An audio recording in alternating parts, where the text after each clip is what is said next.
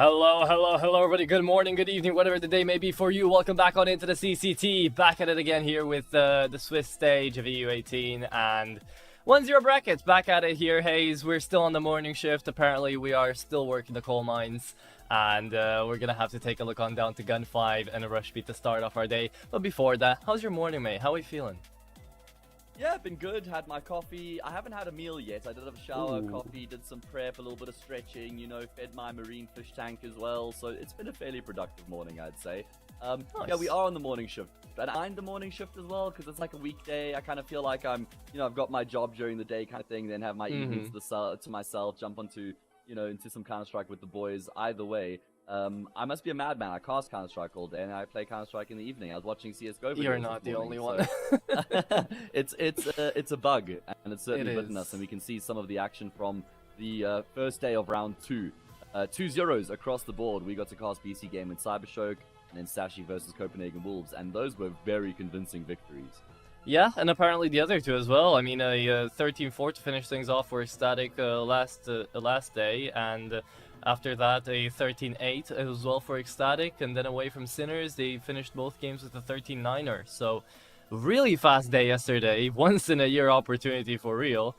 As now we jump into the second games out here for the round number 2 of the Swiss stage, to the 1-0 bracket. Now, this is a bit of a safer bracket, and this is the bracket already which most people have kind of resigned themselves to knowing that is going to be getting closer, is going to be harder games to get through because the difficulty level is going up and up and up. And so we've got Gun 5 and Rush B starting things off out here with a little bit of a Russian derby, then GTZ and 9 to be taking that second best of 3 of the day away. Fnatic 500, which is probably the game most people are going to be looking forward to, and then Navi Junior versus Monty, the one I'm personally going to be looking forward to, because that one sounds like it's really going to be a derby as well. I think in terms of like competition, then Navi Junior versus Monty might be like the best match to watch today. But Fnatic's obviously got the name value, and they crashed out yesterday against Partizan, and that was in the Series 17 playoffs, I think. So they're going to be hoping for an improved performance coming into the Swiss stage here in Series 18. But yeah, like you say, first game of the day, Guns against Rushby. I'm gonna cast these guys Same. gun 5. But Yeah. apparently, I've been told many times now, it's actually Guns. When everyone talks about the team Tania came from after joining Heroic, they get referred to as Guns. I hate that they've used a 5 as the S. Honestly, I just think it doesn't make any sense at all. We're not children. Let's just use the S. We don't have to use numbers to represent letters. But I'm gonna convert, Atro. I'm gonna convert to Guns now. Yeah, they've finally broken me down, and yeah, it is what it is, man. They may have broken you down. They haven't broken me down. This is gun 5. It's a 5-gun roster, okay, man? It makes the most sense. And yeah, when we're talking about Tanier, he's not out here anymore, sadly, for these guys. However, instead of him is going to be Lackey and Fine Shine, joining on from Ho2 as well. Lackey has been looking like a prospect for a while, and yet on this roster, hasn't really performed to the level people would have liked him to have. Of course, we have Sedame and Ziello to kind of be the main people to watch out for when it comes in terms of firepower, alongside Feinstein, and then Selter to be guiding it all. Now, I'm not gonna lie to you, Hayes, I am not the biggest of fans of this Gun 5 roster, just because of the fact that after the tenure changes, they had a lot of potential buyers. I guess there's not really another way to put it. A lot of people that were looking at this team, and it was kind of a Cybershock situation, right? Where you've got a lot of really good individual players that just want to go somewhere else. This is clearly not their last space that they want to be in. This is clearly not the team that they want to be known for or experienced on, right? You're not going to see like a BTN scenario. You're not going to see a Rain scenario out here in a roster like Gun 5. So this is just a transitionary point for a lot of players, and I feel like right now this is exactly what this team is, just transitionary. We don't get to see someone be really consistent. We don't get to see someone be, the core of that team to keep them together. Whereas Rushby are kind of the same thing, but it's a little bit different because Rushby do come in from a lower tier and have played a lot more games as well. And because of that, they are kind of, I don't know, in my eyes, they're a bit more united than the side of Gun 5 right now. I mean, they've been a team for a while now, right? There's quite a lot of history in and amongst these players, in and amongst the core here. Over a year, they've had 4 of their 5 players a part of this roster. Just Zinni, who joined more recently, coming in 4 months ago, and he's been the guy sort of hitting the hardest lately, doing the most damage in the server with his rifle. So I'm keen to see him in action. I actually haven't seen this Rushby team in ages. Of course, the one name that most people will know is Kinky, just because of how long he's been around for, the 33-year-old talent. The IGL, no doubt, and then a couple young guns, young talented players around him. But yeah, it's like I said, been a long time since I've seen this Rushby team in action, and I'm looking forward to seeing them once again. Yeah, man, Kinky's been around since 2016. It's insane. But he's a great entry fragger, but he's also going to be choosing the maps out here for the Rushby side. So let's see it in action alongside Weird 1K as their coach. Rushby, what do you go for? A Dust 2 Instaban, Train coming up then, and we've got a couple of good choices left standing out here for Gun 5. Like Inferno, which is not going to get picked up. Oh, I thought we were going to get like Nuke Dust or Nuke Mirage or yeah, I something thought like that. so as well. Yesterday we had the Dust Mirage combination. Either way, Nuke, Anubis into Ancient. Those are the 3 maps we're going to have played here in this series. And, well, yeah, let's have a look at HLTV. Let's have a look at some notes here and have a look at how this map will kind of compares for both of these teams. I mean, Nuke has been a strong map here for Rushby. We can see the numbers are looking good. You could say the same for Anubis in the reverse. Both teams kind of been somewhat, had some struggles on their opponent's map pick. And then Ancient, as always, the decider middle of the road. Ancient's becoming a very popular decider, actually, and I'm all for it. Yeah, most of the time I'm seeing just Ancient or Dust 2 as deciders these days, so it's really always coming down to the wire, especially on maps like Ancient and Dust 2. It's always a lot more mechanically individually focused, rather than something like, I don't know, a Nuke, for example, right, where you have to play with your team, where you have to be a little bit more tactical. It's just guns blazing, really, when it comes into that decider. And I feel like it makes sense, because after you play two maps already into a best of 3 that's gone the distance, you don't really want to rack your brains too much. You just want to shoot, click heads, and finish off the game, right? So maybe that's why we kind of get to see a lot of Ancient and a lot of Dust 2 here towards the end. But we're talking a lot about a decider. We have to talk first about the map that is going to start us off here for the day, Nuke for Rushby. Now, I wouldn't say Nuke is a bad map for guns either. 42% win rate, 12 maps played. It's actually their second most played map in the Veto right here. And seeing as Dust 2 was permabanned away anyways, for what Gun 5 know, they've been having a decent streak on it. So I say, Taze, let's just jump into it, see what they can figure out, even though they just lost against Bait yesterday on this map. They'll look to try to take this one today. Well, let's see if they can make it happen. First game of the day, second set of matches in round 2. And of course, what that means is that these are our 1-0 matches. Yesterday were the 0-1 games. Those ones were quite bleak. If you lose that 0-2, not as much of a punishment share if you lose today's games for the teams playing.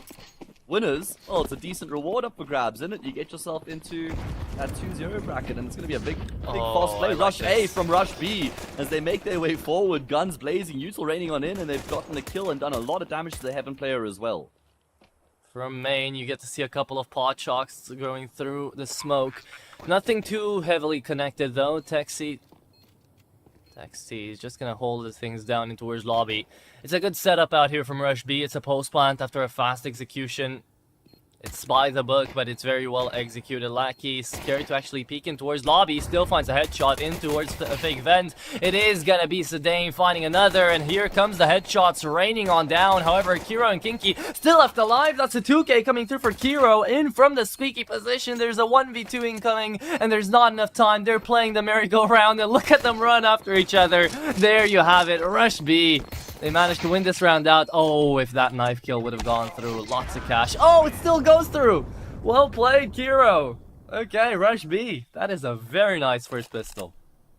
Oh, Kiro, I can't believe he's actually able to get the knife kill there. That's hilarious. His teammate ends up dying, trying. And Kiro, well, he dies to the bomb explosion, but he does indeed get the knife kill. The extra $1,500 into his bank account. It was a great take initially from Rush B, and then a very solid retake attempt coming through from Guns.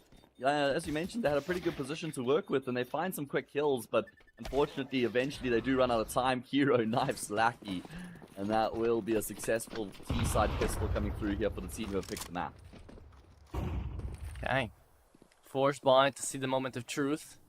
Here, if Zielo on the Hero A1S can do anything about this or not.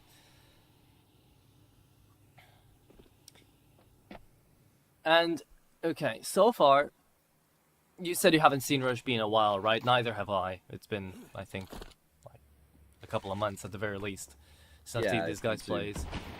On Gun 5, though, that's a little bit of a difference. However, I do know that Gun 5 aren't the most execute-heavy team. They're not the most aggressive, surprisingly enough, right? Even though the region they're coming in from is quite notoriously an aggressive one.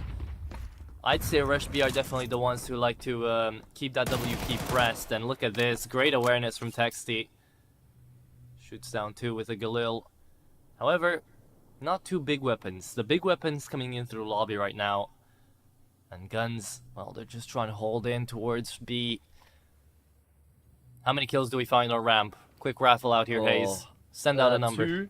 I'm going to go with 2 here, maybe. Let's figure it out. Do have a good crossfire. Seltzer's just trying to take all the attention away from his teammate. This is a complete bait right now. Einstein gets dropped down on... 2 kills come through, but not the way I was expecting. Sellers certainly does get overwhelmed playing on the fringe of the smoke there. And Rush B with a very strong anti-force fire. Good awareness, good initial initiative being taken towards ramp, getting the kills there, getting the control, and then not getting caught off by the response there from Guns either. Okay. Well, with a start like this, a 3-0 is to be expected. I don't know why I keep saying that. Maybe I just never learn my lesson. Maybe I'm just dumb. Oh, you're safe. You're good. Nah, we've seen ecos. We've seen so many ecos, man. I don't know. I mean, that one from Sashi is just still living rent free in my head. Yeah, yesterday it's still running around long. The team kill from Yokinio, and he effectively gets 3 kills there. I mean, that was remarkable. I mean, that's how we get our fastest day of the year. True, but look at the position that Rush B are in already. Aki might be able to catch one napping, that's okay. It's not a problem because they've been able to get into the A-bomb site as a result. Bomb will come through as well. I've got no worries here, Atro. Everything's calm and normal. Well, let's figure it out here as they're going to be spamming through it into heaven. Was that a nade? Damn, 95 HP. And Lackey still searches for a second victim. Might be able to find it. However, Executor sees him. Bomb's gonna explode. And indeed, Gun 5. Now, I don't get this from Gun 5, because this is why I was scared. I thought, Deagles only? Okay, you're not saving anything. You don't even have half armor. Just go for the damage, right? Run them in. And try to take out as many guns as you can. But it appears that's not even the case. That's not even the play here. They're just playing for exit frags outside, and they're waiting to get into them. So they might be able to get out with something here. Spots them. Doesn't even connect. Oh! 3k from the bomb. Well, that is the best Yeesh. player in the round there for guns, effectively. Inflicting the most damage, and look at what that means now coming into the first gun round. Guns have an opportunity here. If they win this round here, then it's going to be a force buy straight afterwards for Rush B, and not one that's got a huge amount to work with. Maybe one rifle, could be Galil as well, so let's see if Guns can open up their account on the CT side of Nuke. Anti-utility as well. Map that Guns have actually been playing lately, they've got some reps on Nuke. I mean, they haven't had phenomenal results, but it's not like it's a disastrous map, and when they do tend to lose, it's normally quite a narrow loss as well. They did 4 times this year. They won against Sinners, which was actually a good result, but that is all just in the past right now. We're in the present again. Rush B just forcing their way in towards ramp. Certainly been a theme of this T side so far. Aki just gets completely run over, doesn't even deal a lick of damage. And they're going to just keep making their way forward here. Plenty util to work with. Cello towards double doors, is able to inflict some chip damage, but doesn't find a frag. Seltzer faces through the smoke, but gets traded straight out. So man advantage will persist here for the T side. Big frag back, but Rush B just continue to keep their composure here and deal with all the threats that are coming their way. Cello still blocked off by the smoke grenade. They know where he is. They know where Feinstein is as well. So Rush B have the information as to where the final 2 players are positioned. Well, they can just safely plant the bomb on the reverse silo. And that's a brave swing from Executor. I don't think that was necessary at all. Could have just made his way back. Shadow advantage here for Feinstein as well. Texi wants to just get himself on top of the reactor. Such a strong position to be in. He had to play the post plant, and there we go. He will be able to find that spot, get the kill, and Rush B. That's a huge gun round for them to win here to continue their strong start on their map pick. Very nice. Okay, so they continue. We get to see ourselves in a dire situation that could have turned out to actually be quite scary. You know, 3v3, you don't really know which way it goes. But still, Rush B, keep it up. 4th on the board here, and another force buy to go. Well, it's not really a force buy. Half investment coming through from Guns, but it's still not amazing. We've got MP9s going outside, smokes to try to delay them, the flash coming through. It's good timings. Yellow does manage to find one, but as soon as he swaps the weapon, he's a dead man. Kiro on the trade. And Gun 5. They're still trying to lobby crunch. They're still trying to be aggressive. Executor might just be finding himself dead here, or an AK to the face is not that easy to deal with. Here comes the rush down though. 5-7 is ready. Spots him out running, and there's nothing to be found. Yeah, Stame knows that there's some damage that's been done to Execute. That's why he's trying to hunt him down right now. And Stame's gone up the ladder. And he's going to be able to... I thought he would get the jump on Execute. At least Seltzer does find a frag, but the man advantage will persist here for the T side. Seltzer through the smoke will find Tex. He's even got the kill on Executor as well. This is brilliant from Seltzer. The IGL locking it down here to get his team's first round on the board. Damn, okay. 2 kills through the smoke, then the other 2 just really quickly found outside as well. Seltzer, he was on lockdown mode. He was finding them all one by one turret. Okay. Well, that's one way to be putting the first round on the board out here for Gun 5. Last one is not maxed out anymore. CT side still in with the buy. And Rush B on the force as well. Okay. So is it going to be one of these cases out here, Hayes, where we just get to see Gun 5 pick up rounds by individual manners? Or do we finally get to see a little bit of something here from the Gun 5 roster as well as the unit? I think we'll see some improvements here from Guns going forward. I think that round there could spur them on. If they win this, they completely shatter the T-side economy. They've got the AWP in play here for Feinstein as well. Casello ruling the roost on top of the shipping container will get a second kill in the round for his team. And oh my goodness, even some more damage inflicted on the cross there. Those smokes going to fade soon. Kinky will become exposed. Seltzer, nah, he's not going to wait for the smokes to fade entirely either. forces the kill, and yeah, Guns look like they're shifting into gear here on the defensive half. Very nice holds outside. I mean, Ziello and Selter are playing a great double up in towards this long position, towards the south side. Not really letting anyone pass. They're playing with the smokes. They're spamming through them. They're not scared of making their positions heard. Which is good, right? Because always Rush B should be expecting those angles to be held anyways. So why not just spam through it? But 2v5. Looks like the round's not over yet. Are they going to be trying this towards mid? Towards A? No. They can't find a way. Texi tries to clear out the B bomb site, but that was the only hope really. Kiro on the opposite side of the map. Gonna have to just try and save his gun. Not even sure if that's going to be an option though. I mean, how much do they want to commit to the hunt? Don't really want to lose too many players here. If you are Guns, then it's just going to be the one casualty. That's fine. AK recovered as well, so the 3 riflers who remain alive for Guns will all get an upgrade. And now they play against the Nico, so they can bolster their economy even further. This is a good little fight back coming through from Guns. All predicated off the back of the half fire that they won, right? This is the wave of momentum that they're now riding. Yeah. So if Selter gets one, Gun5 can get the rest. Rush B. Gonna be on Glocks only right here, so it should be a little bit of an equalization coming through here for the CT side. However, I tend to say, you know, 4 rounds already onto the T side and we've just started. If they find 1 or 2 more, they're still fine. Selter, he loves these quad kills, doesn't he? Ace attempt. Is it going to be given to him? Ziello is searching for it. Probably not. Good grenade, and Feinstein ends it. Yeah, as quick as it gets. Another 4K for Selter. Second one in 6 rounds, by the way, here. Hey, 7 rounds, actually. Tells you something. Yeah, I mean, tells you the IGL is on lockdown. He's loving life right now. He's fragging like a madman, and well, that can only actually improve his mood, right? Which would then, you'd imagine, go on to improve his calling ability.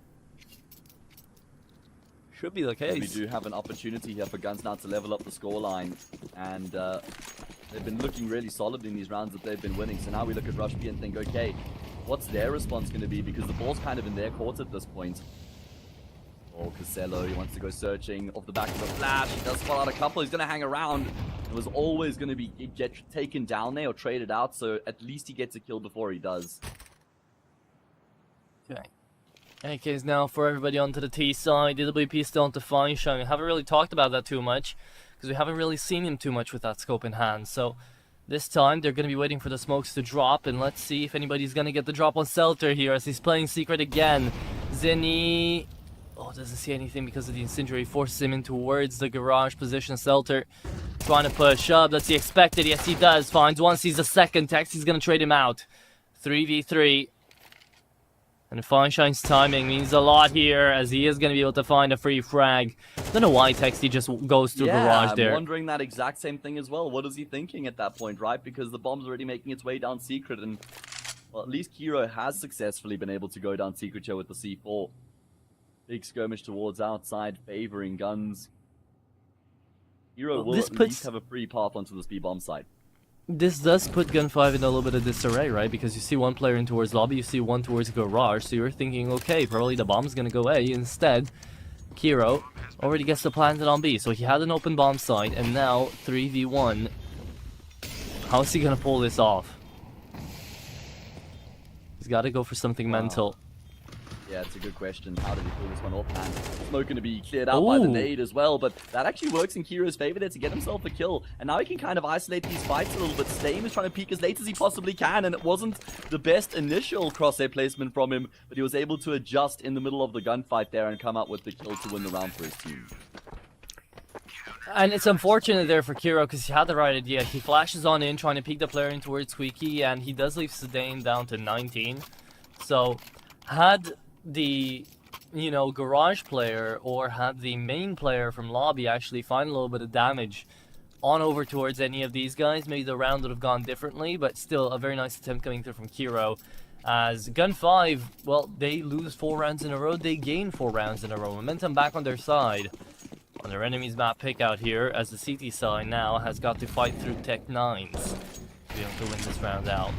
And it's Tech 9s down ramp. So a single man can deal with the job, and that man is going to be Lucky. In such a good position, he's going to be able to avoid all the utils coming through. Two pairs with their backs turned, but Hero actually gets the kill there. That's a huge frag to find. That's now going to open up the speed bomb side. Oh, Texi. Oh my god. Oh my goodness, what a shot there to take down Seltzer. That's insane on the tap. And that just could be round over off the bat. I don't think Guns have any business in trying to retake this right now. I wouldn't. God damn, they don't have the bomb though. Oh. They've lost it. Okay, yeah, it's in the hands of Sedame right now. And there's an opper down on Squeaky that wants to peek out from single door too. Sedame, he's just holding this one down. Rush B, they kind of messed this round up. Sure, I mean, Kiro finds an insane turnaround to find that headshot, but now look at this. Sedame managed to find another. Ziello on the lineup manages to take down one more. And from what was a 4-on-3 leaves us in a 1-on-2. Texty is going to be spotted. And how do you lose that round? Oh, Rush man. B. I mean... That's insane. It was Lackey who was ramp originally, right? Is that correct? He was the one who was playing alongside the smoke. He gets one kill. It's the bomb carrier. He drops the bomb with this one frag here. Boom, bomb dropped. And it's kind of in the molly. So no one notices it. No one notices the bomb is dropped. Grushby are loving life. They're pushing onto the B side, getting these kills. And then the penny drops. Oh shit, guys, we've left the bomb behind. We got to go back. And, well, Guns had it under lock and chain. Stame and Casello play off each other beautifully there in that setup. Yeah, it's a tough hold to make as well, right? Because you're thinking, okay, Tech9 is just gonna rush us down trying to take the bomb. You don't have any utility to deny them. So you just take up the straight fights. But it was great, as you say, communication coming through from both of those players. The setup clean. And one-for-one trades. Yellow sure does manage to get away with one. Tapping away onto Heaven. Nothing found. Kinky stays alive, goes for the boost. Kiro. He's the opera out here. First time we got to see a scope on him as well. Feinstein still not really making his voice heard inside of the server. Maybe that's going to change in this round. There's still no word on what's happened to Easy, by the way. Like, he's still listed as the starter on HLTV, and there's no Twitter account for Guns. The players don't have any active Twitter accounts. You got to be on the Russian Telegram accounts to really have any idea what's going on, which is kind of unfortunate. So if anyone in chat knows what's happening with Easy, please be sure to enlighten us. Because Feinstein, it's not like he's been some sort of a godly replacement, gotta be honest. Yeah, no. I mean, no shame to Feinstein. He's been playing as best as he can, but he's got really big boots to fill in the form of Easy, right? So coming into that, wow, what an entry, what an execution from Selter. Should have found a third there as well, just had the crosshair a little bit too far to the left, but that is aggressive out of the IGL, who's feeling like a god today. 13-8, 6 rounds in a row for Gun 5. They're unstoppable on the CT side so far. It's been looking really nice on the full buys. But yeah, I mean, I'm sure on the Telegram accounts there is something to be mentioned, but wasn't Easy a part of the old Aurora roster with Deco as well? Or am I... No, he was a part of the Aurora Youngblood. That was Grix, who they actually used for the stand-in for Deco. Easy's been a part of this team for a while now. It must be at least like 6-7 months, if not more. Yeah, since May last year. Part of their massive success they had beating like Furia in the final of CCT Series 6 or 4 or whatever it was. Either way, Lackey on the spray down with the AK will be able to find 2 good kills at range.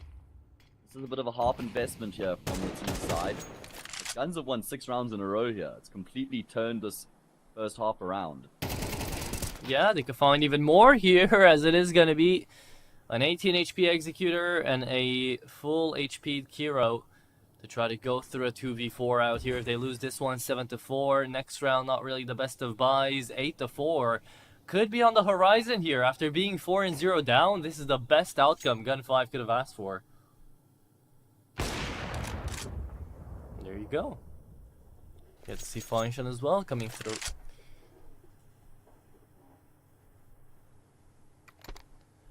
And again, it's not like we think Feinstein is a bad player. No, sure. Still, Easy was something else. Especially on the trades. As a sniper, I don't think he was like the cream of the crop. I don't think he was the best that the CIS region had to provide to us in terms of offers. But I do think as an op trader, you know, he was always there. He was always fighting alongside everybody, a combat opper and someone that was making a lot of noise and was being really attentive on the map. He was definitely standing out in that regard to me. Yeah, I feel like he was also getting more experienced, and I was noticing him starting to call his own shots a little bit more in the games he was playing as well. Keen to, you know, be the guy to try and open up the round a bit more. And it seemed like he was really coming into his own. And I remember an interview that I did with Celtic, he spoke about how they've had to kind of try and teach Easy the way and show him the light at this level of the game. And I feel like they'd done the hard work, and this was the year that they could have kind of reaped the rewards for it. Either way, big round here. Last round of the first half. Guns have won 7 in a row. Kinky should win this gunfight here with Lackey. He does. Still a lot of damage done by Lackey, but it's a casualty for Guns. And, well, you still got Cassetto outside. That's the bomb. That's the bomb again. Atro, they've dropped the bomb again. And they're still going back to Beast. They still haven't figured it out, but maybe it doesn't even matter. Sedame lineup takes down 2 after they were low from Lackey's execution towards Secret. 2v3. And where's the bomb? You're finding yourself on the bomb side, but with nothing to plant. Kiro. Again.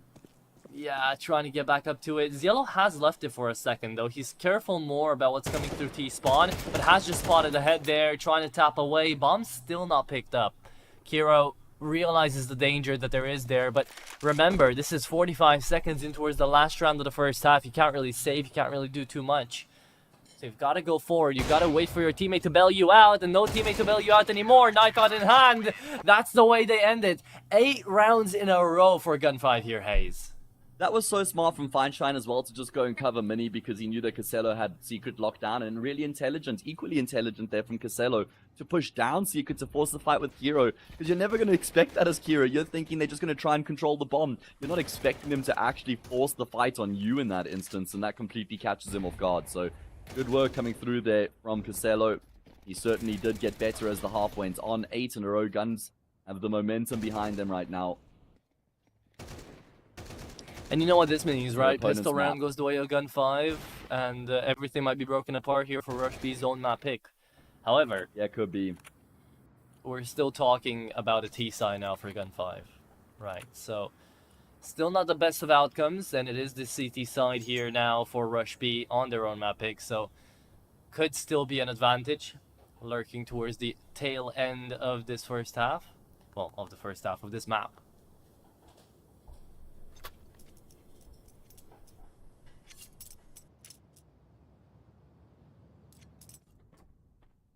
Let's see what if that's going to happen or not here. What sort of start we'll have for the second half. I feel like Rush B have to win this pistol just to try and get a foothold back in this game here that's been completely dominated by Guns in the past 8 rounds. Not even like these rounds have been particularly close, bar that one round they fumbled by not actually collecting the bomb before going onto the B site.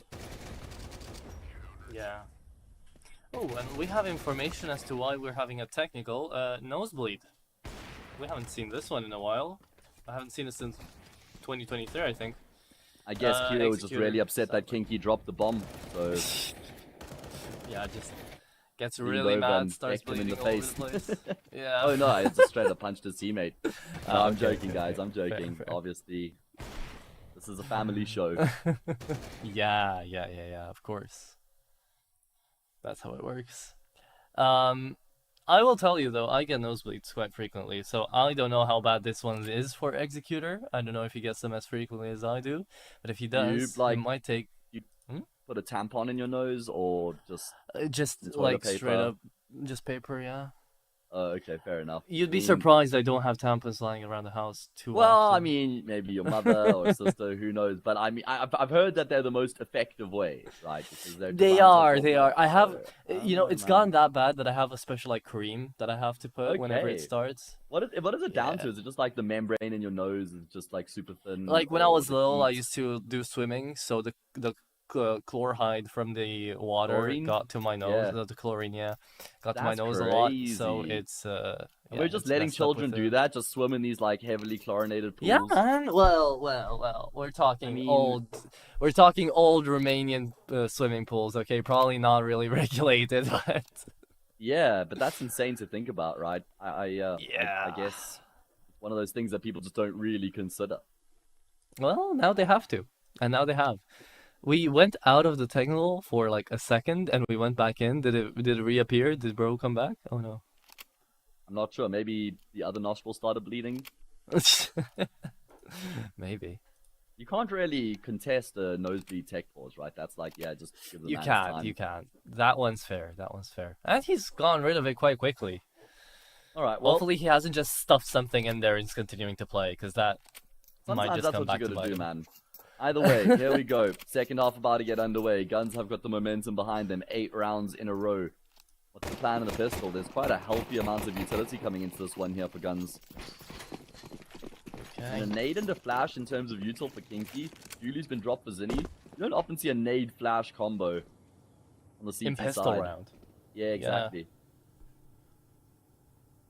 Well, there is a lot of util coming through from the T side as well, so will be a bit of a slower round, it looks like. I'm surprised Gun 5 don't go for the same thing that Rush B did, because it seemed to work out. You know, it just came down to the individuals away from that pistol to just go fast. Like, that's the type of round I like to see. Whenever teams are really confident and they just press full W walking through, like, hut out here from lobby. Half of the time it does work out. But half of the time it doesn't. Dropping on down towards Veto. Oh my Yeah, goodness. they are. Okay, well, this is a very good adaptation coming through from Guns here. Lackey, the lurker, is still going to be able to inflict some damage as well. He's even found a second kill. That's brilliant from Lackey. Completely upholds his end of the bargain. Now it's down to his teammates to finish off the job. Selta's going to go searching. Executor is the victim. And the shot will connect. Oh man, Rush B, this was the all-important pistol round to try and turn their fate around here on Nuke, but unfortunately, it's not going to go their way. Well, you don't know that yet. It's still Kinky trying to get in there, and he's not giving up on the round just now. However, it looks like Texty has, so that's tough, man. Why would you give up on a round on your pistols? You know, just you're saving away the half armor. I get it, but it's not like you're really going to be buying too much into the next. I think it was just like there was zero chance of him actually winning the round. They literally zero, so I'd rather just save the Kevlar $650 and then I'm sure we'll see them force up here and get some extra util as a result. But Guns just with a really strong pistol there, and I mean they make it seem like they're going to go for the all-out exec onto the A bomb side. So Rush B would have been licking their lips, and then they just drop down the vent, and there's nobody home. Yeah, I mean, again, it's a good mid-round call coming from Stelter. He's really feeling it today, not only in the individual department, but also in the calling department. So, if that's going to be the case, then I think we might get to see actually a best of 3 that might not take us to Ancient if this continues, you know?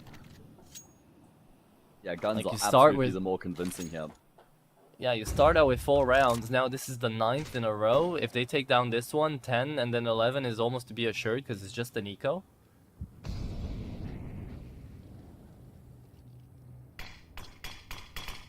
Right, well, let's see if they can find a way to maybe win the force by Casello steps just as the smoke blooms, catches a glimpse of Kinky, mollies off fence, and that's round over. No business here for Rush B to try and make anything else happen in this round. You want to save these forced up guns, although maybe not. I mean, Texie's ahead of the molly. He's going to get the kill on Casello. That maybe opens up the door, and as I say, that Stame slams it shut in their faces. He does. Stame still 3rd found, and then looking for the 4th. Low HP, still taps away. Wow. Kills over kills, multi-frags galore here for Gun 5. And it's not just Selter, apparently. It can be Sedame as well. Ziello did it before. And just when you think there's like 2 players that are really having a good day there for one team, the 3rd one comes in and just really makes it even worse for the enemies. 10-4. Are they force buying again? No, just an MP9 onto Zinni.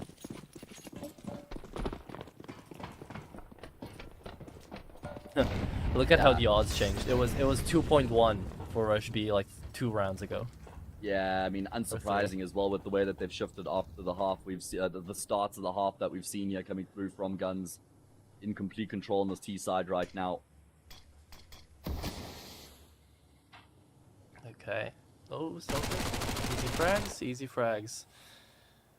Max 10 connecting. Good awareness there from Mac to actually check left side as well. Zinni, after all, he had the MP9, why not push?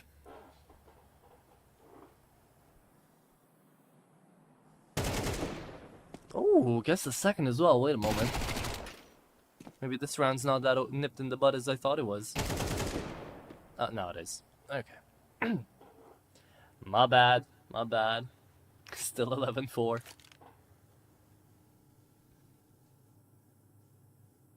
As expected. At least a couple kills coming through here. Rush B trying to keep this T-side economy honest. But this is now going to be 11 rounds in a row. 11 rounds in a row for Guns, man. Just completely dominating Rush B. And the irony of it is, it's like, I was just going to say that those first 4 rounds were clean from Rush B that they were winning. Yeah. Texie does get that first frag for free. Oh. Maybe, maybe. Still has got a smoke as well. The nade is... Oh, okay. Bye-bye, Take your Texie. point now.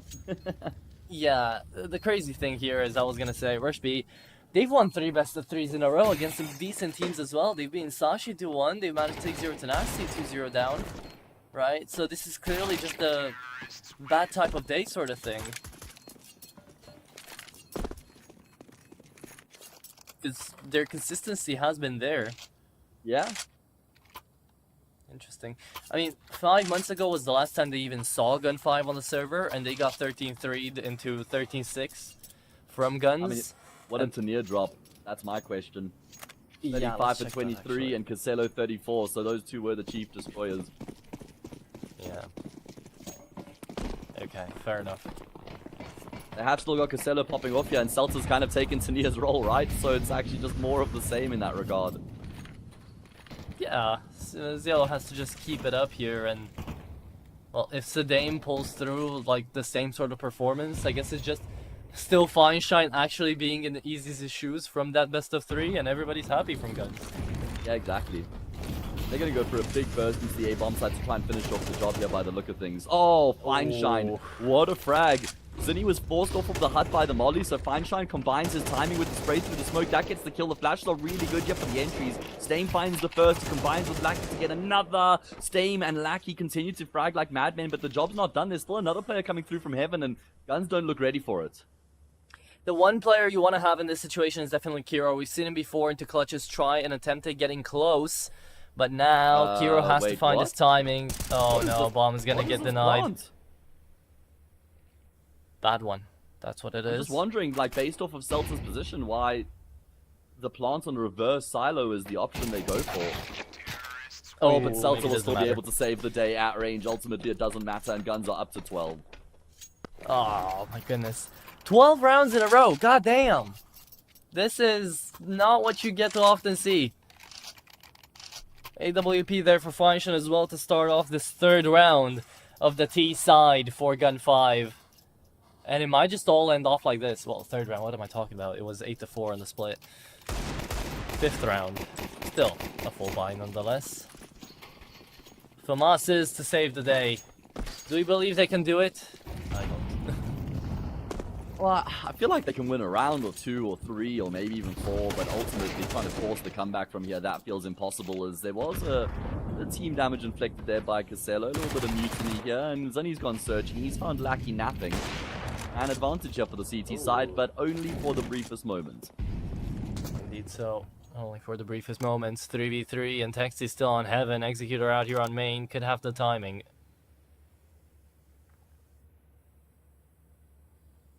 Because if you lose now 13 rounds in a row to Gun 5 after a 4-0 clean, then you go into Anubis on your enemy's map pick, and if you're Rush B, what do you even think anymore? What do you do? Yeah, I don't know. No headshot found, surprisingly. There you go. Oh, Ziello, how is he so patient outside? Might be the end here, Hayes. It might be the end of the first map. Zinni, he's got to pull through an incredible 1v3, and he doesn't really have a defuse kit either. He just picked it up. Now it's better be fine. Zinni, he walked into that one, still gets out alive. Looks for the second, finds it as well. 1v1 remaining. It's Feinstein versus Zinni into this clutch. Blows open the door. Taps away on the bomb. Nothing found there. Pop flash and a kill made. Oh, nice attempt there, Zinni. But it's going to be ending up in ruins as Gun 5 find 13 in a row. to win off this first map of their enemy's map pick and to send Nuke packing immediately. Wow. That's insane. After being down 4-0, they then win 13 rounds in a row. I mean, it isn't a 13-0, but they do still have that 13-round win streak, which is wonderful to see coming through from them. What a dominant display on their opponent's map pick nonetheless. All the individuals had their moments in the sun as well. You know, you think about Feinstein a bit quieter, but still had some good rounds towards the end. Casello popped off. Celta dominated the first half. And yeah, that's a very convincing performance, right? And that means now that Guns are leading the series 1-0, and we go to their map pick next. Indeed, so that's the case. Next map up is going to be Gun 5's own map pick, and we might be able to end it off into 2-0 again out here, Hayes, but let's not get our hopes too high up. We never know what's going to happen. Rush B can always still just try to put some water on their faces and try to come back into this game, so we'll find that out after a 10 to 15 minute break.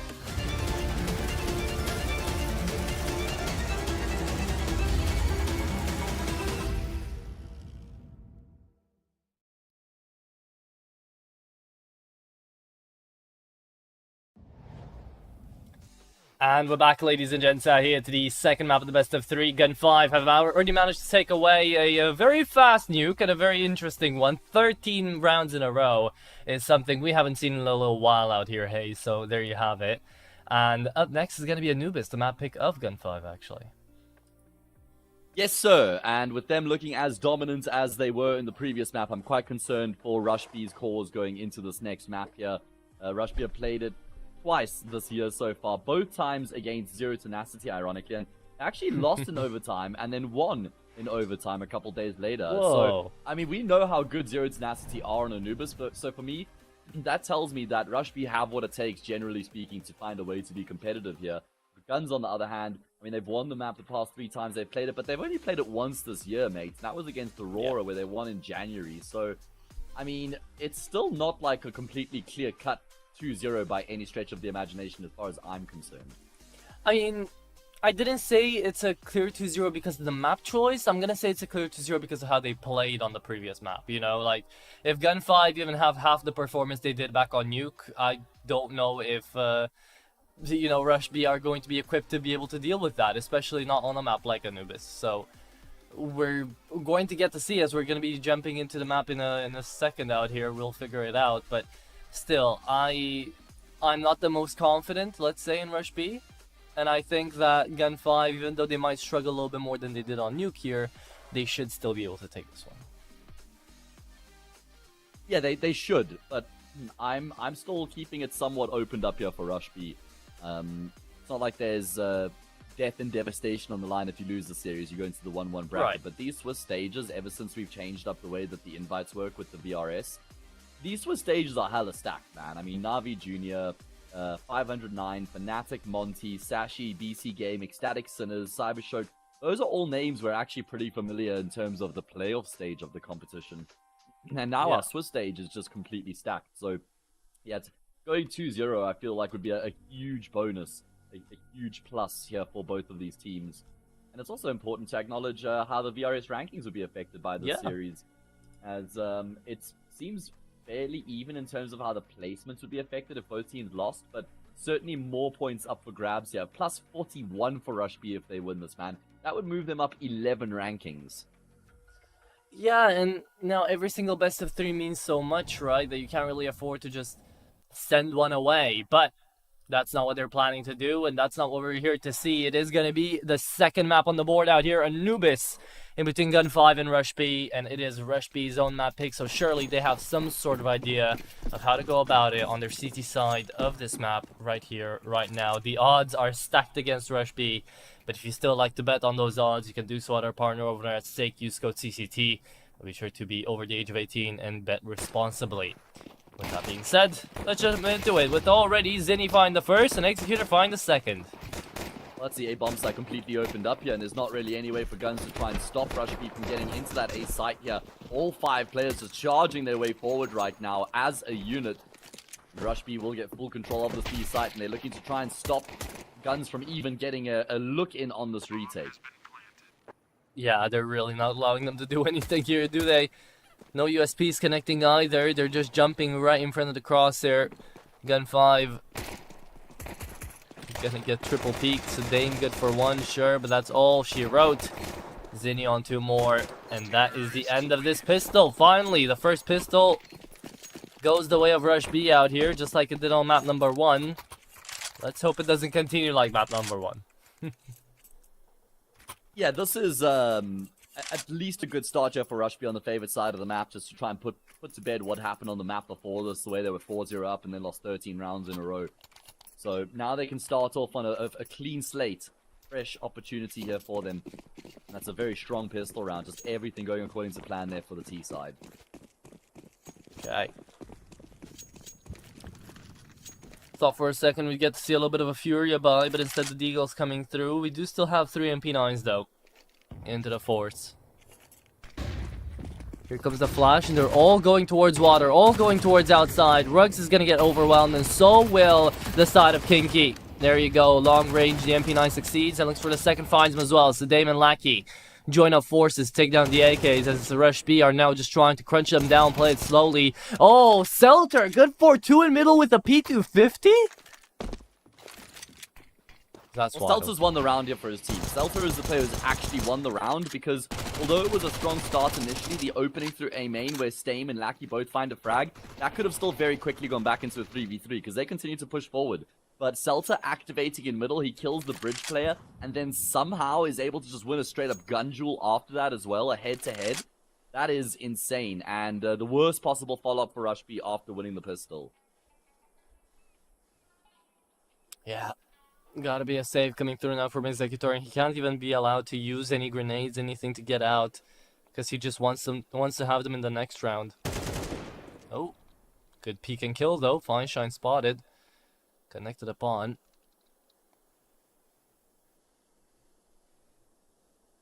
And he's overwhelmed, beset on all sides currently by the CTs. Spotted out on mid. Seen the second as well, and Ziel is gonna take him out. That's a full kill of Util. Taken down as well. And Gun 5 managed to pick that round up early. Force buy works out here, Hayes. We thought for a second things could be looking good for Rush B, and then immediately, bow, turned around again.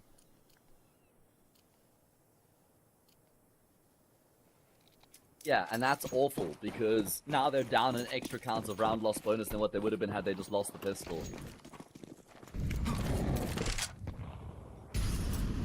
Yeah.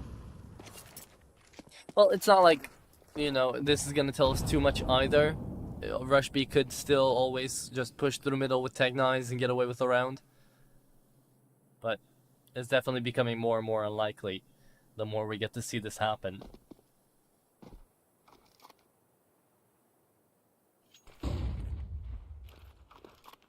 But indeed, here comes an eco push in towards Dame. He could be in trouble. There's going to be so many players forcing their way in his direction right now. He just gets run over.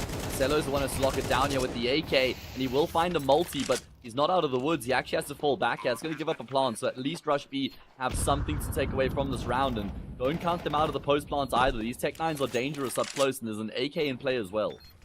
Yeah, I was about to say, where's the rifle that Sadame already dropped, but there it is, found out. It is going to be Kira to take it. The Tech-9 falls. The MP9 might be scary against the Tech-9 though. The one weapon that can actually feel scary against that. And it's going to be Kira inside of the smoke. Oh, looking for all of them. Low HP onto Feinstein as well. If he connected onto Lackey, there could have been a choice. There could have been a chance. However, Gun 5 still the ones to take this one away. And it will be 2-1. Jumping into 3-1. Out here away from this one.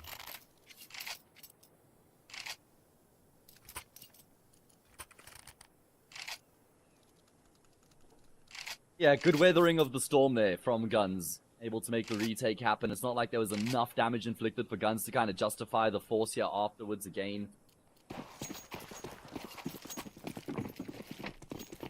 Yeah. And so that is going to be an anti-eco now here for Guns to try and extend this advantage. Okay. Well,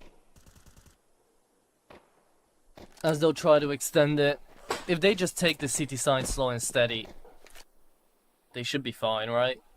I mean, it is Anubis after all. We know that map pressure is kind of the name of the game on the CT side. You need to be aggressive, you need to take up space, because otherwise you're just gonna get executed upon and you won't have enough players to deal with it. But as far as Gun 5 are looking, every single player is a problem. Every single player is an issue out here against Rush B. So maybe they do have enough manpower. I mean, it's proving to be the case right now. It was just a question that we had after losing to Nia. That's a pretty fair question to have when you lose your star rifler. We know that Casello still certainly packs a punch though.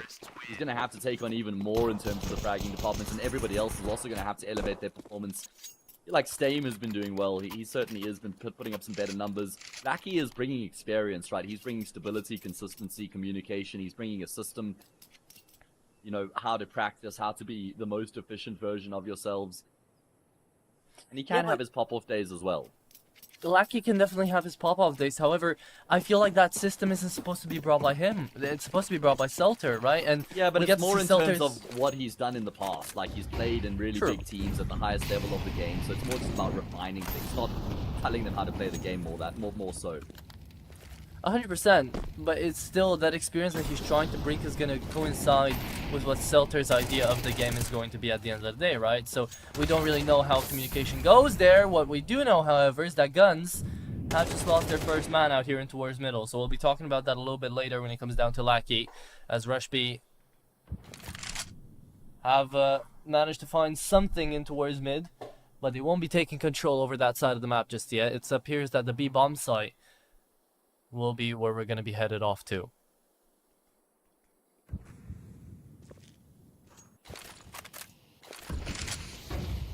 Yeah, see, this is good space in my eyes. It's being taken on over by Feinstein. Having all this information allows the rotate to come through early. In towards Cave right now, even though they've lost the bomb side, they're well more better poised to actually take care of this than they would have been if they haven't gone for it. In those days, I thought they would do more damage. However, they got sent to different sides. Doesn't matter. Still, the crunch happens. Gun 5. Beautiful to take these guys down one by one. Executor still good for 2, though. Reloads, and Lackey presses on the angle. A little bit of team damage coming through. Another headshot being found. 1v4. Here as Executor is still spamming and still connecting. Quad kill out of Executor. And what did we just witness out here, Hayes? Yeah, that's a disaster, though. Just awful spacing. I mean, you got to give credit to Executor, though. The first kill in Canal, sure. Not much the player could have done about that. Then a brilliant swing with really good crosshair placement to get the second. Lackey decides to go by himself, though. He doesn't actually combine with Casello to just try and double swing, which would have almost guaranteed the kill. It's an individual swing and then another individual peek afterwards. Here's the first swing's already dead, and then Casello wants to try and finish off the job, but he gets executed as well, and that's a massive save in the round coming through from the Rush B player. Okay, again individual performances bailing them out.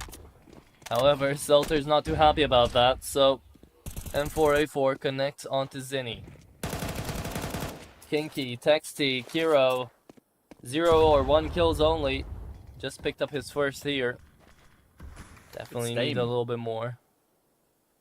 He's just taking up that space in B main after his teammate's gone down, realizing how much damage has been done. Kind of gives up the fact that he's there, though, by throwing a nade. So Rush B will at least be clearing it out methodically now. And Stame, he's in a really aggressive position right now, man. That's going to cost him his life. I don't know about that from Stain. That was a 4v4. He didn't really have to go searching the way that he did. And he still did it, right? So we're left in a 3-on-3 as Yellow manages to win out his duel from window. And I'm surprised we don't get to see Bogdan's line play here. Fine Shine could have dropped over that op to his low HP IGL. Stelter, don't think would have said no to that. Oh my goodness, well, look at how low everybody is now. Now it makes sense that Fine Shine actually has the AWP.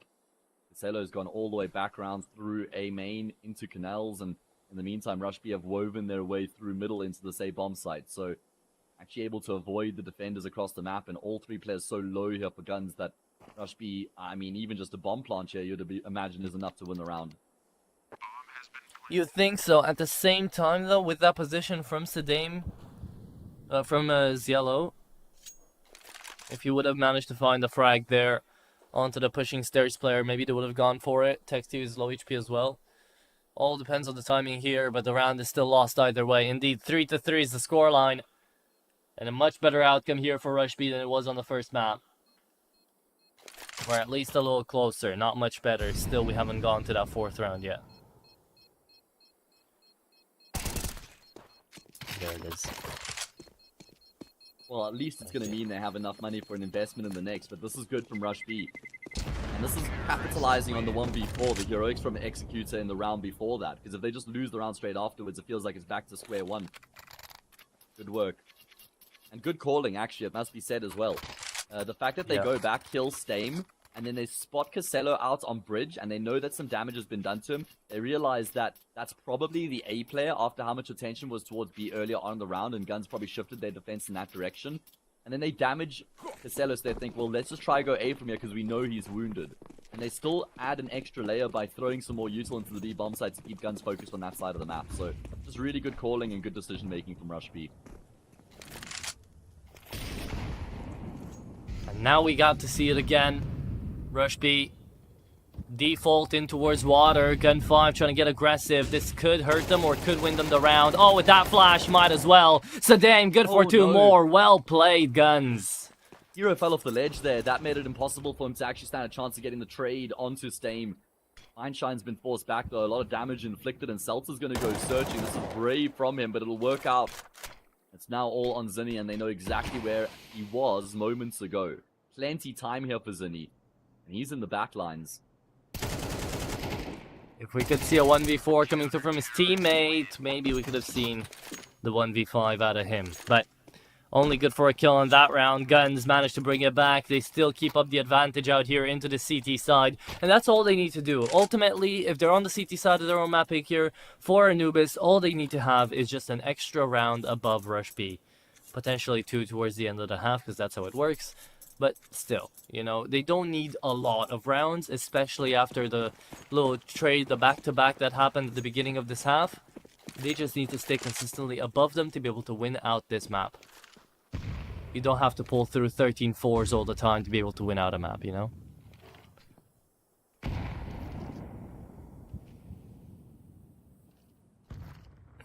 One thing I have just checked and noticed is that both these teams actually favor the CT side on Anubis, which is a contrast from the norm here on the map. Well, there's not that much sample size either, right? Yeah, but it's even going back to last year. If you just look at those numbers for Rush B as well, they tend to put up better performances on the CT side. Cello. Oh, Texi. Why has Texi let him stay alive there? That's just cost his teammate his life. Heroes left wondering what the hell's happened, and I think Texi's going to have another nosebleed now, man. Yeah, either a nosebleed or a technical timeout where he gets yelled at. Either way. Unfortunate. For his teammate, not for Texi. That was, Just let him die. Yeah. Betrayal. If I'm Hero, Mutiny. I've got something to say there for sure, man. But Like, way, look, I would have 5-3. understood if he didn't kill him, let him die, and got in the smoke to try to save the gun. Like, that would have been okay. If he actually got to save it, that wouldn't have been half bad. But he, I guess, recognizes that the opportunity to kill there was maybe a little bit slow coming, so he just does it late. I don't know. Either way, no reason to try to bail him out now. It's Dame and Selter pushing in through water right here, and a Mac 10 on low HP to run away. Guns again taking control over water against Rush B, and I don't know how they can defend the second time against it.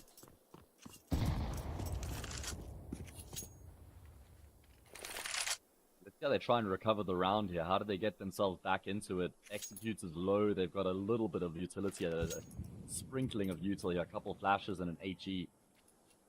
And that A bomb site is pretty stacked up right now. Even though there's only one player on the site itself, there's some very quick rotations that can come through as well. Aim is low though, so one bullet would be enough to get the kill on him. And that actually would open up the site because Blacky's pushed through middle. Feinstein will rotate back, but does Stame swing? I don't think he has a reason to. Feinstein's gonna do it first. He's gonna fall. No one checks for him. Sedame, again, because he was one bullet away from death, doesn't really allow him to find that frag onto Texi. 2v3 incoming, but still low HP, remember. Molotov onto Lackey if he wants to actually get rid of Pillar, and the AWP doesn't do too much. It's up to Zinni to really hold this round, as Executor should be swung on. And there is Diffuse gets out here for the CT side as well. Yeah, there he goes. 1v1 remaining, 10 HP onto Lackey. 73 onto Zinni. It's still a headshot away out here as the AK starts moving through. Lackey wants to go for a wide swing. That's exactly what he's gonna do. However, he loses it. And it's a 3k out of Zinni to get Rush B into equalization again. And that's a huge save in the round coming through there again. Rush B just didn't have much going for them, and they're still able to find a way to make it work. And I guess Feinstein a little bit lazy there with how he just tries to rotate into heaven, completely offers himself up. That's the first kill to come through. Stame is so low that even though he gets the jump on his opponents, they just need to land one bullet and everything falls apart from there. Not sure that Seltzer really combined with Lackey the best way he could have. He just started running after Lackey gets a kill on the A main play. Didn't give Lackey a chance to actually get into the bomb site there. And Rush B capitalized on all these mistakes being made by the CT side. Oh, do we get the punch? Do we get the second? Texi get rocked again? Oh, that's unfortunate. Okay. Not yet, not yet. It. Well, initially Sedame said problem, so we don't know for who, but then we figured out it's a mouse problem. So maybe he threw the mouse at Texi. Wouldn't have blamed him, right? Wouldn't have blamed him. Texi would be lucky if that's all he had thrown at him. Listen, that's the problem with the wireless mice, is that you can literally just pick it up and then fling it across your room, right? It's the controller issue, right? You always just get mad and throw it across the room. I can't say I've never thrown a mouse. I've never thrown a mouse like into a wall or across the room, but I've definitely broken a couple mice from slamming them into my desk. Well, you wouldn't be the only one.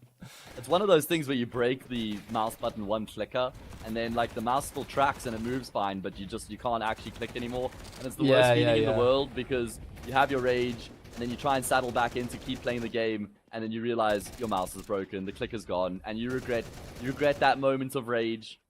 It wasn't worth it. It never is. But yeah, you regret the moment of rage after it passes, because while you're figuring out that the mouse paid the price, yeah, that the mouse is still not working, you still have that split second where you're like, I'm just gonna throw it again. I'm just gonna kick it again. Well, at that point, there's no consequence. You really can. Yeah. Right, well, look at this for Kinky. So far forward with that Mac 10 already going to catch Stame completely off guard, and Kira was ready for the response out of Salta. Rush B are just running over Gun 5 right now. They're staying true to their name. That is as rush as it gets. Maybe not B, but still, they rushed mid and it worked. There you go. That works. That's well played. But now I ask you this, right? Because if Rush B managed to put a 5 on the board, which is still okay, right? It's not the most amazing. It's not the worst. Still can end up as a 7 to 5. Either way, with this now, and you said their CT side is better. This best of 3 is not over yet, is it? We're not just finishing things off on a 2-0 like I was saying at the beginning of this Anubis. No, I don't think so. Okay. There's a very good chance that I think Rush B are going to get more than 5 here as well on their T side, because next round's going to be an anti-eco. So 5-5 becomes 6-5 in favor of Rush B. Could even go 7-5 from there. Surprised that Lackey and Feinstein are hanging around here. This is, I don't think necessary considering the lack of what they'll have to work with in this next round if they lose here. Oh, okay. That's some great awareness from Texi. I'm surprised he even expects a player to be there, right? His teammates were just in the bomb site like a second ago. Yeah, but Function is going to save away the AWP. Nothing spotted towards the kill. Not even a peek back in. 5 equal coming through on the board right now. And there's only 2 rounds remaining of the first half out here, with not really a buy from the CT side. Sure, they're saving away the hero op, but I doubt they're going to be buying around it. Yeah, I mean, that would be a completely unnecessary risk. I mean, 5 rounds on the CT side, generally speaking, that's enough, right? You'll feel like you've done a decent enough job on the defensive half of Anubis to think you can finish it off going onto the favored side of the map. See if Fine Shine. How does he go about his business here? He has to be the hero. He has to be him here. Have to find a way to make a play. He can't just sit back idly and hope they come his way. And now he can't even. The round. Now he can't even. Got Molotov'd off very early on. Look, they threw 4 mollies in the first 10 seconds of this round just to try to end off that AWP to not let him push, and that nade just seals the deal. Pushes so much damage into them. Taxi down to 6, and it is going to be Kiro trading him out. There it is. Yellow just going to try to get out with a kill or 2, and the AWP needs to get saved away. But at the end of the day, it was always going to be a round for Rush B, and they are indeed going to take it. This 11th is going to move into the 12th. What's important right now here, Hayes, is for Selter to stay alive with the AWP. Yeah, that's true. Trying to carry the AWP over into the next round is vital right now. As Rush B are going to regain the lead. Last time they had a lead here on the map was when they opened up with the pistol. It's been a much better showing here from them this time round, because we saw once Guns got momentum on Nuke, Rush B just couldn't stop them. This time on Anubis, they have been able to stop Guns in their track. And remember, the rounds that Guns lost that kind of allowed Rush B back into the game were rounds that Guns should have won. I mean, yeah. There was the 1v4 from Executor, which was a disaster, and a 1v2 from Zinni as well, where Selta and Lackey were completely disconnected. So, Rush B have kind of opened up the door here a little bit. Well, excuse me, Guns have opened up the door a little bit for Rush B. It feels like in Selta. What are you doing? What are you... Okay, that's fine, but get out of there, please, mate. The kill's just not worth it. That's not even fine. They know where he is now. They could just rush him. He doesn't even have armor.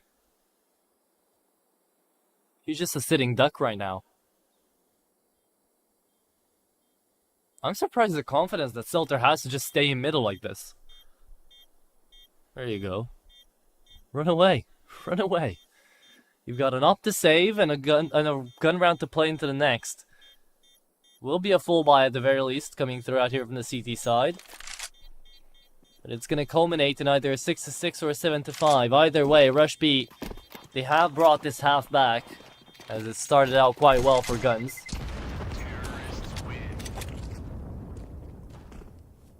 And we go next. Okay. Moment of truth out here, Hayes. The AWP they saved away from like 2 or 3 rounds ago. Is it going to have impact in towards round number 12? Fine Shine, 3-5. He's not really seen that much action. He hasn't died. He hasn't really killed too many people. So if there's a time, now's the time, buddy. I feel like Guns have to make the 6-all going into the second half as well, just considering the fact that they were in such a good position early on. If this ends 7-5, then Rush B have got all the momentum behind them going into the CT side, their favored side of the map. Yeah. Which is weird to say, but still, that is the case. Again, statistically though, right? When was the last time Rush B even played Anubis? Let me check. Because if it was a while ago, then maybe those stats don't really matter too much. It wasn't a while ago, okay. It was like last week. And they win 16-14 against D10. Right. Good grenade, big damage in towards Dark. It is going to be the electrical players now trying to get out of the lineup. For Selter, denies them. Drop down from Zdame. Ends off the round. Shirley, 2v4, turns 2v3. Zinni, wait a second. Still left alive, still kicking and dealing damage, but a 2 versus 1 is what this dogfight's going to culminate into. 45 seconds, Texi needs to pick up the bomb, has got a lot of work to do, and he's got to play it slowly. Fine Shine, that's an interesting angle to hold when you know where the bomb is and you know where Texi was, thinking he's going to wrap around in towards middle. There's 25 seconds. Surely he doesn't have the time to do that now. So better check into the bomb site. It is going to be the AK running out of bullets. Both of them running out of bullets, by the way. USP in hand out here for Feinstein. He's just going to wait for the bomb to get picked up. Here's it. Molotov down towards Cave. Tap and a kill. 6-6 is how the split ends indeed. Oh my goodness, okay, well that round was back and forth. It started fantastically for Gun 5. I think they got the first 3 kills, and then after that, it was a good fight back there from Rush B. Excuse me, able to get a couple frags of their own. And Feinstein will be the one to finish off the job. So 6-all. And I reckon both teams will be kind of content with the 6-all half, just considering the way the half went back and forth there. Who do you think the happier of the two teams is right now? I'd reckon still it's Gun 5. They managed to end off the 6-6 split on their CT side, and I don't think they were jumping into this map thinking that. Even if it is their better side, quote-unquote, on paper, it is still the most T-sided map we've got in the pool right now, right? So, I mean, you have to remember, Rush B chose to start T-side. Even if it is going to be their CT side, the better of the two for them, they chose to start off on their technically worst side. So, I don't know, for Gun 5 at the very least to find them, I'm thinking I've got the advantage. However, not anymore. Texi, welcome back on in. 3k at the dualies, and it could be Rush B taking 3 out of 4 pistol rounds away here with that 3k. Yeah, welcome back Texi, but he certainly doesn't welcome guns into that A bomb site. Brilliant kills coming through from him. 3 frags with the dualies. Still a minute left on the clock here, and Seltzer's been able to make his way through into Temple, but this is being watched for right now. I think it's Kinky who's posted on the angle. If Feinstein could get the bomb, then that might make things interesting, but Seltzer's just not being offered up anything right now. Okay. It's not like the round is over anyways, and the bomb has actually been left towards the A-bomb site. I don't think it was spotted when Texi spotted all those kills. And the A-bomb site's empty. If Seltzer finds a kill here, or just the timing to get into the site. Look at Executor's position. He's through B main. Why are they so hard set on this being a B play? I don't know. But it's gonna be a resulting bomb plant out here for guns. Yeah, Feinstein gets it down there. Texi, easy frag, finds the 4th and the ace. Found and denied. Still a bomb plant though for Gun 5, which never should have happened, but at the very least Texi gets away with an ace, right? Yeah, I mean, it's a great display coming through from him, but I mean, considering the way the round had started, 5v2, Guns will feel pretty happy that they've actually been able to get a bomb plant out of that round. They've now lost both pistols. In the first half, they were able to win the force fire off the back of losing the pistol. Question is, do they spend all their money here? And it looks like they will. So Rush B, not out of the woods. Indeed. Surprisingly, Texi doesn't drop an IWP towards Kiro this round. He did get the ace, so usually you do have that option if you do want to go for the scope early on. But here we go. Force by coming through for guns, and they're playing a slow default. Nade in front of main, gonna be backing them away a little bit. Oh my god, dry peek of the day out there for Seltzer. Takes out Executor, and Feinstein continues it. In from Cave, there's one more defender out here for Rush B, but besides that, the bomb just needs to make its way through to the B bomb site, and it's so far away. That's the problem, because Zelo's on the other side of the map right now. And it actually, the A side's open. The A side's completely open. Zelo could have gone there. He doesn't know that, and well, it's not going to matter. Seltzer steamrolling Rush B here in the round. He's gotten 3 frags, man. It's not like they've been easy kills either. They've been brawly kills. They have been very brawly kills, and I just wasn't expecting it out of Seltzer. Again, he played first map brilliantly, and now he keeps it up onto the second. He's 15-6 out here, Hayes. This is D-Day for Seltzer. Yeah, he's having a fantastic series, isn't he? He was the chief destroyer on Nuke, and he's carried that form here into Anubis as well. And he's going to level up the scoreline here for his teammates off the back of that strong round. And, well, Rush B are now in an awkward position where they themselves want to force lose this 7-8, Anti-Eco 7-9. That's a spot of bother they'd find themselves in, I reckon. Yeah. Maybe February is just love your IGL month, you know?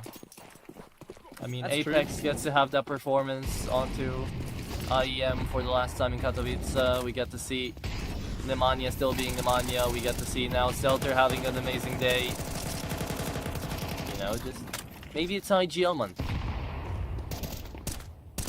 Fair enough. Feels like that's like Father's Day or something, one day a year that they actually get celebrated. Just always get dumped on for the rest of the year. Exactly.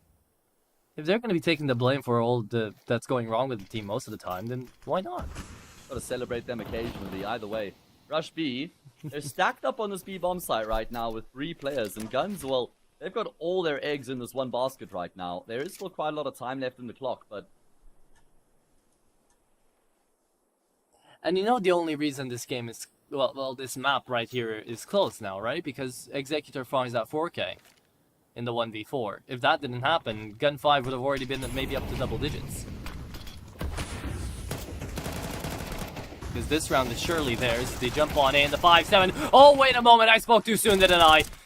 Oh my, Lackey brings it back at the very least, manages to dish some damage, but that was just a walk through the smoke with the flash in behind him. Kiro and Kingi find so much work.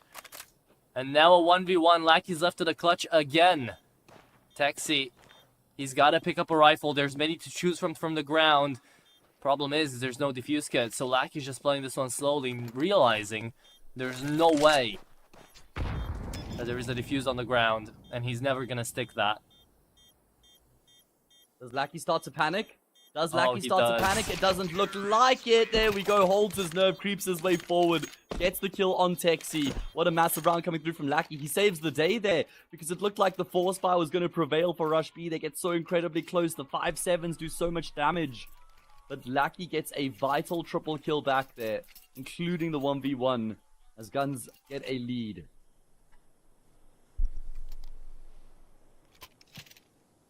Okay.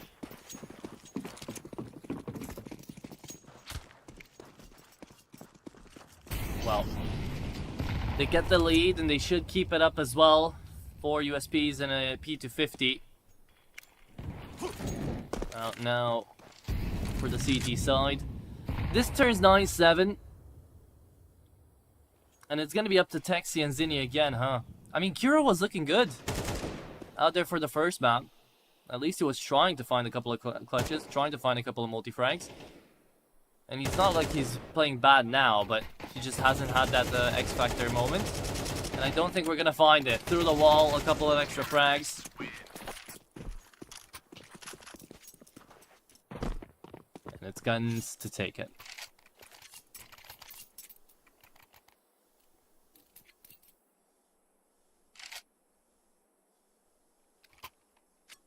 Alright, well, this is the gun round now for Rush B. If they lose this gun round here, they're in deep water, not only on the map, but the series at large. No AWP in play here for the CT side either. Fineshine's going to have free reign in that department. Intrigued to see how he goes about his business on the T side. How does he find impact with the sniper here? Sometimes I find him just lacking impact. Maybe just playing too passively. Oh, man. Seltz has been watching his Nemanja demos. Great lineup there. Nemanja's a huge fan of those smoke plays. And, alrighty then. I guess he hasn't been watching his Nemanja demos because he don't do that. Okay, Lackey still keeps it going through these smokes. What are these smoke battles? Coming through, Dame at least trades it back. Zinni still 1-for-1. Low HP onto Zinni. And into the A-bomb side we go. It's going to be a 2v1, and Texi, he has no reason to even peek here. Oh, there it is. There it is. Texi shoots them down. Fineshine, last man standing, and Fineshine hasn't been having the greatest of times, so there you go. We'll be walking into the A1S. And it's Rush B to bring it back up.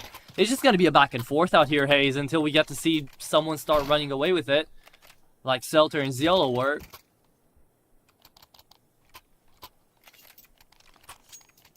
I thought we would see that round there for guns. I mean, a couple, like you say, unlikely kills coming through there with the smoke spam, and then again, I'm just looking at Feinstein thinking, where's the impact, blood? Where are you impacting the map? How are you impacting the situation? Feels like he's only like able to get into the round if his team gets him in a position to get into the round. Never really calling his own shots or hunting for those opening kills with the AWP, posturing himself too aggressively. I think we need some more confidence from him, honestly. This is what I'm talking about. This is what I'm looking for. That's what I need from you, Feinstein. That's brilliant. Much better job. Yeah, much better indeed. Definitely a much needed outcome, but he can't just stop there. He still needs to keep it up. Flying the first is great and all, but managing to continue on to the round is more important. Bomb dropped that rotation as well. Gun 5 is not like they have a clear-cut plan yet of what they want to do. Mid control taken. Under the canals as well. And the flight down middle. Selter is going to lose his life. He jumps. Why do we have this reaction as CS players to, like, we get scared, like, we instinctively jump. Not all of us, but a couple of us. Yeah, I don't know. It's a peculiar one. Sometimes you hit the mouse scroll wheel jump as well in those tense situations. Yeah. Either way, someone's going to have to go back and pick up the bomb here. And that has to be Lackey. And Lackey is still somewhat committing to this B bomb side. He's trying to throw some support util. They know where Executor is. Executor is being flanked here by Feinstein, but Feinstein has an AWP. It's not an ideal weapon to try and work with on this flank right now. 3 players in towards CT. Feinstein's going to continue to go forward. He's missed his shot. He's found a tag though, either way. So it was actually Stame who tagged Executor up, and Casello will double down. That's a brilliant multi-kill coming through from him. Nice try from Kiro. He still sends out a shot in the dark. He did connect onto Lackey, but if he had killed him, maybe there would have been a talk about a retake, 3v2, who knows. But in this universe, that doesn't happen. It's double digits out here for guns, as Lackey is searching for a weapon to pick up. And it's really important now for Rush B to just save those weapons. They have no cash remaining, and only 2 saved away here, so won't really be a forced investment coming through from the rest of Rush B. So it might mean that if either the AWP or the A1S die in the next round, Gun 5 could find themselves up to 11. Oh wait, Lackey doesn't find the frag, okay. Alright, well, that is a huge round there won by Guns. Exactly what they needed to do as well. I had a little disconnect towards the end of the round there, so I'm glad to see it's not just me. Feinstein also having some sort of an issue. Hopefully we'll get him back into the server soon enough. Money looks okay here for Rush B. FMAS can be dropped by Executor. They'll just have the 1 MP9 in the round most likely. But it still means the game is on the edge here for Rush B. If they lose this next round, then they're in serious trouble. I mean, it's looking like it. And yet still, every single time we've seen some crazy multi-frags coming through from someone on the Rush B side. That's how they've been keeping themselves alive into this best of 3. So maybe it keeps it up. Maybe they keep it going. Are you surprised you don't get to see an actual eco coming through out here from Rush B now? Because in the situation that they are 10-8, even if they forfeit the 11th, at least if they have the perfect buy into the next, they could still play to win. Yeah, I get you. It's actually not a bad thought process, because then they'd have the AWP, all the util, the decent rifles as well. It's not a bad idea. I think that having carried the guns over that they did, it's going to just motivate them to spend their money here, but we'll have to see. I mean, maybe they are kind of just going along with your school of thought here. I think that they might just save, and it still gives them some firepower to work with here in this round as well, right? Like, they still have a few pieces at their disposal, so it's not like it would just be a full eco on paper with no firepower at all. Yeah, exactly, and there's also the 5.7s coming through, right? It's not like those aren't firepower. We've seen them time and time again. So if they hold up to the B-bomb side and they maybe leave Kiro boosted up with the 5.7 close on main, then this is still actually not a bad hold at all coming through from the CT side. And Gun 5 are still going to have to work for the round. So we'll see it in action. We'll see as he gets there. But the technical pause is over. Feinstein is back at it after he has restarted his PC. And we go into round number 19. Hey, at the very least, it doesn't end off with 13 rounds in a row again for Gun 5. So A little bit more action. Certainly a closely contested affair here. Far closer than what we had on Nuke before this. As we expected, to be fair. Yeah. We did kind of bill it in that context. Direction. Yeah, exactly. Let's see here. Default from guns posted up across the map. Rush B, they've tended to go for some gamble stacks in their half buy slot of eco rounds in the half so far. But this time they've got an AWP and they have a rifle. Where is that AWP right now? Up to B. Looks like it, It yeah. is going to be Texi alongside the IGL right now, trying to just stay up in on A. Maybe take a little bit of space the moment he throws away that flash. But besides that, they're just going to be holding into the bomb sites, holding up. And if Gun5 realized that, push through middle in towards camera would be very easy to deal with. There it is, yellow. Takes down Texi. The A1 is picked up by the non-armored up player. And yeah, if they just head to A right now, it's round over. It's 11 on the board for Gun5. Oh, you're riding off Mr. Kinky. Many have done that before. And sometimes they haven't been right about it. He's going to be playing on the other side of the smoke here. He's going to have to go through it and nade to clear out said smoke. And unfortunately, he can't track Stame. So, yeah, Atro, bang on the money. A bomb site. Going to be enough to seal the deal here for guns. It was a nice setup. I respect it out of you, Hayes, to try to build Kinky up like that. I mean, he could have done it. After all, he did actually go through that smoke and had the first shot going in for him. Just the crosshair wasn't placed well enough. But still, I mean, at the end of the day, this is a round which they weren't necessarily thinking of winning. They were just trying to save away 1 or 2 guns. So Rush B, that's the play right now, and let's just hope that Kiro doesn't peek into Lackey there. As he manages to take him down, that's Lackey taking down 2 more, and Kiro just has to stay alive. But look at the hunt coming through. Look at the minimap. Everybody's clearing right now to get to him. And everybody will get to him. Kiro, good for another. Is hearing them all. He's gonna peek into them. Yes, he is. Kiro takes down 3. Kiro takes down 4. Oh, he still falls towards the end, though. That's still worth it for the T side. I mean, is it? Losing he buys 4 back in. players? Yeah, Ooh. I don't know if that is worth it. I actually think that's favorable for Rush B, because if they can win this gun round here, guns don't have the same sort of money they would have had if those 4 players had stayed alive. So, you can't really fault guns going for it, because they knew exactly where it was. It's just a brilliant sequence of kills there from Kiro to inflict maximum damage.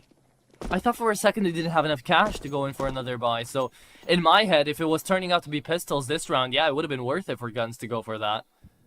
But no. I forgot there were 5.7s in play into the previous. Oh. That goes long. Okay, Yellow manages to find Executor, and it's up to Zinni now to not get spotted out from the smoke, blown open. Just needs to play the pillar, just needs to stay tucked in. No idea that Zinni was there. Yellow gets taken down, Sedame meets the same fate, and Kiro on the timing takes out Selter too. Yeah. Very worth indeed for Rush B now. Well played, Kiro. Yeah, very well played Kiro here in this round. Fineshine's in a lot of trouble here as well. He'll go down through the smoke. It's only Lackey left remaining. He may even just be thinking about the save from here. Rush B have kept themselves alive on Anubis for a little bit longer, despite the fact they lost the opening pick. That combination just crunching their way into E-Box catches the T side completely off guard there, and that's what really wins the round for Rush B.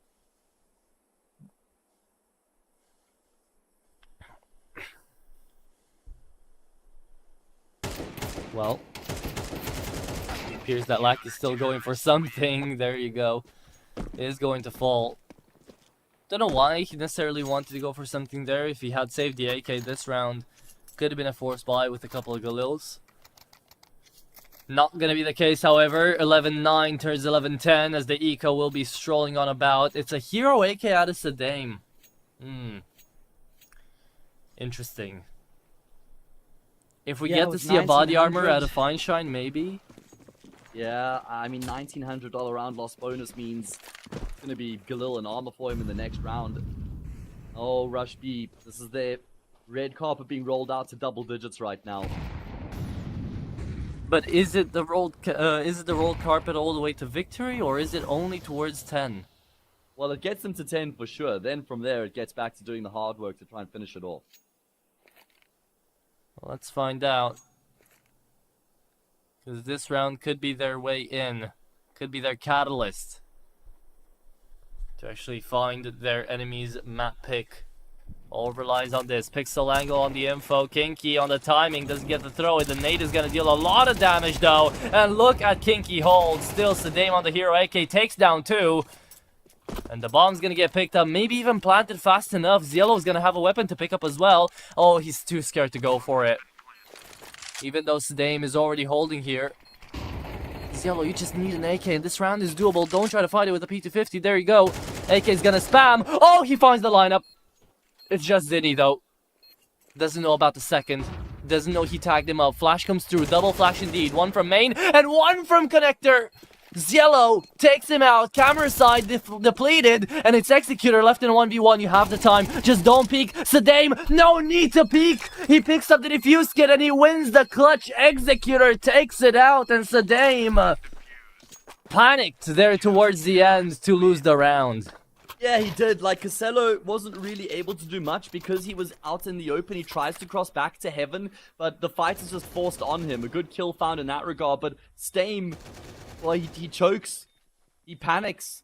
He swings completely unnecessarily, maybe trying to catch Executor in transition, but there was no need for him to go for the big swing here. He could have played the timer. And that's going to cost him his life. And, well, Guns, that could have been their 12th round on the board, but it's 10 for Rush B instead as we go into another gun round. God damn. Would have been map point there for Guns and would have been the map over as well.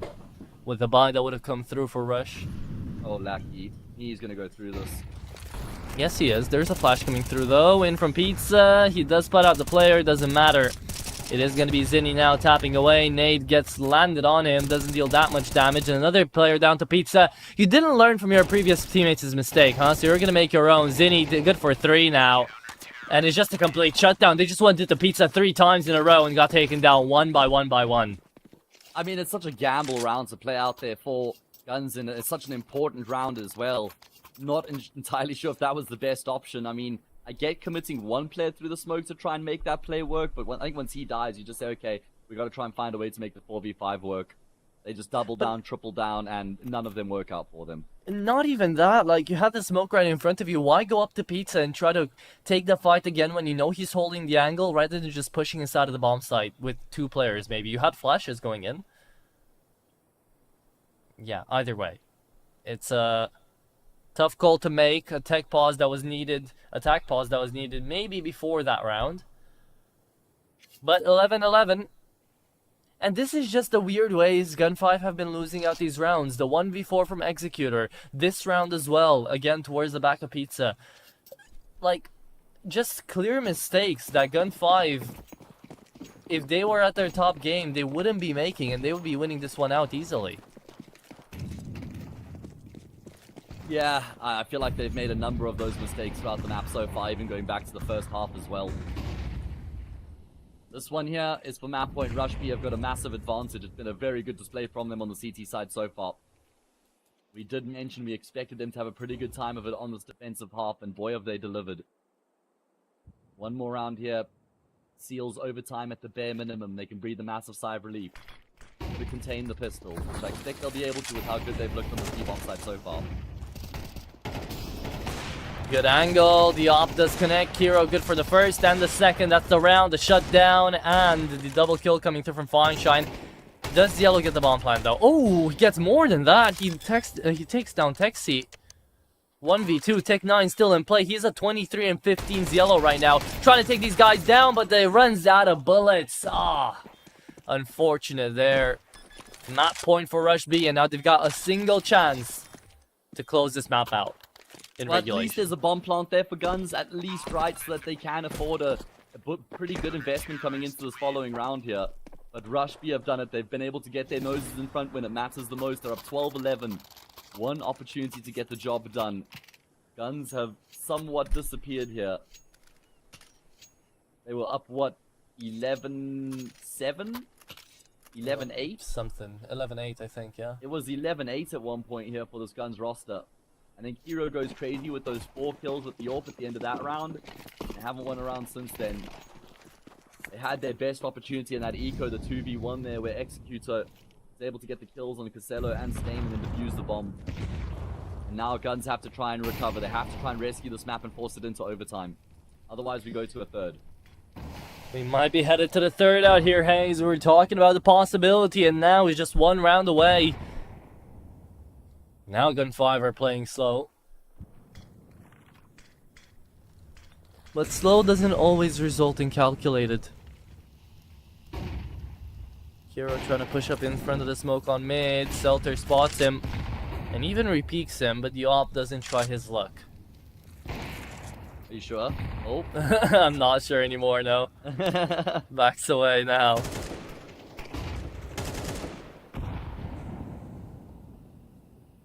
He's got to hold up in towards middle, though. Gen 5. They're now scared. They realize that the pressure is more than they expected, and they don't want to send this to a third map.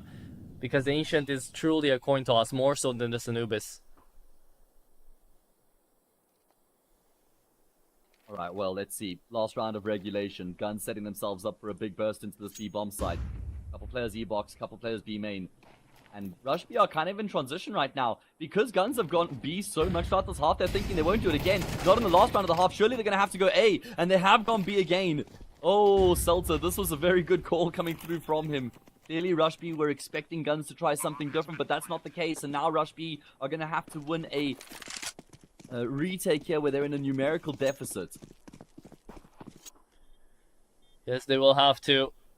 And you can't save now, Rush B, so better hold on to your horses and get in there. Knife brought out, but into the play it is going to be Selter not connecting on the first. However, Executor coming right on back. Selter wins that 2v1 duel, somehow gets away with his life. And the flashes coming through are not good enough. We go overtime here, Hayes. As Gun 5 managed to close it away. Regulations done, but overtime and Anubis still in play. Alright, well, Guns are just breathing a massive sigh of relief as they've been able to push this game across the line into overtime. Rush B probably feeling a little bit aggrieved. They went for the huge gamble, decide to stack up on the A bomb site. Guns go to that B site one more time, force their way through. In fact, they didn't really have to even force their way, just kind of slide their way in. They made it look easy. And it feels fair. Once again, you know, Guns, they deserved overtime, I reckon, with the performance we've seen from them so far. Wipe the slate clean and run it back in OT.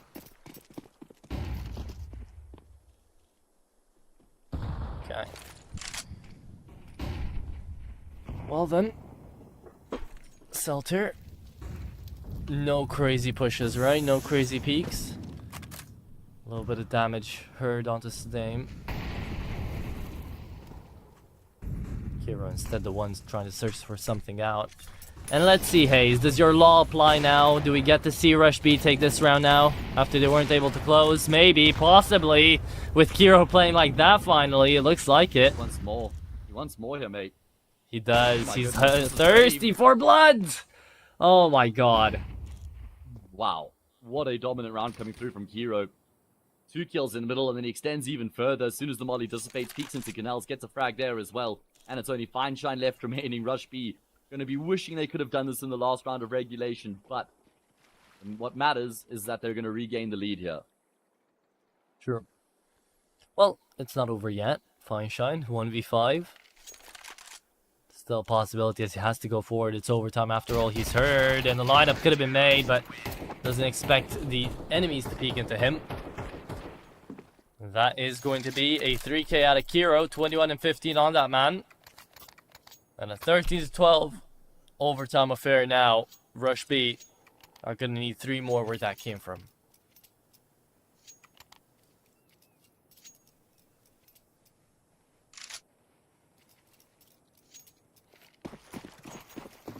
Let's see, what's the change up going to be from Guns? I mean, they haven't really looked like they've ever been super comfortable on this T side with any opening. Seen them play out their defaults, they tend to get picked apart. Kind of gone for some gambles where they push through smokes. That hasn't worked either. Genuinely has been a better showing from both teams on the CT side of the map, which is ironic considering that the T side's the favored side and where teams generally do do get majority of their rounds, but I think the CT sides have been way more convincing here on this map so far.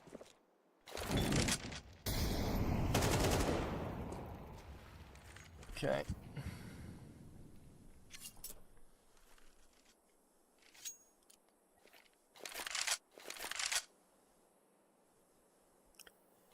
Mid presence taken. Gun 5. Possibly heading in towards the save bomb site. Camera is an option, but guns, they're just going to be backing away. Instead, it's going to be the B-bomb site. That's going to be anticipated here. But this is quite telegraphed. I mean, Rush B should be able to figure this out. No push through camera side yet. No one into main. They're just holding angles. And they just found Selter as well down middle. So now all hell's gonna break loose inside of the B-bomb side. Here comes the push. Sadame, is gonna hear Executor move first, but instead he's still going to fall in from K. There is another, and Kinky takes out 2. Executor closes off the round, and Executor has been such a clutch maker out here for Rush B. Yeah. I mean, it's ironic because he's 15 and 18, so he hasn't been having the craziest individual game, but he's just won some really key rounds to even just keep Rush B in the conversation. But now on course to make this first half flawless here in OT. Really tearing ahead here and putting some serious pressure back onto Guns. Okay. Well, as they do. Last tack pause being used up here by Guns.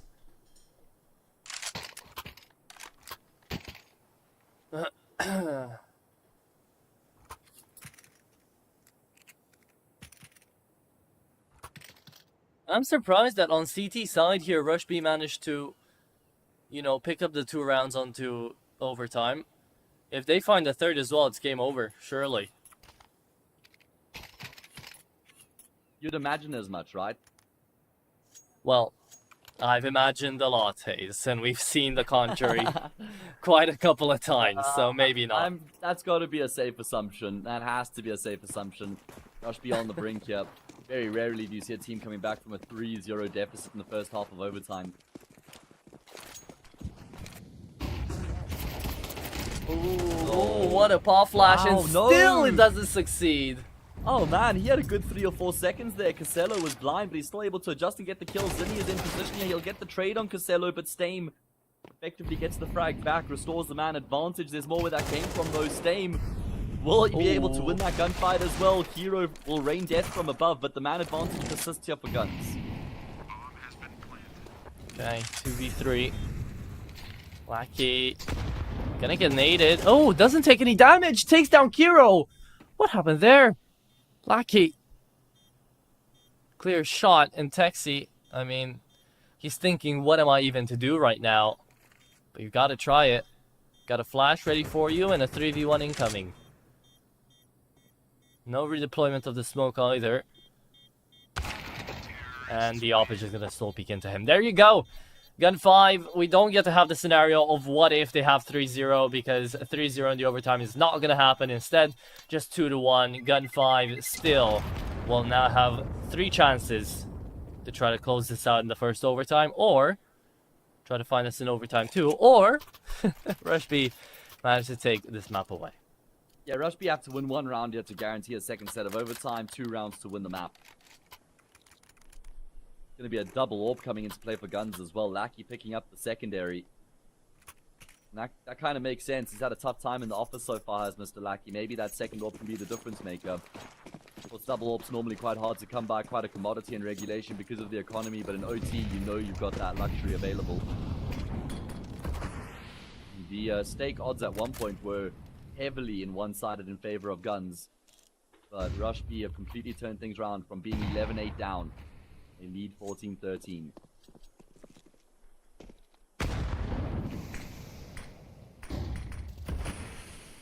Okay.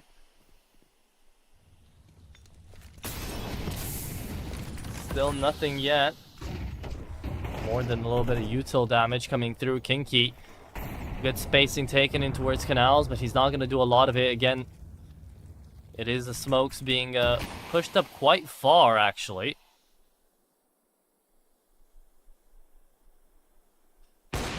Here we go with that second door posted on the angle, patiently waiting, will take down his opposite number. Hero kind of lazily just walking into the angle there. Normally you see a flash or something coming through first to try and get on that angle. As Rush B, well, they're going to head on in the opposite side of the map right now. A bomb site going to be their port of call. Same. Oh, that's an aggressive peek. A little bit more damage from the teammate from besides from the enemy, but that is going to be the peeks on down towards the A-bomb side. Nate going down to the back of the pillar. It's a 2v4 trying to be defended by Ziello. He's low already, and the Molotov comes through, denies him the hold in towards heaven, so the bomb's going to get planted. 4v2 on the retake, and Executor, he's got to be wary of main, so this is all on Texi now. How does he hold this? How does he even play it? Pushes up. Oh, tries to be aggro. That might have just lost him the round. I mean, you can kind of understand what he's thinking there. Where can he really go? Where can he play from where he's not going to get instantly Executor 1v4. We've been here before. You're Time right, ticking. we have been here before. Surely not, right? I mean, there's kits in play here. Flash to blind him up off the angle. Someone has to stick the defuse. It's the low health player. They're lined up. I'm liking the way they're setting themselves up, but okay. They will get the kill. All three were actually looking in that direction. That got nervy, but guns win the round. Oh my. Okay. I think I wouldn't have been the only one that would have crashed out if Executor did it twice in the same in the same map, not even best of 3. Oh no, I think we just call it. We just close the stream right there. Yeah, exactly. That's what I'm thinking as well. Okay. Well, still, we've got 2 more chances for that to happen. We don't know when and where, but overtime's not over yet, and neither is this Anubis. Gun 5. They have managed to bring it back. 14-14 now, away from the half. It's an equal scoreline, and whoever picks up the next round is going to have a chance, at the very least, to secure themselves the next overtime, to be safe, quote unquote. But safe for how long? By the way, Ziello jumped into this overtime after round number 24 with 23 frags. Now he's up to 25. Has slowed it down a little bit when he was already that prevalent in the first map. In the first half, and in the first map. Yeah. You see them picking up the slack here once again. This is a big round. Winner of this gets themselves to map points. If it's guns, it's series points. Rush B won the first 2 rounds of OT. Guns have answered back with 2 of their own. Lackey this time, he has the AK, not the second AWP. He's on the front lines.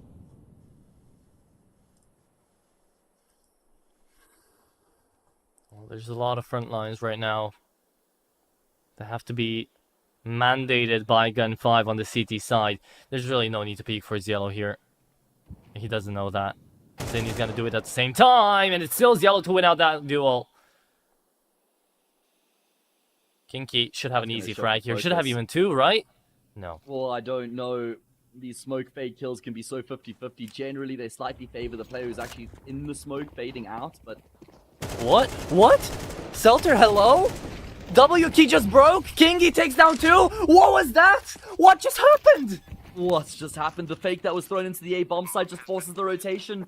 They don't hear anything at all around B. There's a little bit of util being thrown into that A bomb site by Executor, and he's just drawn both Selter and Lackey out like moths to a flame. Oh, guns! That is a disaster.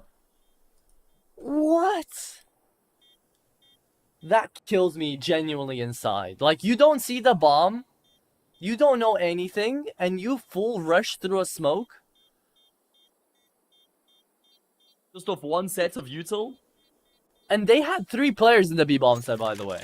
Yeah. They lost to immediately. So eager to rotate, but still. Oh, that is, I don't know how you come back from that, honestly. You don't. You don't. You just try to go another overtime. At best. If you can even stay to look at this map anymore. Damn. Yeah, that is tough. Okay, well... I mean, that could completely shatter them. Honestly, that could just completely break them. I don't know if there's any coming back from that if your guns... Rush B, well, they were gifted that round, weren't they? Because it's not like that was going to be an easy round for them to win at all. It wasn't. It wasn't. They were down a man. And they were going into the stacked bomb site. Yeah. Wild. Absolutely insane.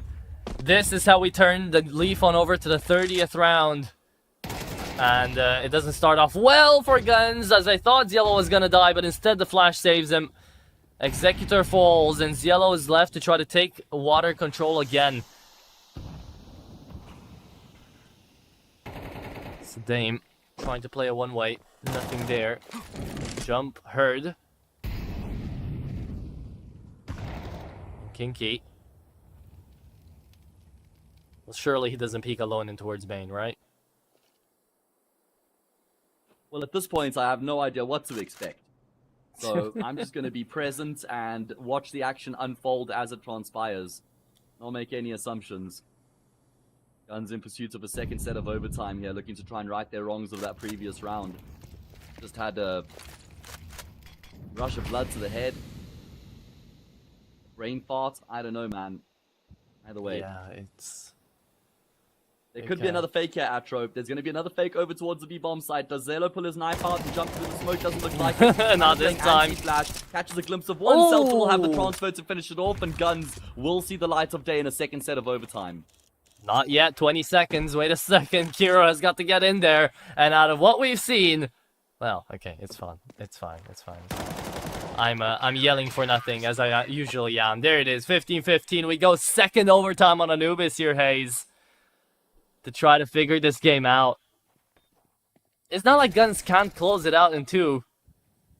But it's just a couple of these rounds that make you really question your entire existence. That run-in from Selter, the 1v4 from Executor, the Sedame clutch that just didn't came to be because he peeked when the bomb was planted. Just, you can pinpoint the mistakes out here for Gun 5, which you shouldn't be able to do, you know? It shouldn't be that on the nose. Yeah, I mean, at least, even when they are making these mistakes, they're still able to keep themselves alive. You know, if you're not winning cleanly, but you're still finding ways to win rounds, then that's still a good reflection of where the position your team is at. Where we're at is OT1 in MR15 days. Rolling it back, guys. Everyone's been talking about how much they've missed MR15. Well, here we go. Welcome back. Yeah, welcome back to overtime in it. That's something people kind of tend to forget about. That we used to have overtimes back in CSGO as well. A lot of them. And we already are, by the way. I think you know this already. But as a sport, we have the longest runtime for a single series. Well, it was in CSGO, not in CS2 though. Still, a 2-to-1 is longer than NBA games and like football games as well. Yeah, it was still, yeah, 2-1 I guess can be around that 2.5 hour mark kind of thing generally if there's no overtime. Seltzer pushing forward, gets swung on by City. Shine Low will get in on the action as well. As Rush B try and find ways to get themselves into the round, they just get shut down 5v3.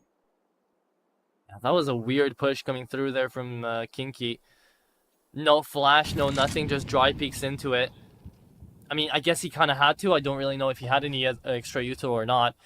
Or just didn't really want to drop the tempo and just wanted to peek away with it. But a 3-on-5 now. Rush B. Can't just deny this AWP off the bat. It's up to Feinstein to try to do it. Gets hurt and does manage to find Texi. However, the op's still alive. Feinstein, good for 2. There it is.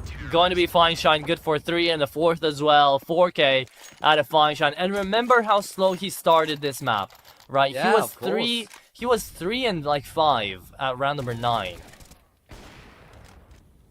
Yeah, he has certainly turned up the wick, turned up his performance here on Anubis, and it's good to see what he's capable of holding a line. This is one of his strengths for sure, is like a bit of a turret AWPer posted in a position on an angle, and you can back him to hit the shots.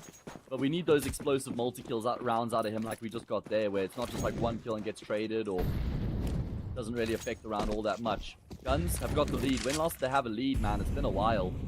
It has been, before OT. Before even that, right? Because it was 11-8. Now there. Now though, AWP is still onto Feinstein. Kiro's got his own, but we haven't seen a kill out of him for a while. Out too dark. It is going to be a smoke blade out. Bear and Selter.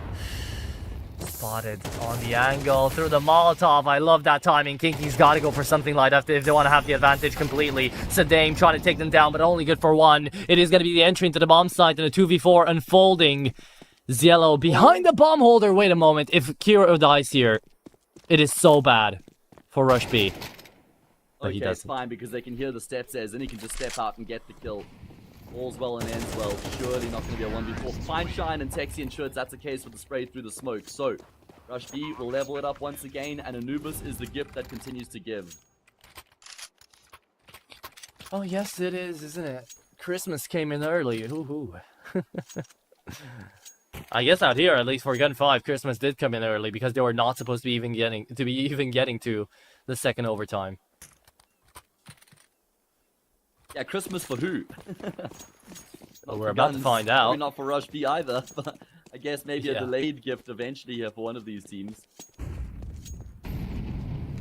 Well, Gun 5 would love to either way not be forced to be sent on over to Ancient, right? Even though it's not a bad map for them, they just don't want to prolong the inevitable. Because you know for sure that if the momentum goes like this and it turns to OT, if Rush B manage to take this map away as their own map pick, they'll be able to put up a good fight on Ancient. Yeah. And that's maybe even scarier than this overtime right now. Yeah, bang on.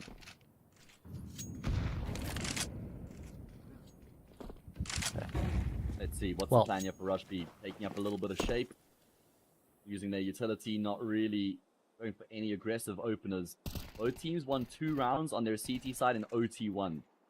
So if Rush B can make it 2 here on their T side and OT 3, that would give them a good edge going into the second half. And well, Stame's been mollied out. He's into the open right now. They would have heard that.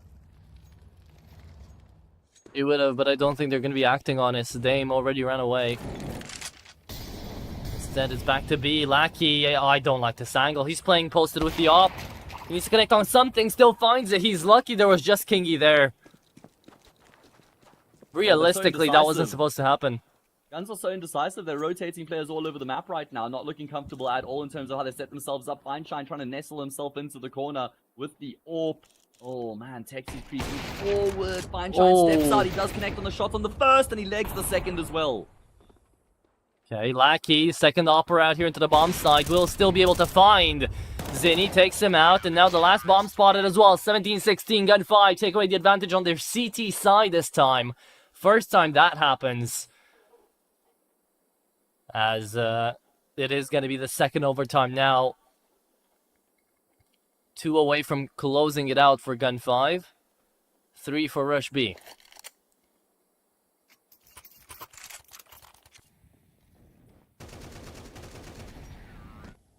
Yeah, this game going back and forth, man. Really tough to separate and split these two teams.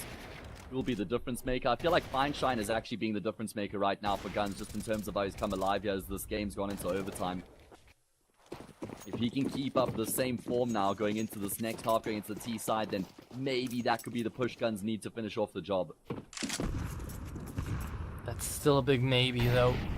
We don't really know. Stake are apparently very sure that Rush B aren't getting over the line here, but yeah, I'm not that certain. Yeah.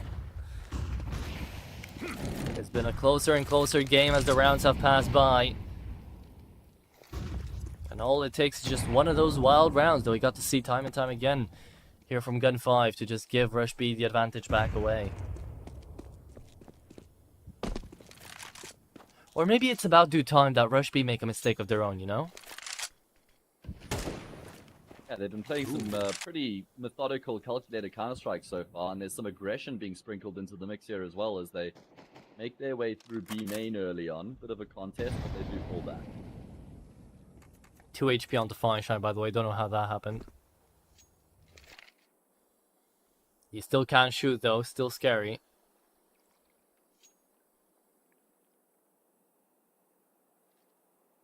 There's a single flash remaining onto Ziello here. And he is going to be setting it up for Sadame to peek. For it. Where is it? Where is it? Sadame shouldn't have won that duel, but still 30 seconds left to go. They're jumping into the bomb site now. Zinni wanting to defend. He taps away on the smoke, but there's a second one where that came from. The Prince Stream has got to deny this. 20 seconds down left to plant. Sadame finally fallen.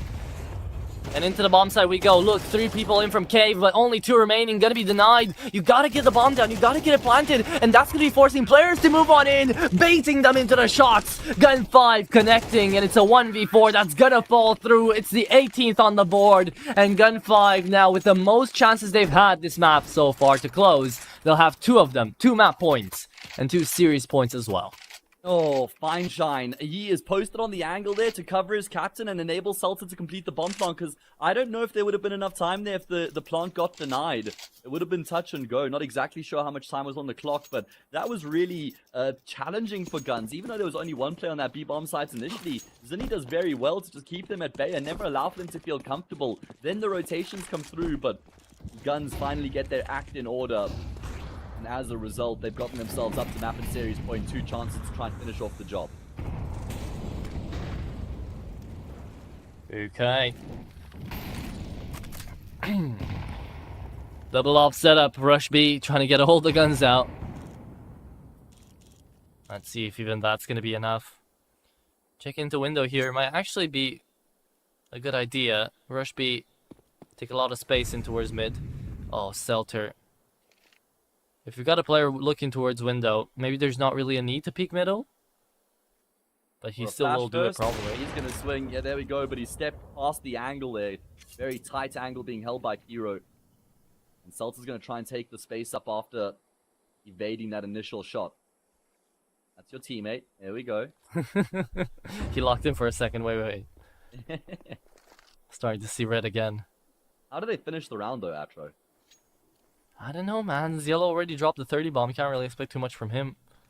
There's 40 more seconds. In terms of the setup here, where are they going to go from here? Because they've got options, and it looks like it's going to be the B split.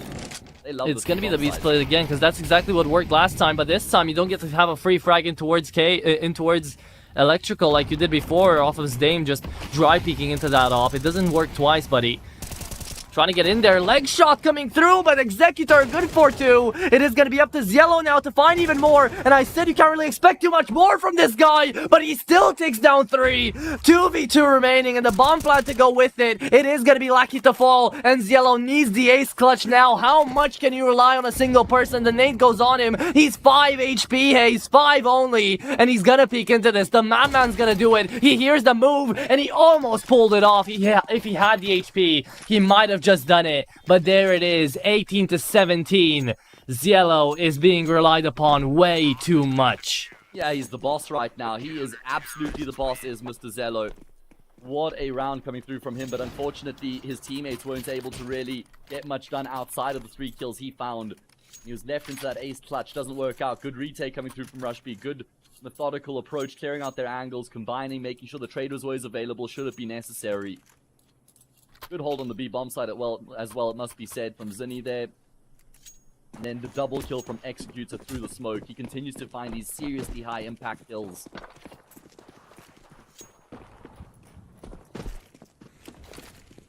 Okay. Well then. If that's how things are gonna turn out, Ziello's gonna continue where he picked up from the last round. 34. 34 now indeed. Selter. This is Maybe smart. he doesn't go down with nothing here. He does try to get inside the smoke, but I have a feeling Kinky's gonna check this. He's heard something. He knows something.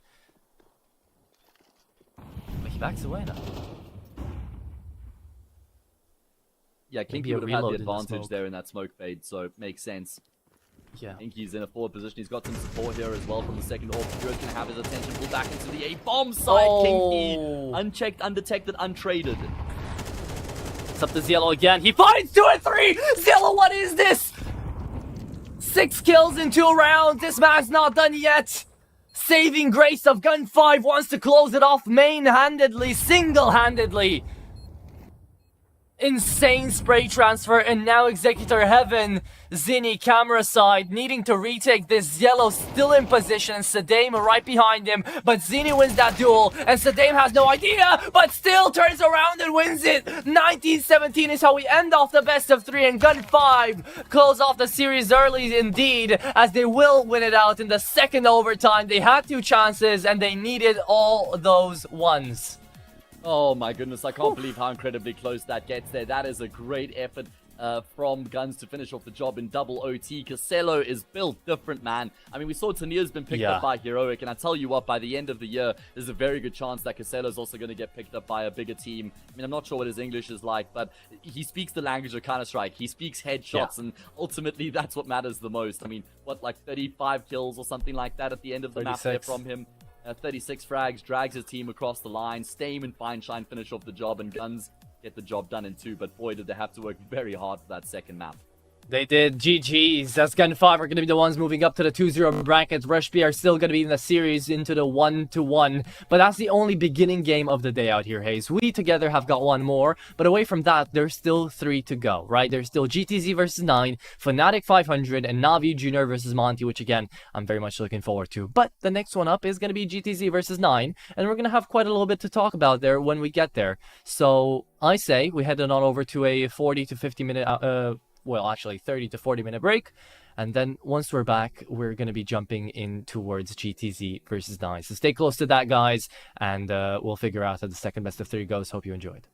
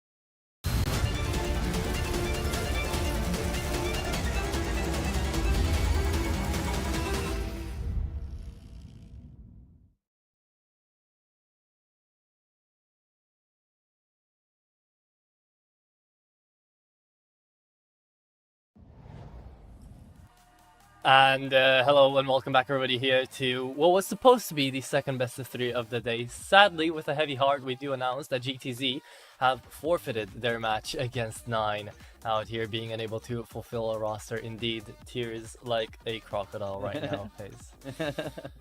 It sucks. It's unfortunate. I mean, at least it's the 1-0 matchup for GTZ that they end up forfeiting, so it's not like there's a huge price or consequence here, as they're now the 1-1, still very salvageable. I think that 9 would have won the series anyway. I genuinely do believe that 9 have been in some good form lately, so it feels like it would have been the result ultimately, but it just sucks for GTZ that they don't even get a shot. Yeah, I mean, I wouldn't have been so sure because it's always GTZ pulling through with like the upsets against Fireflux, Ecstatic. Like, you never know when these guys are going to perform.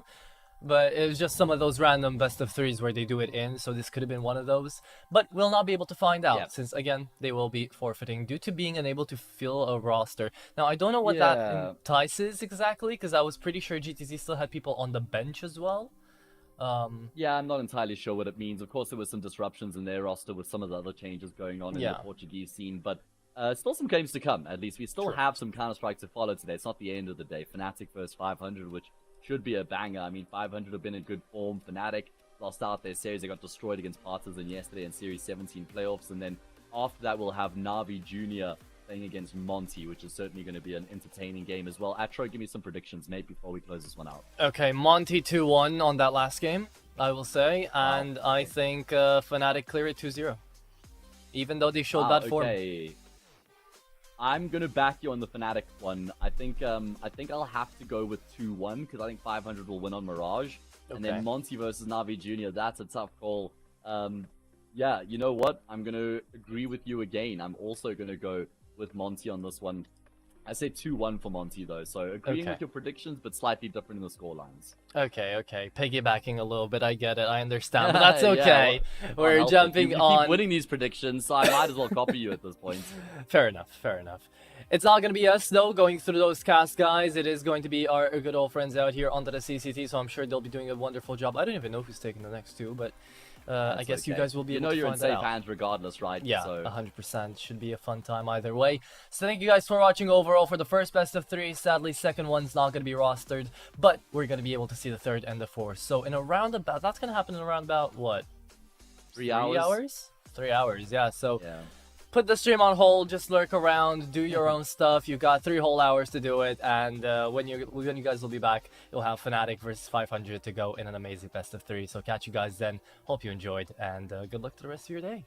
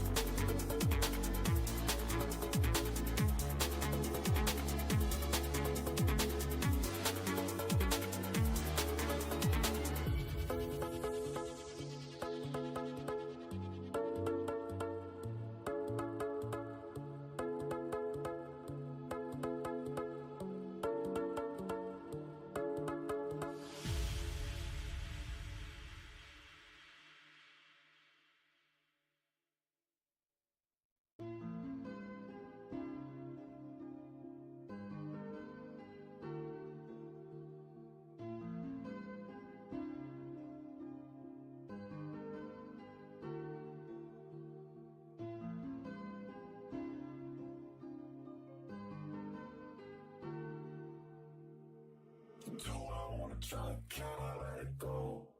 We're running from the past, wanting to be sure. Chaos in my mind, constant deja vu. But every time, it comes back to you.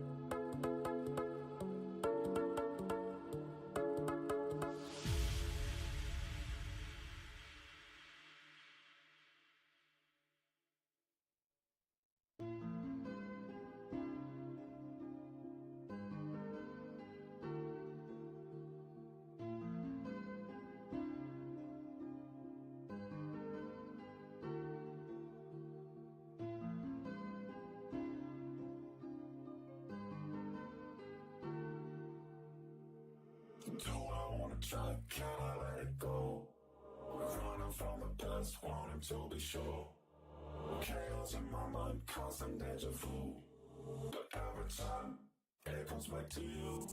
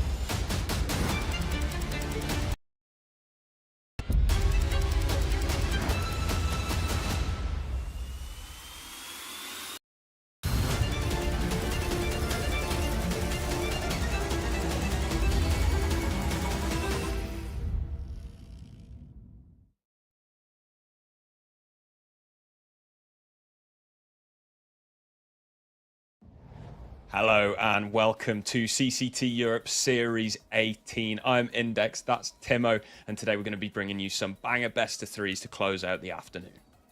Yeah, we are. This is our CCT debut, and we're really excited. And I think we're kind of both appreciating the fact that we've got such such amazing games in front of us for our first CCT games to cast. You know, we've got Fnatic 500 and Navi Junior versus Monty. Both of these, I mean, all four of those teams are quite exciting to look at coming into 2025, as you can see there on the schedule. First one up, Fnatic versus 500. Very exciting for me due to a couple changes on Fnatic, but also the sort of hype that's been around 500 off of the end of 2024.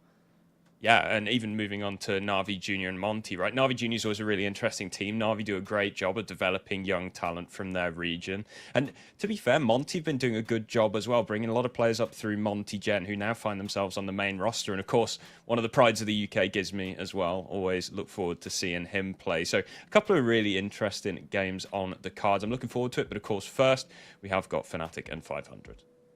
Yeah, that we do. If you want to take a quick look at the format or the bracket overall as well. In fact, no, we're going to go straight into the Fnatic 500 head-to-head.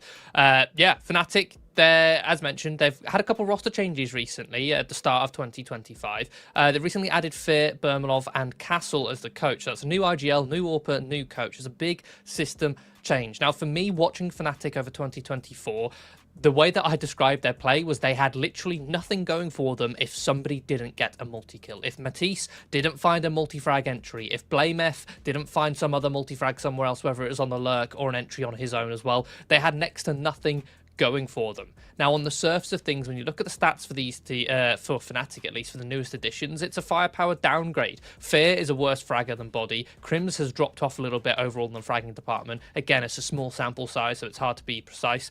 But the question is, can they bring the structure? Does the structure that Fear brings as an IGL, as well as Castle in this coach position, can they bring structure so that they can be worth more than just their HLTV ratings?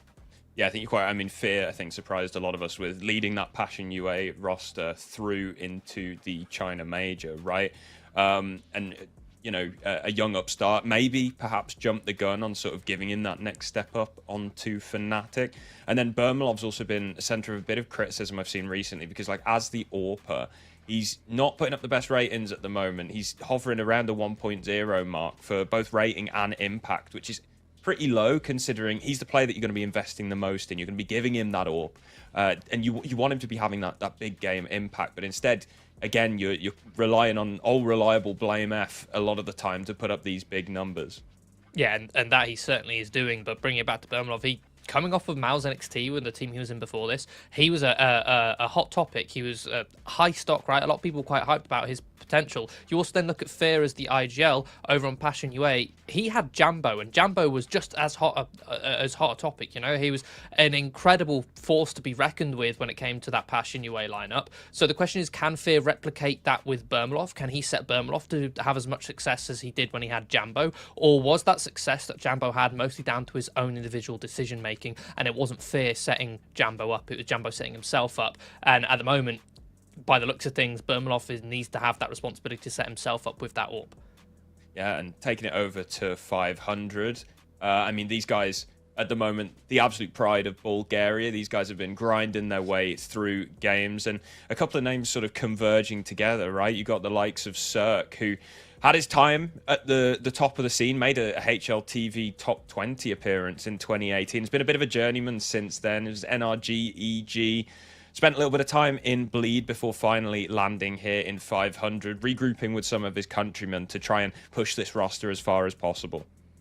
Yeah, I think the highlight names right now, or at least the players to watch on this 500 roster, are Ships and Oxygen with the high ratings that they have. You've got, as you mentioned, a couple of names like Rainwaker and Cirque who have had their time being sort of in the limelight. As mentioned, Cirque in Tier 1, Rainwaker had a little stint in Team Liquid, but those two aren't the heavy hitters on this team, believe it or not. It is Ships and Oxygen who are doing a lot of the heavy lifting, and you can't not mention Spellin, who's been around the scene for such a long time, an incredibly experienced player rounding this all out together. And at the end of 2024, they've had some pretty decent results. I'm pretty sure they won ESCA Advanced, I think it was. They're still currently competing in Season 17 of CCT, looking to try and make their way further in that one, as well as here in Series 18. And the biggest question mark for me, when watching them at least, was still Cirque. you know, we know the heights that he had and that he's not living up to those heights, but just from the eye test alone, he looks even more lost than that. The level of impact he misses, especially on maps like Nuke, which I believe we should end up seeing in this Veto.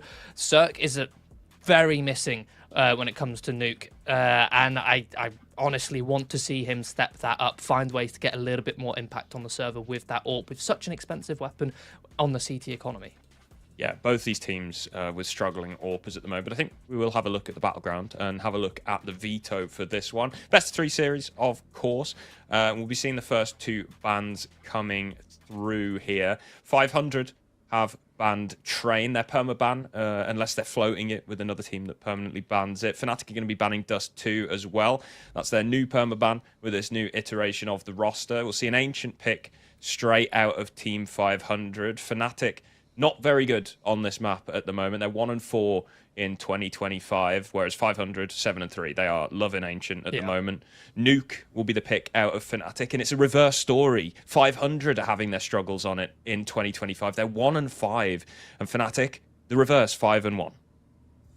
Yeah, that leaves us with Anubis being banned out, an Inferno ban with a Mirage decider. Now, looking at these maps, as you mentioned, you've got the flip-flop over there on Ancient and Nuke. It's really good for one team, really poor for the other as you swap over on the bans. Ancient, a bit of a staple for 500 towards the end of 2024. Makes sense for them to continue to stick with it here. And as you mentioned, Nuke, it's a map which Fnatic's starting to make their home. And I already highlighted 500 have a glaring weakness on that map with how unimpactful Cirque is on the AWP, on those CT rotations.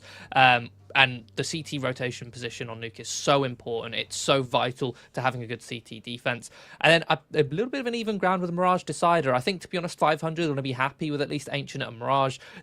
In theory, I reckon they're probably going to thinking, unless they've prepared heavily on Nuke, they're going to be saying, yeah, Nuke's just a forfeit. We'll focus on the other 2 maps for now. Yeah, it's very likely that we see this go the full distance. And Mirage is a very even ground. Fnatic are 2-3, 500 are 3-2, right? We've got limited sample size for both these 2 teams because, of course, it's a brand new season. Fnatic's a brand new roster. Nuke used to be their permaban.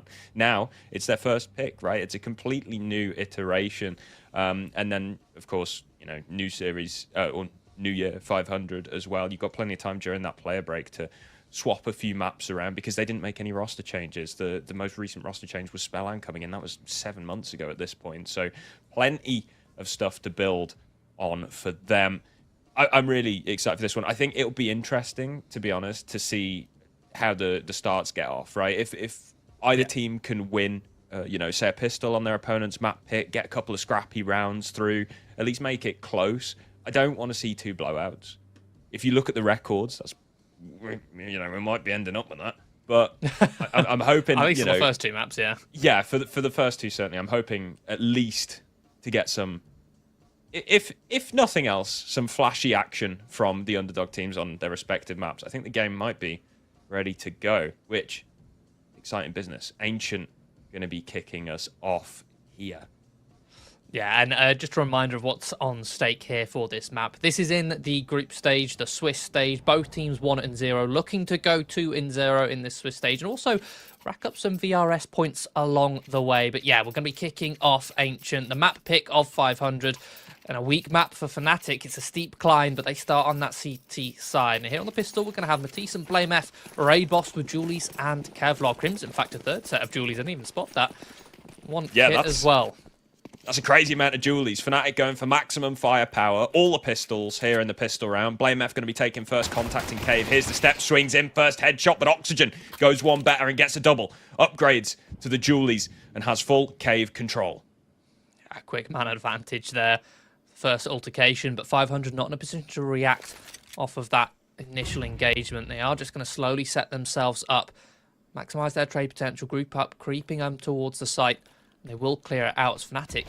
Last 3 players still in towards mid. They were trying to set up a trap, I believe, in towards a mid split. At disadvantage, they will start to creep on in as the bomb is planted. Yeah, Ships is isolated here in Cheetah. Potential for Fnatic to equalise the numbers if they clear him. Instead, contact's going to be taken at the bottom of the ramp. Matisse tapping away, will land the shot. Ships activates. Shots flying left, right and centre. Matisse comes in and has a scrap with the Julies, but Oxygen. Safe pair of hands, 4 kills for him in the round. 500 take the pistol.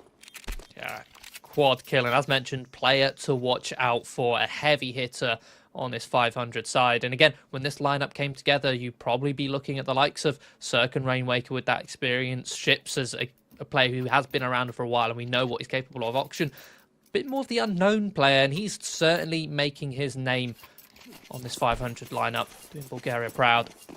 But yeah, 1-0 start. Fnatic going to be choosing to go for the eco here. Perhaps attempting a third round investment, and they're going for a nice gamble play. I love to see when teams go for just an all-in gamble on these eco rounds rather than splitting up. Put all your eggs in one basket. Hedge your bets. Yeah. Oxygen. Oh dear.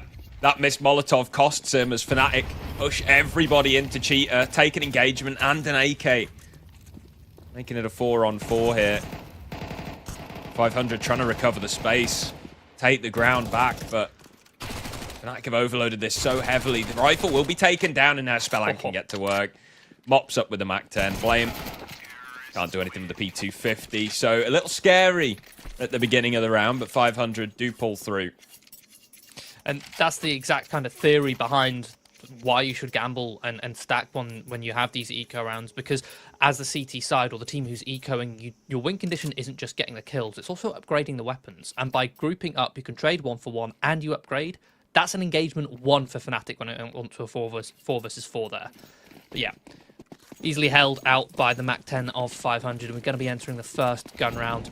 Fnatic lacking utility, which is going to be very quickly dispersed here on Ancient with the anti-rush util. It's anti-rush util towards mid, where 500 rush towards A, which is a vacant bomb site. Yeah, Fnatic going to be realising their mistake now, and Crims lines up Spelland through the smoke. Ships activates on the flank though. 4-on-4 and stays alive. Heads into Red Room. Faces off against Bermilov, who will go down, but Fear again equalise into the 3-on-3. An extra smoking towards Donut will try and delay this retake. Reconsolidating their post-plant positions towards Temple, towards Brokey. The time ticking down, and yeah, I don't think Fnatic have a kit. Yeah, no, they don't. They are just going to have to slink away. They're going to do so silently, not to alert 500 the fact that they're saving already. Well, at the very least, delay a hunt if 500 choose to do so, but I think with 3 players, they won't overextend too far, try and prioritise preserving their economy. Nice round out of 500 there, going for the full A hit.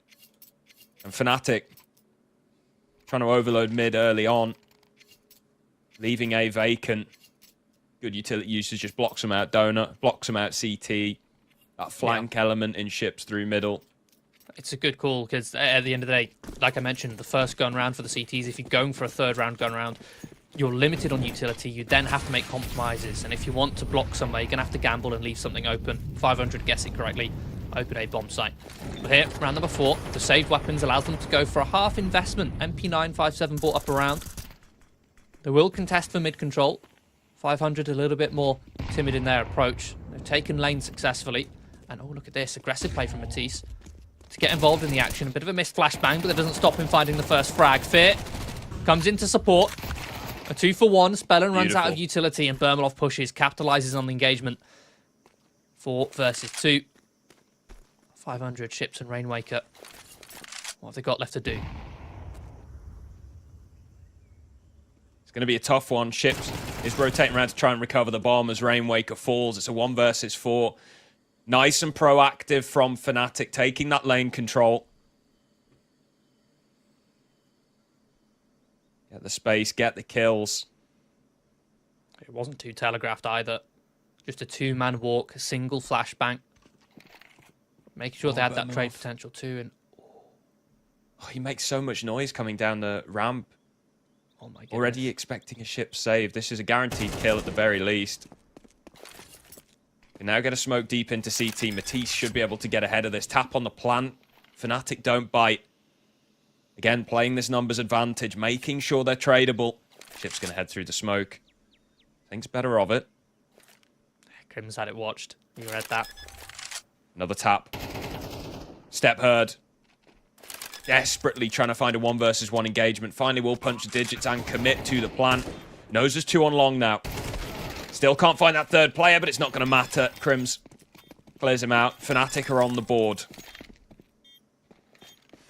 Also nice about Fnatic's mid-rounding there as well. Not only just that aggression on towards lane, but after that, with their low HP, they didn't then just fall back and spread out in a passive default. They just overloaded middle. They made sure that no matter what they had trade potential, they would maintain man advantages. Especially, again, with that low HP, they couldn't afford to take 1v1 fights.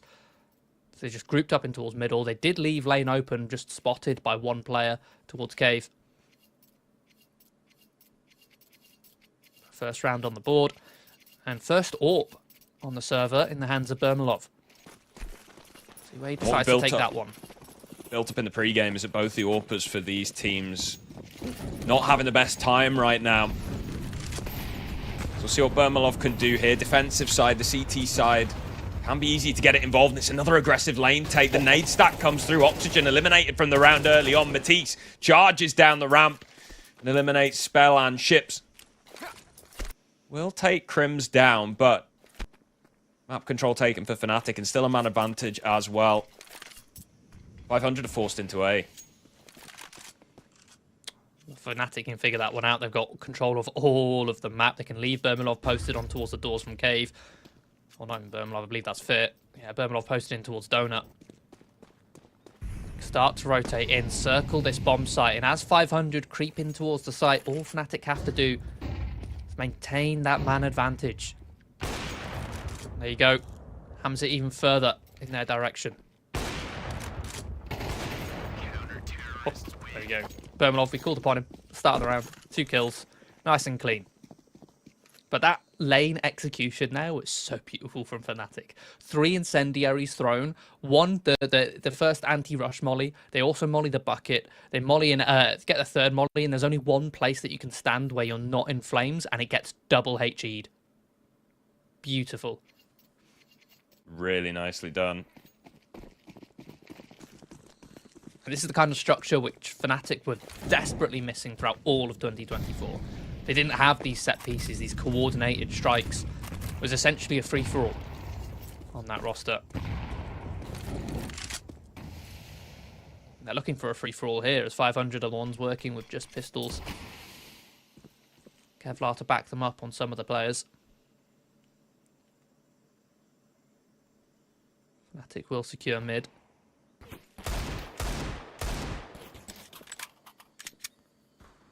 Early engagement taken.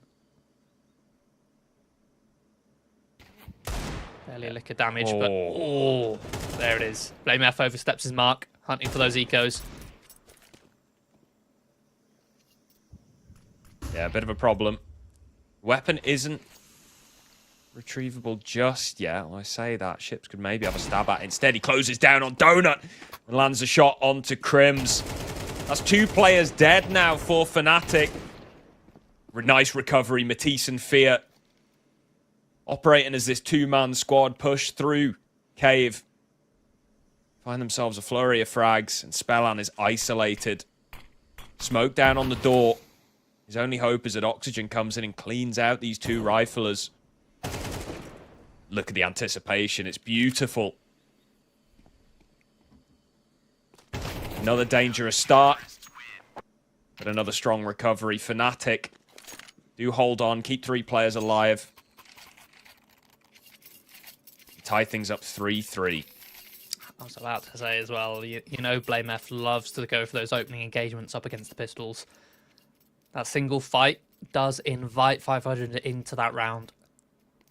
Fortunately, Fnatic still able to close that door. Yeah, and he gets called like an eco hunter, right? But at the same time, it is incredibly valuable to have somebody that's good at dealing with ecos. Yes. You They don't can want get players sketchy. who, yeah. You don't want too many players who just hide away and give the pistols all the space. Sometimes you do just have to shut them down. It's another Matisse aggressive does ramp here play. at the top of the slope. 2 quick kills. 2 kills in quick response and trades back and forth into the 2-on-2. The B-bomb site open for business. 500 will be able to get that bomb planted, but Fnatic circling. Coming on the flank, Bermanov with this AWP. Slowly creeps in towards the corner, finds Spellan. Now all on towards Cirque into 1 versus 2. Heading back down ramp. Gonna try and clear out his extremity here. Spots nobody coming to shoot him in the back. And now focus solely on the bomb site. 2 Fnatic players closing down on him. Tap on the bomb and a headshot from Bermalov. Fnatic themselves 1 round in the lead. It was another round where they started like they wanted to get aggressive on the ramp here. 500 instead meet them. But even still, a beautiful 2-piece from Matisse. It's enough for them to hold on. Look at that shot. Read like a book. Now that puts Fnatic firmly in the lead. Say firmly, it's only 1 round. But still, this is a map which we thought 500 would be able to walk away with cleanly. Yeah, Fnatic got something to say about that. This time they're going for a heavy mid. Not Very aggressive. Yeah, Crims is right up there. Mollied out.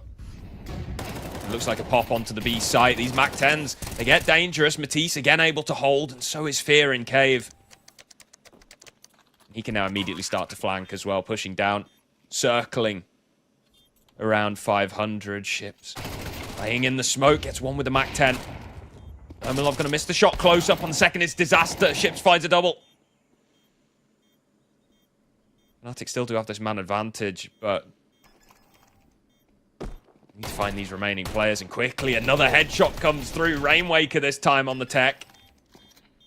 These pistols are so dangerous. Blame F. Oh! Rainwaker just gets 1 jumping.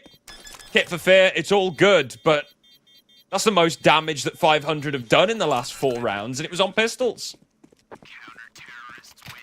Yeah, I don't know how Ships has gotten away with the MAC-10 up towards short, getting so many kills. But even then, the Tech 9's made it messy in that 2 versus 2. Has Rainwaker got that jumping kill? What's that? Making Fnatic have to mop their brow, that's for sure. What's that? That's beautiful. I love it. I love a good jumping kill. It's one of the most underrated things. Is like I think is adding those additions to the HUD, the information on how a kill happens. Yeah. Now change up jumping from 500 here in this round. Cirque pulled out the AWP for I think the first time on the T side, and Bermalov completely flashed off in mid, falls to ships.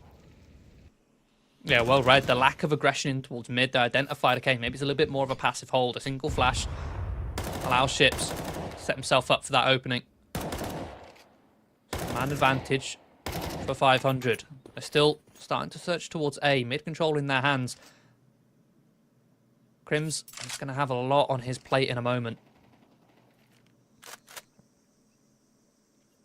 He's got to deal with this. Oh, the pre-aim's dinked. Just about lives. Incendiary misses. What a clear. Oxygen. Beautiful hold from him. Doesn't expect the second, though.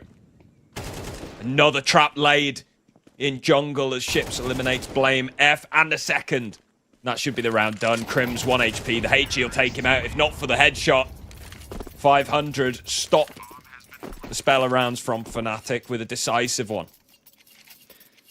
And it's so well worked as well with that man advantage. They take the map control. They leave a couple players in these forward positions in the form of Ships and Oxygen to listen out for the rotations, catch off the lurks. And they know that that is their win condition. They're setting up for that. So the players towards A, they don't overcommit. They don't force their way in towards the site. They don't act as if taking the site is the way they're going to win. No, they try and pressure the site a little bit. Put Crims in a dire situation to the point where Crims is then calling for a rotate. The rotates come through. They fall into the traps. Oh, and the money's not great here. Crims aggressive with the MP9, cleared out by Oxygen. Not gonna overcommit here, searching for a second player. Another opening kill. Another man advantage. And so early on, plenty of time for 500 to work with this one now. Blame rotates away into CT spawn right as 500 make their move. Bermalov gonna have a lot of work to do from Donut with this AWP. Oxygen gonna dink him down. Blame F eliminated. Already I'd be looking to save if I was Fnatic here. Especially now that Ships has eliminated Fear in the red room.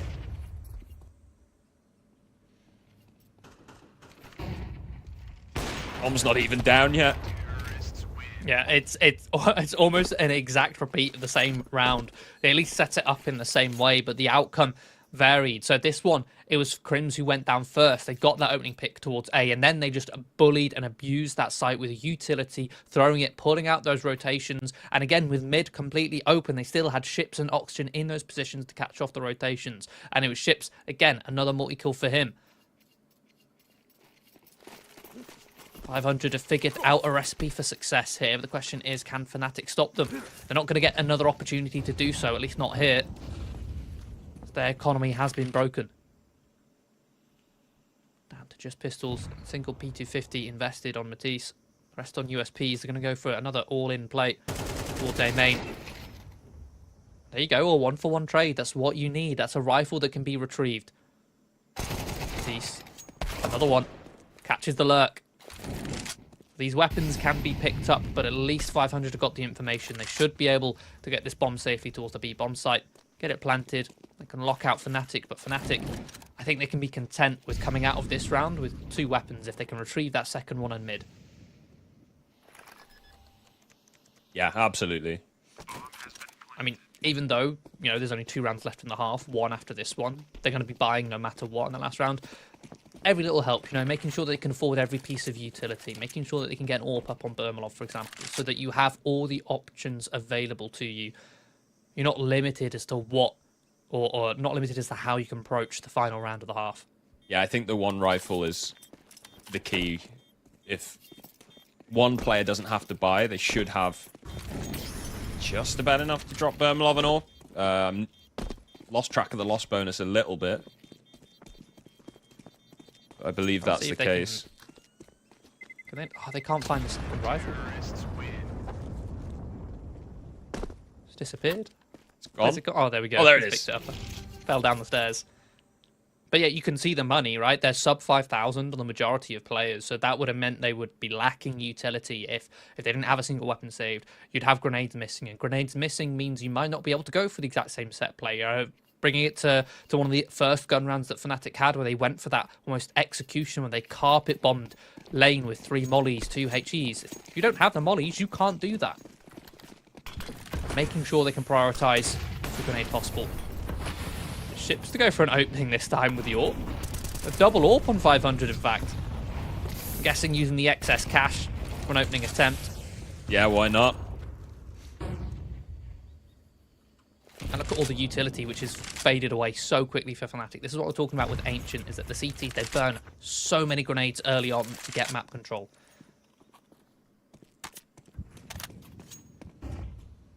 There's very few left on Fnatic at this point. There's still 1:20 left on the clock. Again, 500 go for an all reliable, head towards this A bomb site.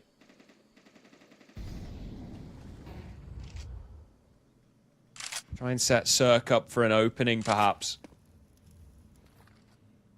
Bermalov is going to take a watchful eye from Donut.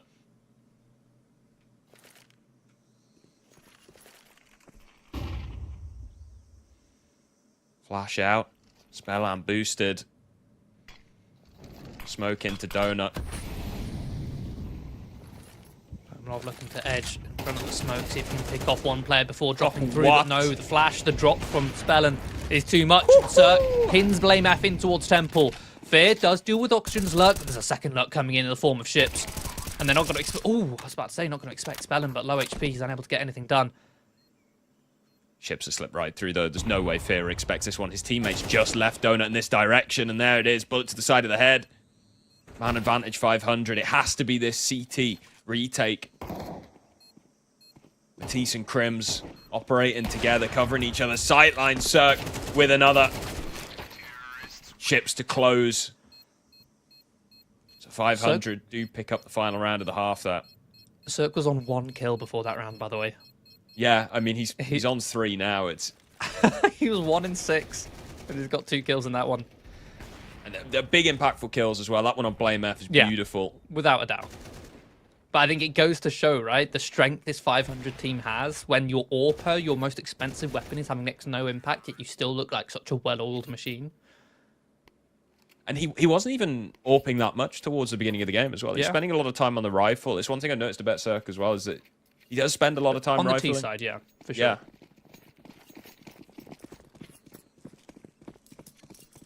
But Pistol. I'm going to be swapping over here. Fnatic have an opportunity to go on the offensive.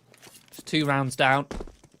500 definitely looked more comfortable in that first half, but let's see how much trouble Fnatic can drum up. A bit more of a passive hold for 500 towards B, towards Donut. Fnatic, they go searching with the P250s. Looking to see if they can find any opening kills, or at the very least find the information to figure out what setup 500 are working with. Surely shot. Definitely give that away. Yeah.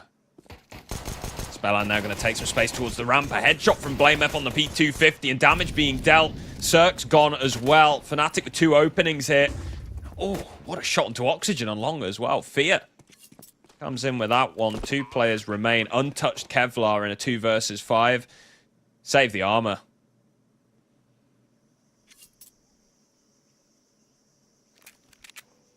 They save the Kevlar here and come out untouched. It's a nice and cheap... Oh, made a bit of a meal of that one. It's a nice and cheap helmet in the next round, at least for Rainwaker. Ships, not going to be so lucky. I mean, even then, just saving the Kevlar alone is enough to say, hey, let's go for a Famous buy. Get 2 Famouses. Sure, you'd be lacking the helmets, but you still got Kevlar. Still got 2 rifles.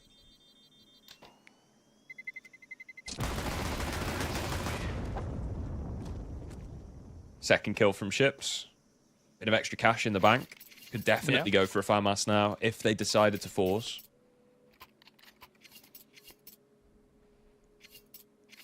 They might not. They might choose to just stick with the Kevlar and the Julies, see what they can do by going for a similar overloaded play like we saw Fnatic doing when they had USPs, where they just all 5 players stack in one extremity and start to slowly push their way into a fight. And they could do that with the added addition of having Kevlar and 1 upgraded pistol, just to increase their odds ever slightly, dropping over the weapons to the Kevlar players. That does seem to be just a Mag 7 invested. In fact, yeah, this is a weird buy. Ships invested on the Mag 7 down to 750. Everyone else ecoing. The Julies dropped over to Rainwaker. Yeah. Oh my goodness. Oxygen walks backwards through the smoke. Perhaps the intention there is to bait Ships into the fight, but no, Matisse ready for it. Locked in. You know, up against the pistols that anything is possible. Every corner needs to be cleared. And the thing is, if Ships gets 1 kill there, he has paid for most of what he's invested, but he didn't. Yeah.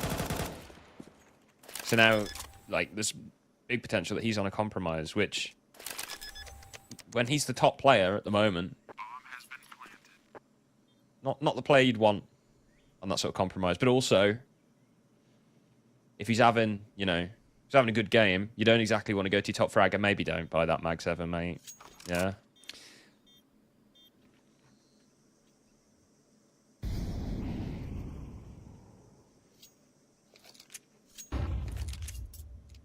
I quite like this as well, actually. As much as it's not the most entertaining thing to watch, just hiding with your eco weapons, meaning the Mac 10s might not be able to kill you and get that extra cash.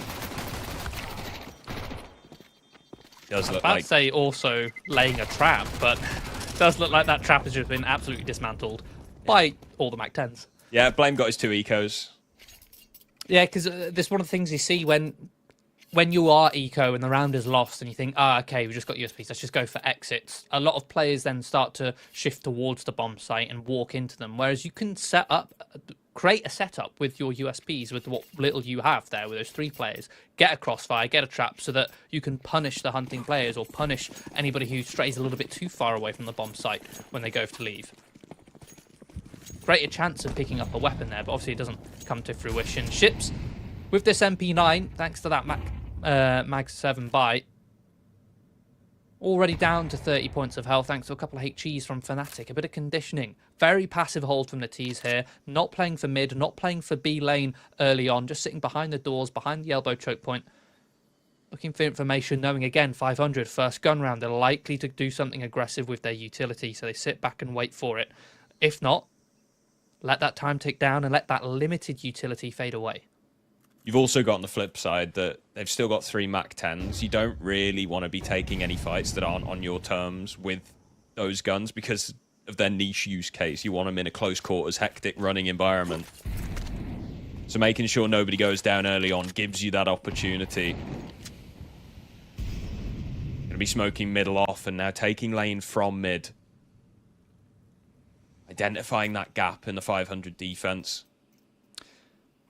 Yeah, 500 with this util in mid have been pushed further and further back. So now they have to respect Red Room. And rather than reacting by taking extremity control, they're forced to rotate back. And spot, you can see Ships leaves the A side, goes towards Red Room. That does allow them to gamble and overload towards B, keep this stack in play. And it might come to fruition here. Spellin goes for the swing behind the default, takes first contact, but the Mac 10's overwhelming the site behind the pillar. The extra alert coming in from Blame F. This is a clean execution for Fnatic. Well orchestrated. 500 working with such little information, such little utility. Despite having the numbers on the site, they don't have the facilities to stop the execution. Yeah, so well put together by Fnatic. They do this burst up the ramp. They have all of the 500 eyes on them. That's when cheeky little lurk play comes out through the cave. Gets a free kill. And Rainwaker left alone. Just going to be scurrying away with the M4, trying to save that into the next as Fnatic will retake the lead here on 500's map pick.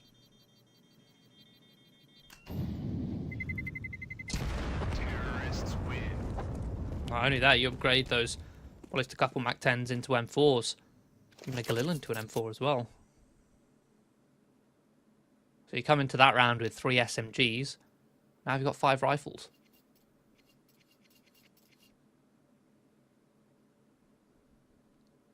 Tactical pause out of 500. The first one we've seen all game, in fact.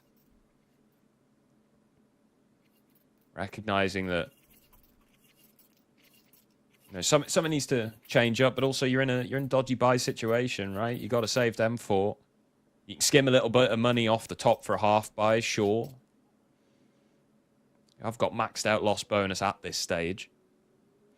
So Cirque, Ships, and Spellin, in fact, all going to be going for the 5-7. Crimson Cirque, still both on 3 kills. Bottom frag Demons. 3 and 12 is not great for Crims. Yeah, he has had a little bit of a worrying fall off in 2025. I'm hesitant to say fall off, but his rating has slipped a little with this newest addition to the roster. Oof. Fnatic not going to be slipping up on towards this site, not just yet at least. They rush their way, brute force on towards this B site. Deep utility to help them take extremity towards back lanes. No! Cirque, Ships, a 5-7's getting scrappy, getting messy. 1 point of health. That got so sketchy. You had an extra player in cave. They commit to the plant. You got like 1 player reloading after spamming, and then another player just completely committed to the plant. That was a 3 versus 5 against 5-7s, and it goes down to just 1 point of health being the difference. Poor Crims, you can't even get a break on the ecos. 3 and 13 now.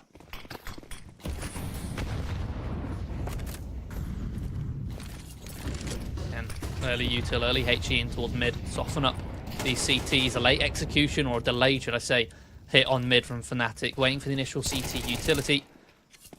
Dropping their own to flush out these players. A 1-for-1 trade, plenty of damage exchange though, beyond that. He's going for a bit of an early play here. High risk but high reward, finds the head of Oxygen. Fear coming in to give him some support as Spellin is overwhelmed. Look at the health of the Fnatic players. It's still a 4 versus 2, make it 4 versus 1. The highest HP players burn off on 62, the rest are sub 40. Ships is down on 19 as well. Oh, a little bit of scrappy play style. I mean, it was kind of what made, Passion UA so cool, so fun to watch back when Fear was leading them at the major, right?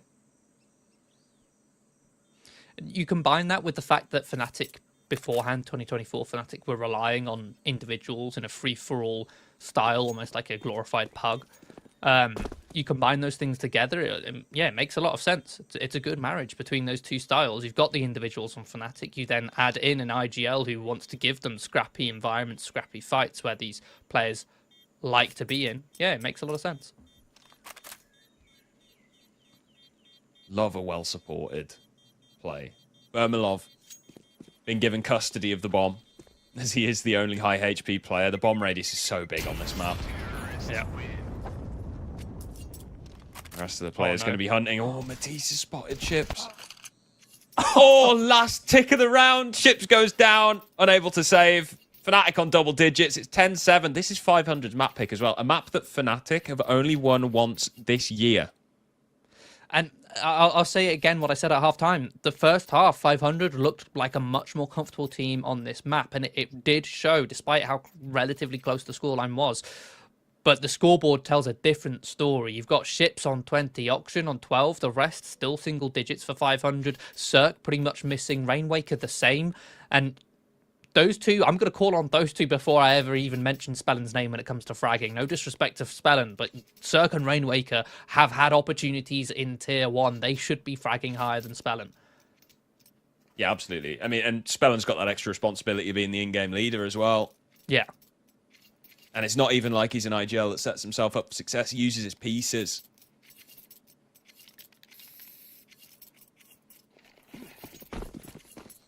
Double digits for Fnatic, and it's a half buy for 500.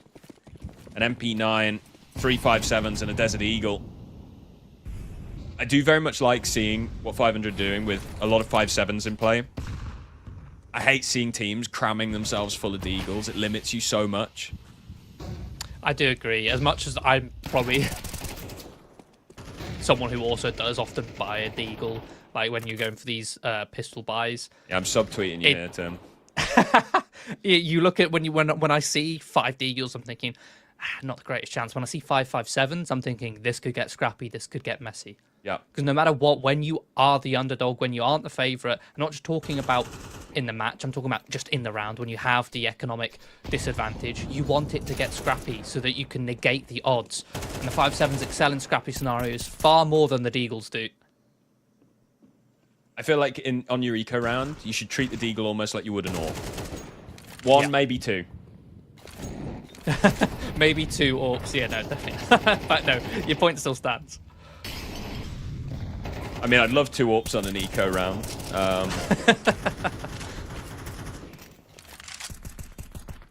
But no, I completely agree with you. The Deagle is much less versatile than the He's got a 4th 5.7. kill. Sorry to interrupt you there, Tim.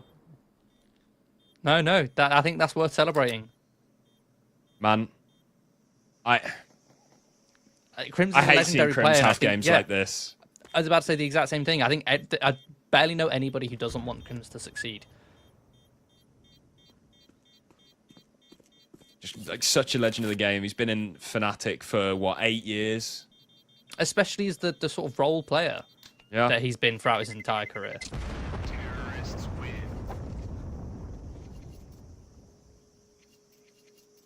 But again, I like the economic mindfulness coming out of 500 there. A 2 versus 5 or 4 or whatever it was, going for a save with the 5.7s and the Kevlar just to save that extra $650 on Cirque and Rainwaker. And it's made the difference for Cirque. You can see he's got an AWP up and he's got extra utility. If he didn't save the Kevlar he's got now, he would have had to have bought Kevlar instead of the smoke which he's just thrown in towards elbow. Small differences. That one grenade could be a kill. You don't know. It's all about maximising those odds, taking every percentage you can. Fnatic at the moment going to be throwing a bit of a fake. Plenty of util over towards A, and 500 have bitten down hard, but Auction hasn't. He's still holding in towards Cave. 2 quick kills on Matisse and Crims, who just don't look to their right. They just do not clear the corner whatsoever. Yeah, and with the... I hate to keep bringing it up, but with the game Crims is having on that refrag, it's rough. He does 88. One more bullet would have done it. Headshot. It's like, one, you can argue Matisse he's a born entry. You want him going in first because he could rip heads off and give you just the man advantage for free.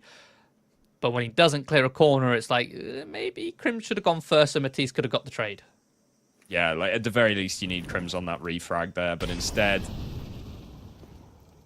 there's a 2-man advantage for 500. Fnatic are taking some space on the A-bomb site. They've been cautious about it. Spelling going to swing in. Lovely headshot from Bermalov, but will he anticipate Ships here in the corner? No. Ship swings in and eliminates Blame and Fear. Separate ends of the map. It's going to be a plant on the B-bomb site, but Oxygen's ready for it. Oh, that was such a heavy gamble going for an open plant on the tip of the bomb site. If he'd gone for one in cover, perhaps he could have gotten away with a bomb plant. Just wasn't get a 2 versus 4. Wasn't big enough of a fake, you know? Like, you've got, what, one player going down. Well, Blame just that sort of also slinks goes away. that also goes to strong fundamentals from 500, because yes, they did actually bite hard on that fake, not just the first one, but the second one. But the crucial change there is the anchor of the B site, rather than fully biting on the rotate. He says, okay, we're rotating, we're biting on this A fake, on this A hit at the very least.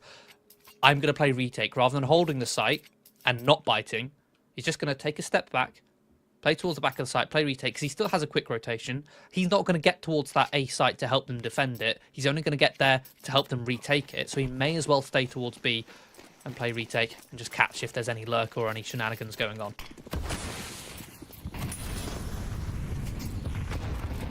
Nade stacks in middle. Then 500 will fall out of it. Spellan with a nice opening and a double, in fact, in Cave. Matisse and Fear this time are the ones to fall, and he goes for a bit more. Swings out of heaven. Eliminates Bermalov. Blame good for 1. Crim's dropped. And Blame follows him to the grave. A decisive round from 500. They're starting to gear up again on this CT side. We called it again, Cirque. Rainwaker still on 5 kills. Spellan goes above and beyond. We mentioned the 3 players who weren't fragging, and it is the player who we didn't call upon who, answers the call. Going straight in towards Cave. 2 beautiful kills on the headshot. Lovely transfer. Again, Fnatic struggling to trade there. This time it was Fear coming in behind Matisse. But then Spellan just goes one better. Gets all it. Not only does he get the 3rd kill, but he also gets the information, confirms the last 2 players still in towards mid. First tactical pause out of Fnatic. Lost a couple in a row now. Especially with their funds. If they lose this one, it would be 11-10. It'd likely be on a half investment. And it would be a tied game. Whereas if they can win this here, they might not take control of the economy, but they'll only need one more round, right? They'll be in touching distance of stealing this map away.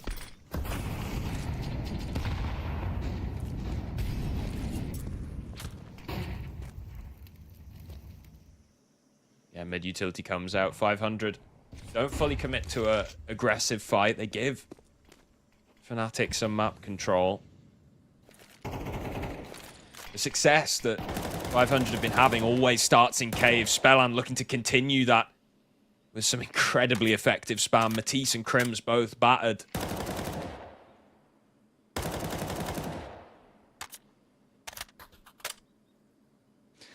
Yeah, it's the same default as last round for Fnatic, with taking mid late, but this time a little bit more tentative, as you mentioned, towards Cave. Sure not to lose that opening pick so early. As you mentioned, 500 more passive, playing towards the extremities. They've actually got a lot of information with Rainwaker pushed deep in towards A main. He's going to continue on this flank. There's a little bit of an inkling. Blame F. Oh, he's just turned around. He was checking elbow. He was holding for that flank. There we go. The timing. The timing is beautiful there. Find that opening kill. Not only that, but Bermalov actually has control of the rotations completely. 500 simply can't get towards this A bomb site. Yeah, this is a big problem. In fact, missed flash. Cirque takes the angle. Will finally eliminate Bermalov. There shouldn't be much they can do to stop this bomb going down. Oxygen does get the kill onto Matisse, who swings in. He was low on HP. So high risk for such a low HP player. If he's full HP, go for that every day. Oh no, Blame's been bested. Bomb is down, but the man advantage in the hands of 500. Fear has to make the ballsy play. And in fact, Crim's going to be doing the exact same. Swings in, eliminates Cirque. A big frag. Fear now doubles back around to Donut. Oxygen off the bomb. Can they buy enough time to stop this defuse? Fear takes spell and Oxygen finds himself alone, trapped and being closed in on from both sides. Crims, Unk still got it. A big impactful two-piece. Secures map point. And that's where Crims is oh so reliable. You know that in those late round scenarios, he's not going to be the one to slip up. That he's in safe hands in those two VXs. Be working with his teammate well. There you have it, Fnatic up onto map point here.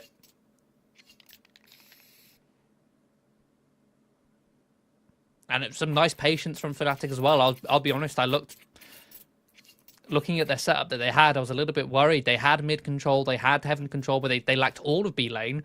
They had a flank coming in towards A main. It was a recipe for disaster for Fnatic, in my opinion. All it would have taken from 500 would have been just a progressive play in towards B lane, something which I don't think 500 have actually done at all in terms of taking the slope, attacking B lane from that angle. They would have got all that information, so much map control, and instead the flank comes in through A main, being watched by Blame F, who is, if any player is going to be aware of flanks and timings, it's going to be Blame F.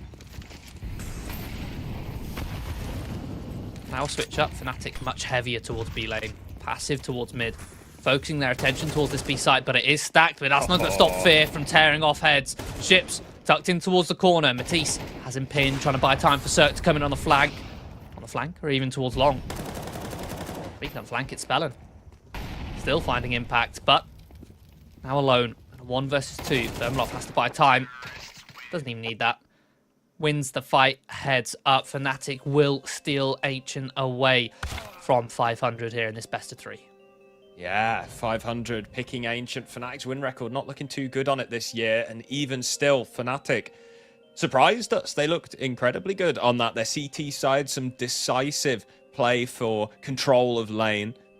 And then pulling it across with some nice executes on the T side. A couple of nice clutches as well, of course.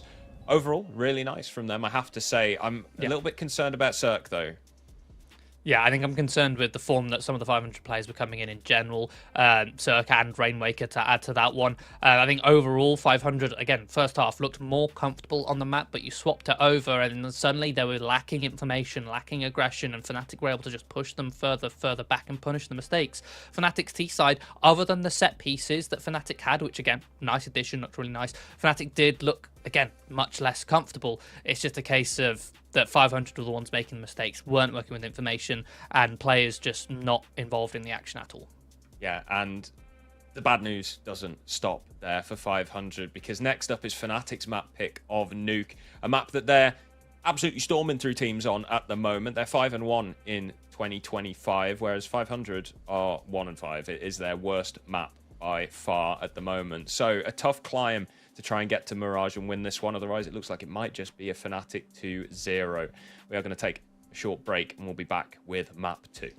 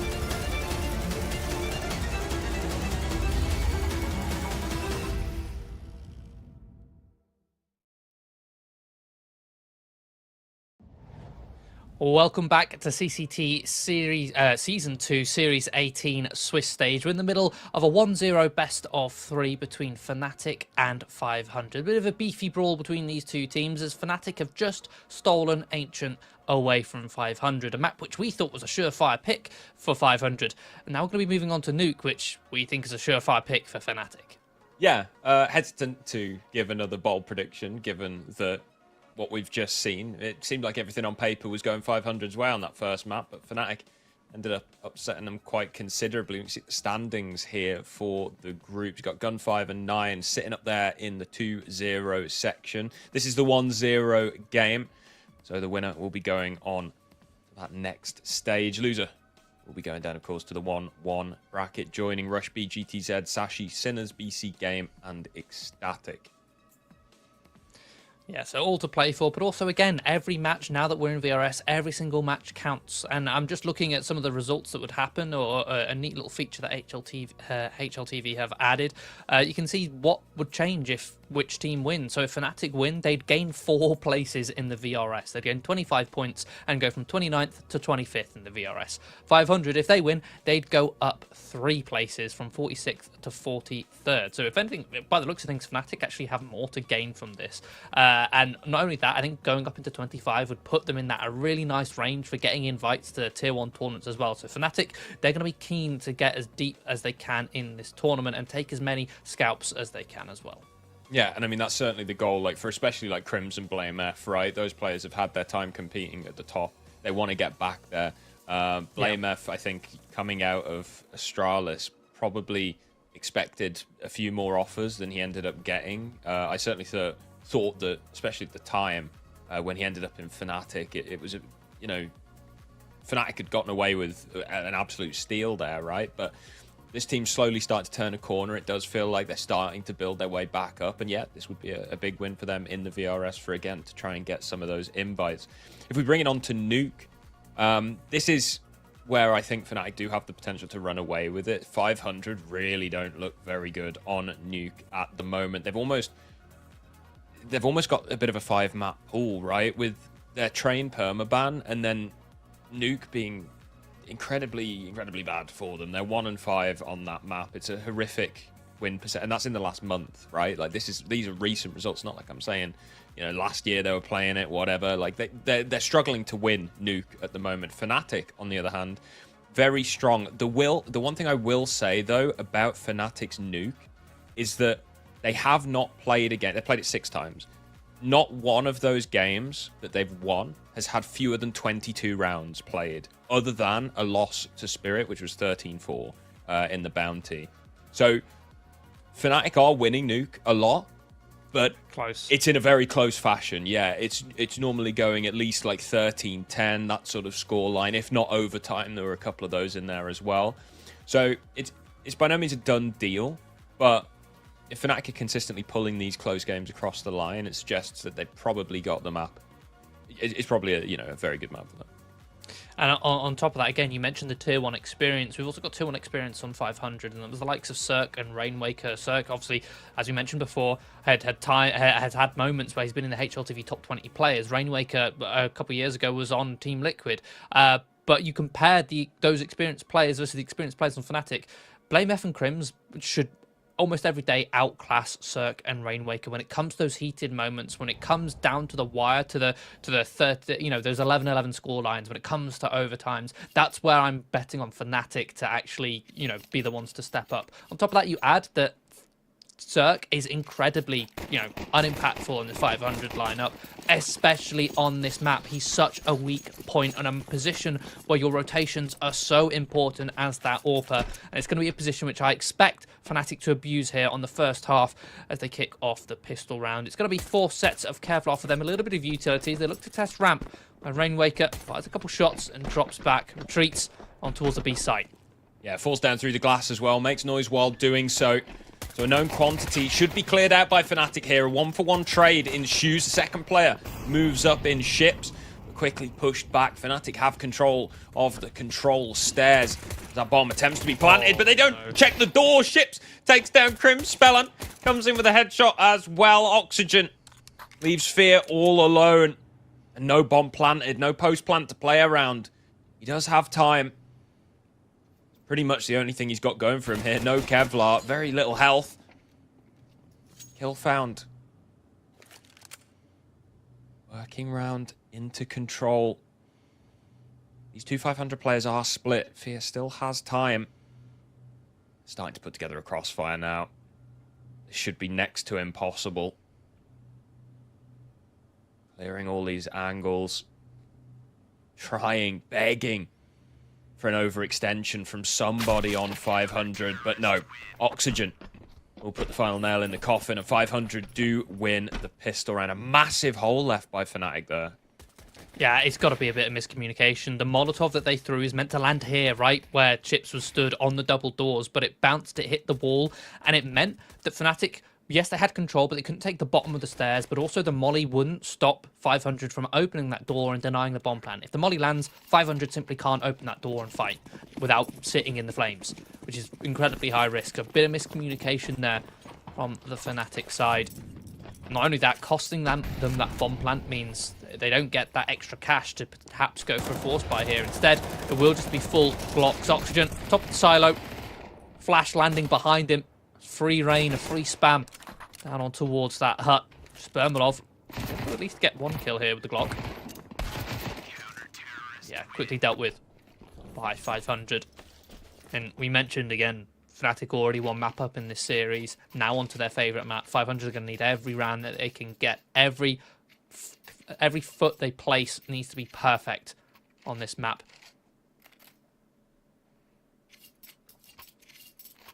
Our first gun coming up. Spellan sticking with that MP9.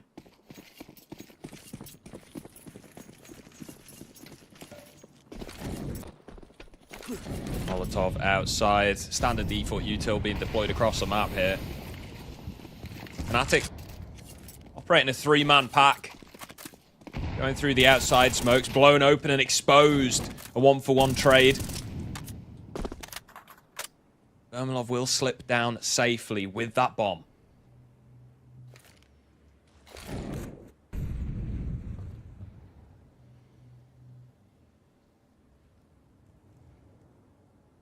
Meantime, a bit of a lobby crunch. Spellan coming in through radio, completely isolates Crims.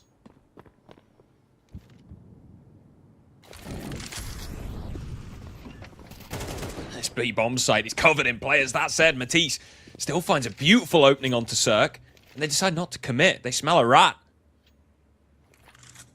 And they've pulled a full rotation. They've got plenty of time to work with, and this is something which we didn't mention in the pre-game with Fnatic, is you've got Blame F.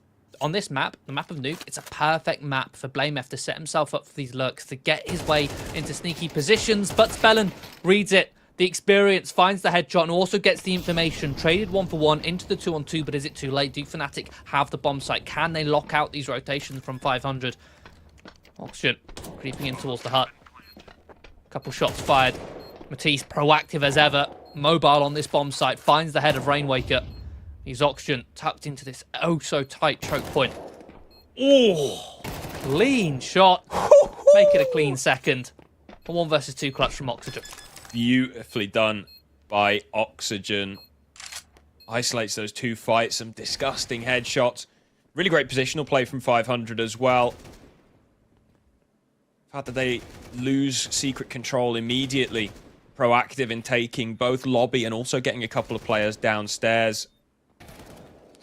Ends up with a 1v2. Disgusting shot onto Matisse and nice and tight on Vermalov as well. 500 find a third. Fnatic are going to force with that bomb plan. Now, one thing you're going to have to watch out for this Fnatic side is, as I mentioned, those Blame F lurks constantly towards outside, where it's getting secret, wrapping his way in towards heaven, going towards garage, going towards lane, whatever it is. He's always going to be a threat. And the player you'd want to be able to stop him, not just the outside player, but also Cirque with that AWP.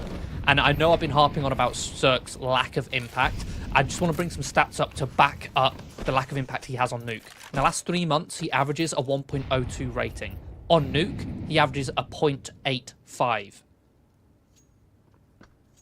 A 0.85 as an AWP on Nuke. Yeah, that's not good. See if he can step it up here. He's playing on the back box on ramp here.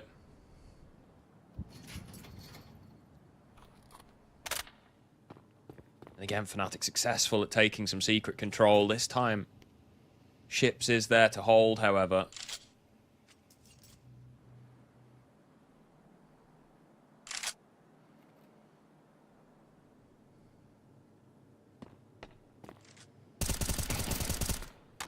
And wake up. Going to eliminate Bermalov on the cross. It's a lot of information. Not only is that just one player spotted, but it's who it is. It's Bermalov. You know if he's there, the pack is likely not far behind. Matisse, beautiful entry. Ships. Hold strong there towards the new box. And Blame F. Desperation coming out of singles and expect Rainmaker to also be in position. Well read round by 500. Yeah, very nicely done. T-side's off to a bad start for Fnatic here. This shot here, man. What is that? He's still moving. Perfect counter strafe.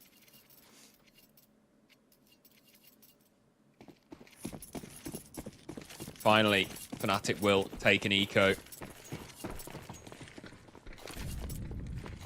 4 Deagles and a P250. An opposite ethos to what 500 went for on a lot of their ecos on Ancient. We talked about it a little bit in the previous map. You can make the argument, T-side nuke though. The Eagles do a lot of damage outside.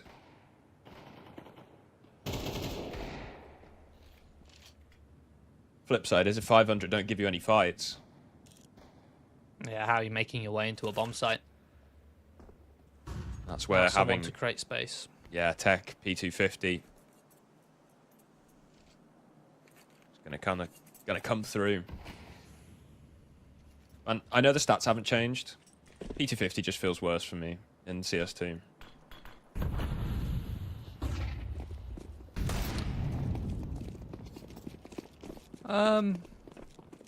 Purely yeah, I think vibes that's based. fair.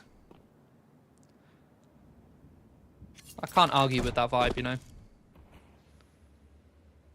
I do like this spot in spawn from Cirque. Not often checked. Lovely headshot from Oxygen. Mikey too. Cirque able to land a tag. Rainmaker finishes him off, but Bermalov eventually gets a kill in 504 in Fnatic's favour, but Ships will deal with the rest. 5 for 500. Looking pretty good so far for them. And the one thing that always comes to mind when we cast games like this, or just cast games where it looks like both teams have an obvious pick and this is going to be decided by a third, right? What always comes to mind for me is that, well, both teams are going to be aware of that. So who's to say that 500 haven't just sweated the demos of Fnatic's Nuke, and Fnatic haven't just sweated the demos of 500's Ancient, for example? Yeah, you're right. It's not the most efficient use of time, but I mean, Matisse very efficient with the openings, that's for sure. So clean right now. Loves a bit of towards outside. Garage. Oh, hello. What? What? Ships has run straight. Fnatic have committed pretty much their entire team outside. So Ships has just gone through lobby, snuck up the ladder. Hello. And a double kill. This is so constricting. Blame F spotted and isolated on top of the main roof. Closed in on from all angles. A beacon. Lights are all shot out. Bermalov finds himself in a 1 versus 4. Makes it 3. Has got the bomb. And a full belt of utility. Full health. AK. Pretty much all you could ask for in a clutch scenario. Open pathway to the B bomb site too. All these 500 players are still focused towards outside, holding secret. I think they're committing to just say, hey, look, if you go towards B, we'll play retake. Especially considering if Bermalov does choose to go B, he has to make noise to get in towards the site. CS2, it's harder to hear, but it's noise nonetheless. And there you go. Door open. The smoke will confirm it. 500 now begin their rotation down, making sure they're grouped up so they don't get picked off. Bermalov's entry in towards victory here in this clutch would be finding the 1 versus 1 fights, isolating the duels, but it's been made very difficult by 500. Oxygen down the vent. That's the kill Bermalov needed to close off the peripherals, but Spellan Will land the headshot. Regardless. That was the one flank player that I was nervous about for Bermilov, but he's unable to turn around in time. It's a 6th round now for 500. They've been doing their homework, Tim. I have to imagine that the reason why Ships is so quick up the ladder there is because that set round has an obvious tell. Yeah, or perhaps a set piece there from 500, because Ships is normally the outside player, often playing towards main for 500. If he's the one getting aggressive there and towards lobby, most likely and towards hut as well, if he went for such a quick flank to get up that ladder. Well orchestrated. Already a 6-0 start. There's only another 6 rounds left here in the half, and Fnatic need to get a shuffle on to give themselves a better rounds to work with. Or this game could be decided by the second round pistol. Or second half pistol, should I say. Hate to bring it up again. Crims hasn't got a kill. He was noticeably absent on Ancient, other than a couple of kills towards the very end of the game. Bermilov's opened things up nicely, but Cirque's there to trade. He gets aggressive. No one there to eliminate the Bulgarian AWPer.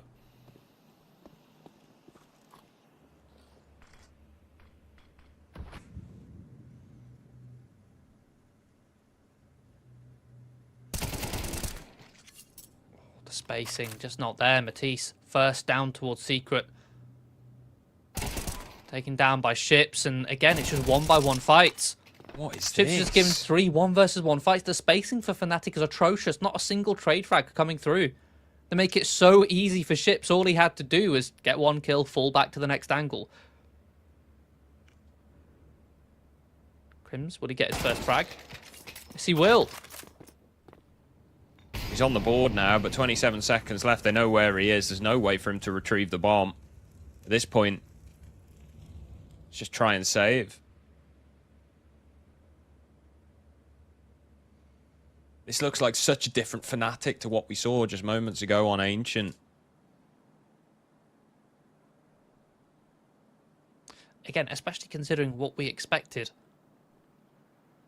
Having looked at the Veto, having looked at the history of these two teams on these maps.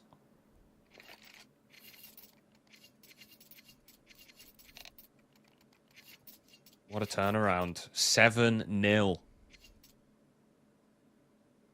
I've got a bit of a pause here.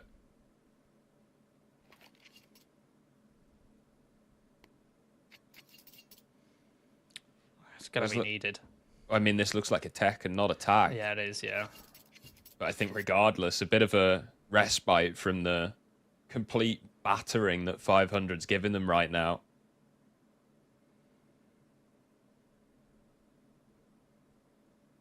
Will be needed. But yeah, the thing which we praised Fnatic for on their Ancient was these nice set pieces that they had built up on that map. Both on the CT and the T side, the structure that whether it's Fear or whether it's Castle has brought in. But we're not seeing any of that on Fnatic. On such a set piece heavy map as well.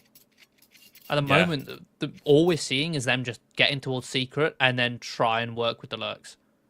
Which 500 have read round after round after round. And even then, Fnatic focusing so heavy towards outside. Crims is doing nothing in lobby. Like, I don't know if Crims has made any presence in towards lobby in these mid rounds. When Fnatic are throwing those smokes outside, is Crims applying pressure towards door? Is he making the 500 players uncomfortable?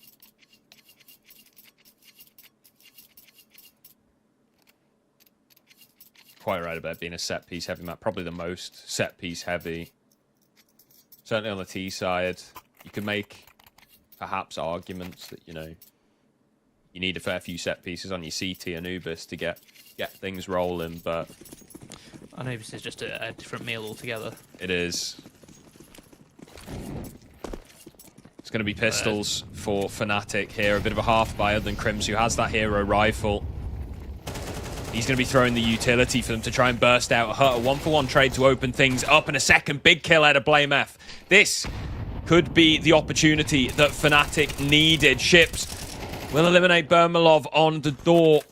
Blows open that smoke. Equal 3-3-3. Still no bomb planted. Bomb, in fact, is going to be dropped across by Blame. Lovely shot onto Rainwaker. Crims finds a headshot onto Ships, and Cirque stuck in heaven. This should be a Fnatic round, guaranteed, unless Cirque can do the unthinkable.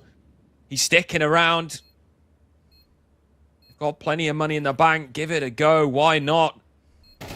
Unpicking this crossfire will be so incredibly difficult. Dinked through the edge. Crims is there to make sure he can't escape. Fnatic on the board, 7-1. There's the change up, the set pieces that we were asking for. It's a top sight pop, and it's with pistols of all things. An SMG in there, one hero rifle that was saved over. And they're able to collapse that A site defense. Not only that, they're also able to identify that, I think it's Auction on the top site, who has this habit of sitting on top of the silo. It's a great anti-rush position because more often than not, the flashes will land behind you. This time, Fnatic land a flash right in front of him, fully blind him. Cracks open that site. But it's Spellin looking for an opening, and already Crims down on the floor. Fnatic again, attention diverted towards the lobby, but this is such a quick adjustment. Such a quick adjustment from Matisse. He pivots around and gets 3 quick kills. Now it's all on him. The 1 versus 2 clutch looking for the ace. Just him versus Cirque. Oh, squeaky door open. Cirque has it pinned. Matisse walking through the smoke. Oh my goodness. Thinks better of it. Bomb. Still on his back. Such a dangerous game. The scope, it's heard. I was about to say, unscoping, such a high-risk play there for Cirque. He has to rescope in. Now Matisse knows of his location. He can creep in per the perfect crosshair placement if he wants. He can plant safely, or he can continue to search, use the element of surprise to try and find him. He's got so much time. Cirque's just on the floor. Cirque's just going to sit and wait. Bleed out the clock. Bomb plant confirms the location. Cirque start to edge out through the door. Can't afford to miss a beat, and Matisse lands the headshot with an ace. Beautiful from him. A massive 3-man spray down. Close it out with 2 brutal headshots after complete clown car beginning from Fnatic. Some incredibly tight shooting from Matisse brings him across the line, and the 2-tap to close it. So clean. And the thing is, that was such a nice adjustment for 500. They identified Fnatic had switched up to focus towards lobby, to focus towards the inside. So 500 say, okay, well, we'll go for the opening picks. We'll flash you in towards Suiki. They do exactly that. Get the openings, but Matisse just decimates them. You can't rely on that. Clean. Yeah, you can't. That opening from Fnatic was a disaster. You have a player burning to death in the Molotov on door.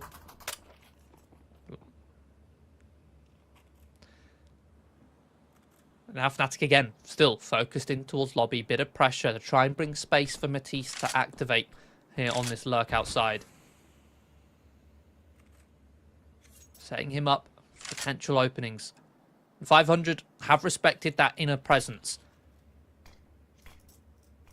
They are focused towards the inside of this site. The Spellin ready for this potential lurk to come through. Deals with Matisse with relative ease. Off of the back of that lobby presence. This is so dangerous. Creeping in. Yeah, dangerous. Peeking over the top of the smoke. Spotted now by Ships. With this Deagle, all the information he needs. 45 seconds. Oh, but 500 are giving the fight. Yeah, Spellon eliminated at the edge. Oh my goodness, Fear, hello. Yeah, just walking straight into Fnatic outside. Missed opportunity to shoot Bermalov in the side of the head. And now it's all falling apart, I say that. Rainwaker at distance with the MP9. Truly the most versatile weapon in Counter-Strike. Yeah, 11 seconds. Oxygen could completely ruin this round here. Blame F gone. Bomb out from Bermalov. All he has to do is survive. The Crims will close it. Fnatic are making this game difficult for themselves. I mean, I was going to say, you've got 40 seconds left. 500 have gotten the man advantage. They've denied the Fnatic's pressure. They've got all the information that Fnatic are outside. And then they give Fnatic all the fights. Fnatic had nothing there. They were stuck outside. They were rumbled, to put it simply. You know, you've burnt all your utility, pressuring top site, and now smoking outside. Man disadvantage. You know you've been spotted all towards outside. All 500 had to do was just fall back, bolster the site, and Fnatic would have ran out of time. Instead, Fnatic get their way into that round. Not only that, but they also break the bank for 500. We're now working with just pistols here. Grim's the lone lobby defender now, about to be hunted. And there you go, double dinked immediately. Not the greatest angle. There's no way he gets away after getting one there. Oxygen. Beautiful shot. Catches the first. And Ships comes in with the trade on the second. This is falling apart for Fnatic. Oh, so predictable. You clear out lobby, catch Crims on his own. You know that Fnatic have just been constantly trying to get down secret round after round here. A minute left is in the 2 versus 2. At the very least, 500 haven't picked up any of the weapons, at least the 2 players left alive. Working with pistols still.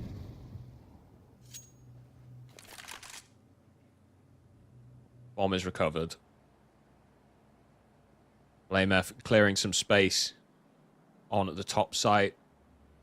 We'll discover it empty. Bermlov going to make his way in. 25 seconds, steps heard. With the noise downstairs, Bermlov going to get the bomb planted for upper. Rainmaker with that AK. Cirque still just on a USP. And the AK now gone. Fnatic should have just locked in a 4th. But again, they really had to work for it. Perhaps this is a symptom of why their big win streak here on Nuke has been so closely contested, right? With in the last few months, right? All the games going 13-11, 13-10. Let me just double check the exact stats. Yeah, they've not won a single game on Nuke without the opponent going into double digits. Yeah. 22 is the least rounds that have been played in win, I believe. Yeah. Which is insane. I think this is perhaps a symptom of it, how scrappy Fnatic make it in this first half on these T sides.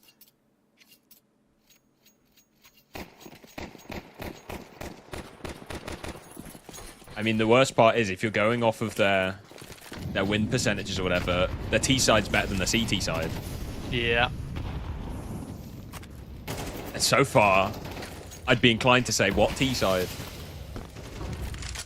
Oh, spelling down to 19 points of health. Fnatic early util on towards that top side. Again, conditioning. Plenty of mollies to make these 500 players uncomfortable and also burn plenty of utility out of the CTs in response. You get that top hurt molly. Molly towards the back wall, which can also spread towards the empty vent. Makes sure that the CTs can't peek so easily. You can already see 500. Left with only 2 smokes as far as blocking utility is concerned. Smoke's raining in. Trying to telegraph some sort of top site, but in fact it'll be ramp the porter call. Crims comes knocking and Cirque answers. That's an immediate red flag there for 500. I see, okay, Crims is looking towards ramp. He's been such a passive element. If he's starting to posture towards somewhere, it's likely there's a player behind him, but Matisse does not care. Beautiful opening on towards Cirque. And it sets up BlameF for a potential lurk behind. He's not in a close position to trade, but it is delayed. Second contact. Fear doesn't check for oxygen on top of the hut. Blame comes in. Will trade out eventually. A lot of damage taken. And again, final throws of the round. There's 20 seconds left. 14 when the bomb finally goes down. And the HE finishes BlameF just as he lays the C4. Bermlov called upon to clutch. 1 versus 2. It made it very difficult with Rainwaker still in the heavens. The bomb planted in such a safe spot as well. Spellman's just going to stick it. That's going to be the half done. 500. We'll find their 8th. An 8-4 half. That's just disappointment, in my opinion, from Fnatic. Considering what we expected coming into this map, coming into this series, and the fashion that the rounds that they had to win. They won one set piece towards the top site with pistols. The second set piece they tried towards that top site required an ace from Matisse and some unbelievable shots, as well as a 1v1 clutch. I mean, here, everything. You got a one-tap, spray transfer, and a clutch all in one round. And an ace. Yeah, now, Nuke is the most CT-sided map in the pool at the moment, but Fnatic are worse at the CT side, at least historically. They're going for the triple Julies again. It's a fast ramp pop here. The CT's farming.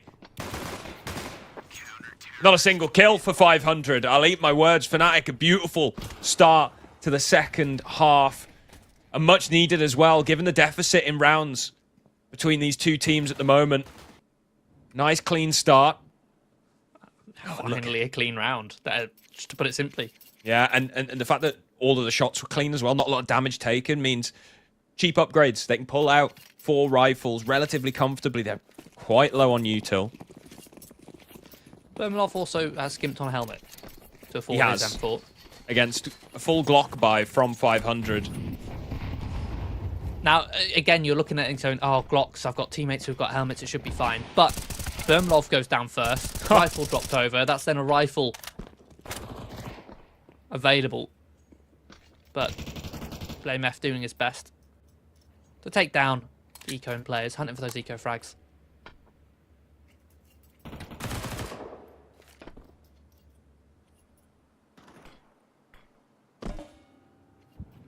500. It's locked in towards the lobby right now.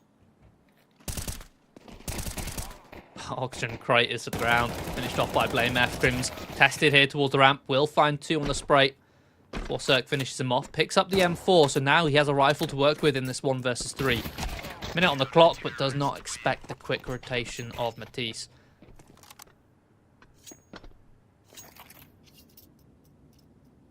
Fnatic continue. Relatively clean anti-eco. It's also interesting to see Crims tested straight away. Those shots weren't the most clean, you know, they were body shots, but again, he's up against pistols. So, some confidence frags going his way maybe, or perhaps 500, seeing if they can test Crims' current performance. Identify whether he's a weak point that they can try and exploit. Seems like exploit it, they will. Jumping straight in towards the ramp, and Bermalov is the one to go down first. Blamev towards outside, finds an equalising frag. The rotations ensuing for Fnatic as 500 aren't slowing down. Shadow spotted. Matisse, a known quantity, and ships will eliminate with that Mach 10. Player advantage now for 500. A retake on the cards for Fnatic, which it doesn't look like they want to go for. Crims going to be falling away and making a lot of noise while doing so. The rifle's more important for the CTs here. A buy possible in the next should they save them. Save them they will, exiting towards T-spawn. Blamev hanging around a little bit here in lobby. Don't want to hang around too long. Rainwaker will donate that AK. Picking up the HE as well, nice. Stretching those pounds.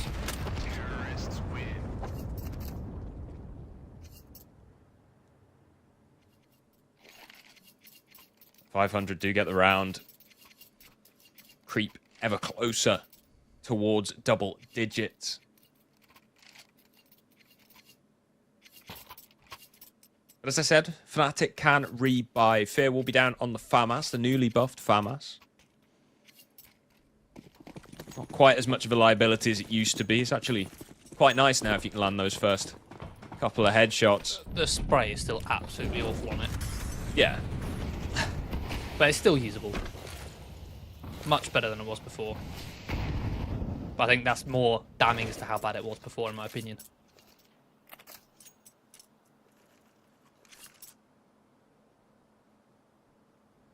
Cirque lining up some utility. It looks like 500 going for a set piece here.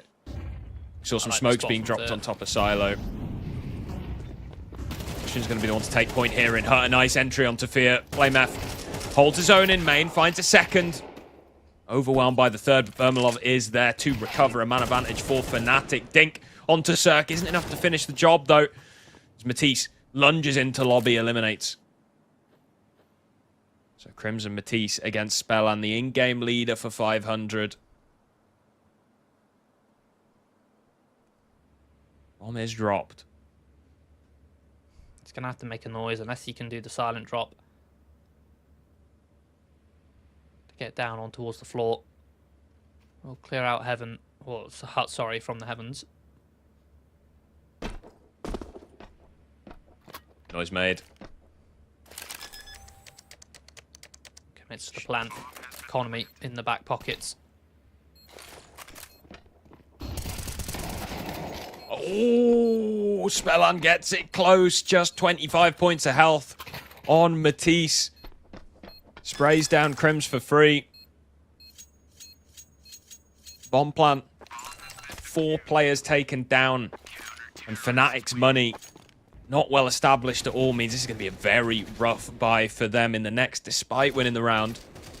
500 should have the budget.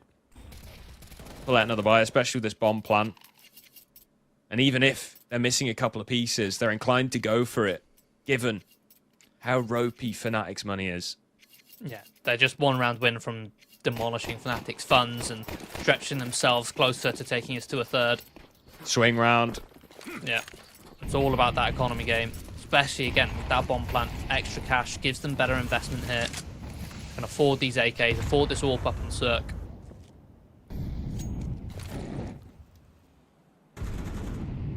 Wall of smokes to try and blind the vision. The Fnatic players who again don't have the utility to kind of deny them, don't have the HEs to blow open the smokes. I think there may be a gap in the smokes. They're not choosing to go down behind them.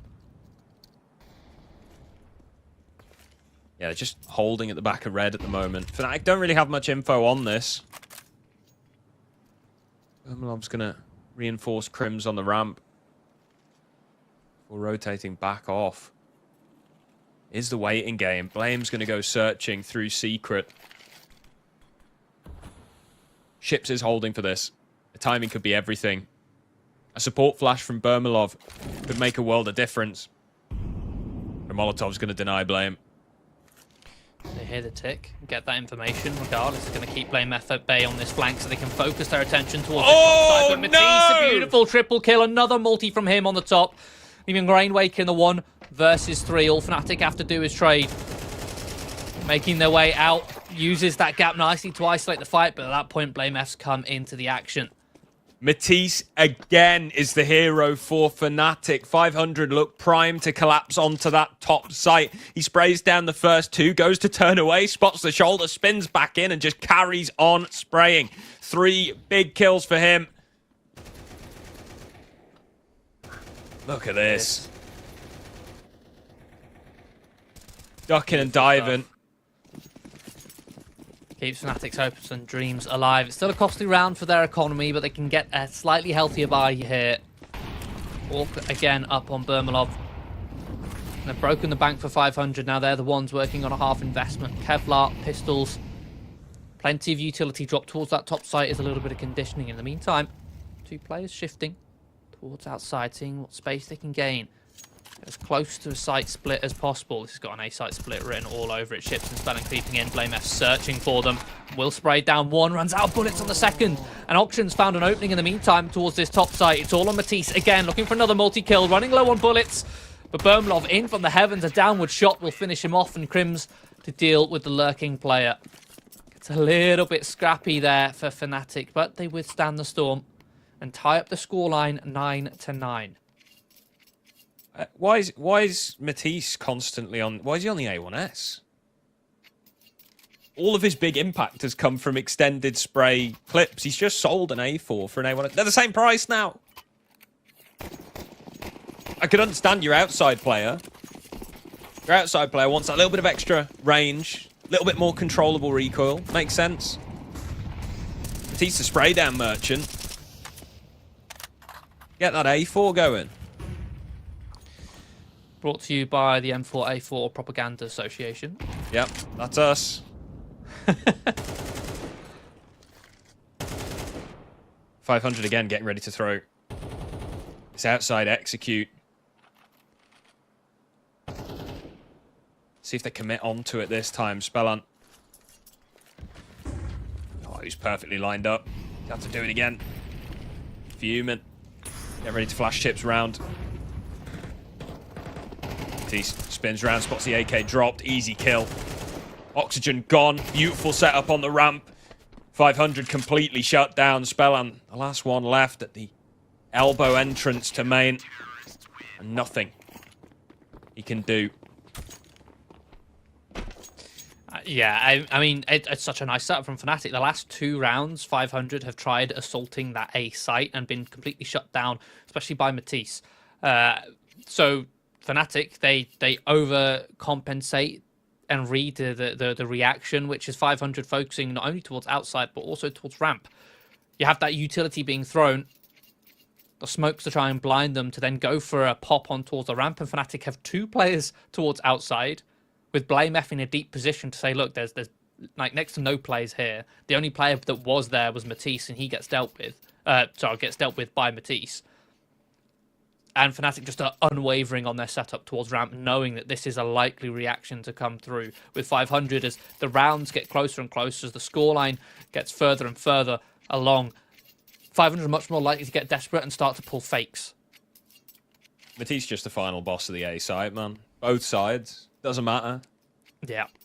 Incredible stuff. I feel like we haven't seen a bit of B action in a while. Been a lot top side and outside heavy plays. Yeah, that's fair, but I think part of that is that 500 just can't get down. Yeah. You go outside, you've got to deal with Blame F and possibly Matisse. You go ramp, you've got to deal with Crims and Bermalov. Bermalov often bolstering Crims there. This is so well read. And again, they go back to bolstering this top side. Oh my goodness, it's Blame F as well, who's hiding. Yeah. A bit of a joke. The thing is, on top of this, even if this top site is a ruse for them to get down the vent, hit that lower site, you've already got Matisse who's down in the vent. It's perfectly timed adaptation from Fnatic, and Blame's going to go searching. The opening power of this man is unmatched. He takes down ships. Bermalov's now going to catch Oxygen. The round falling apart yet again for 500. Rainwaker will find a headshot on the Tech 9, but Matisse straight up the vent dispatches. And you're quite right, that bomb in the middle of the open. Trying to recover it. Unsuccessful. Fnatic power up. It's another round for them. Yeah, nothing is working right now on that T side for 500. It's just such a nice read from Fnatic. 500 have been bashing their head against the wall outside so often, and they don't show much presence. They're setting themselves up on the roof for an exec, and that's exactly when Fnatic have 3 players stacked on the top side.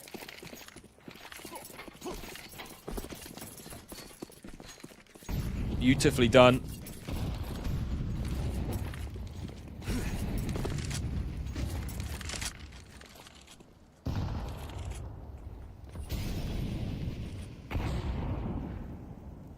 And this time, Crims is like, they're playing full outside. They've got no on ramp. A heavy gamble. Bit of utility to block to keep them at bay towards ramp so they can maintain their focus towards outside, but the wrap comes through. The jump over towards main, a 1-for-1. Blame F still alive, still a present threat. Bermalov lands a tag, finishes him off on the second. Man advantage here. Crims now starts to activate again. The Joker play, you're not expecting your ramp anchor to be so far pushed towards back red, and he actually drops the bomb, leaving Rainwaker. It's 1 versus 3. I don't hate this play. Get down the vent so you can come and attack outside from secret, from an unexpected angle. I think his Crims is in a very good spot because he's covered from that.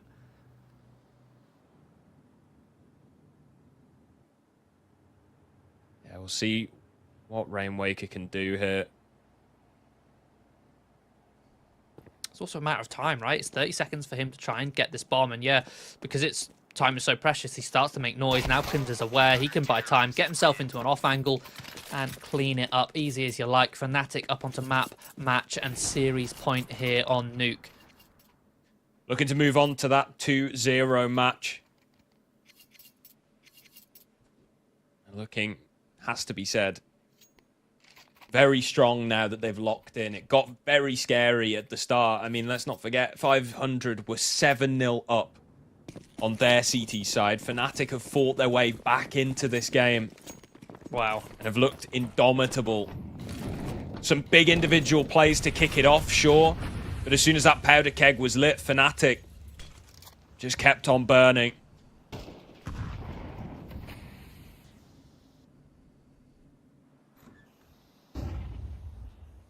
Outside smokes, Spellan going for a lurk into main, unexpected by Matisse. Fear aggresses into the hut position, swaps a weapon which allows Cirque to capitalize. Man advantage bomb plant.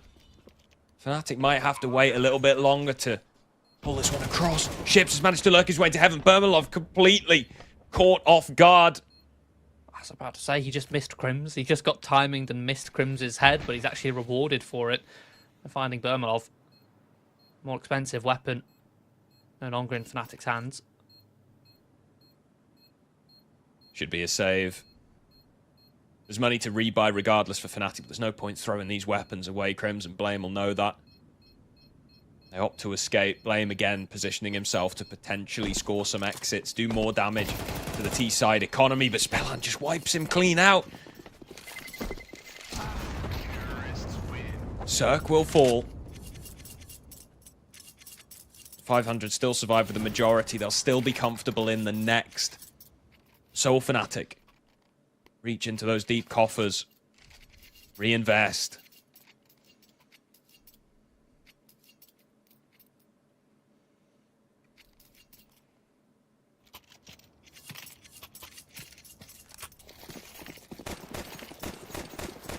See what 500 can pull out here.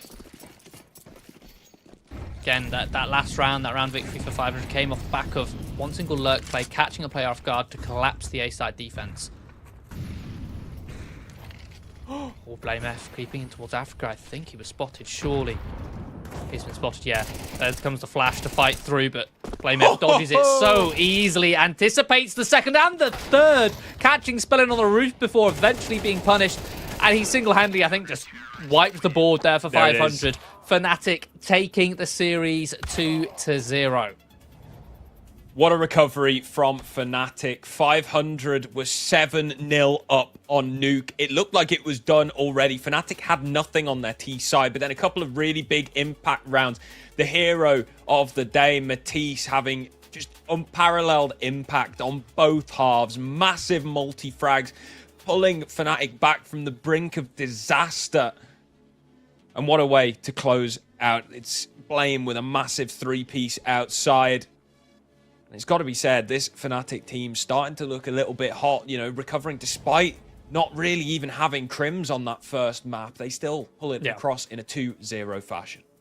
Yeah, I mean, that says it a lot, right? You've got Crims who's pretty much missing the entire series, and you still win 2-0. You still show off some nice set pieces as well, some nice structure from Fear, or perhaps Castle coming into on both Ancient and Nuke, on both the T side and CT side. Also some very nice reads on that CT side. They were almost always stacked in the right place at the right time, and then you add in that cherry on top of the unbelievable firepower. In Matisse alone, not even mentioning Blame F yet, just Matisse alone, getting those entries are so crisp, so clean, and the multi-frag potential, it was unbelievably high. But I have to say 500 didn't show up in the same form that I expected them to show up to here. Obviously, we mentioned Cirque, wasn't expecting him to do too much, but you've got Rainwaker also pretty much missing. They pretty much only had some sprinkling in of impact from Spellan, getting the odd multi-kill here or there, but other than that, it was pretty much just Ships and Oxygen finding the impact, and even then, it was few and far between, at least compared to where it needed to be.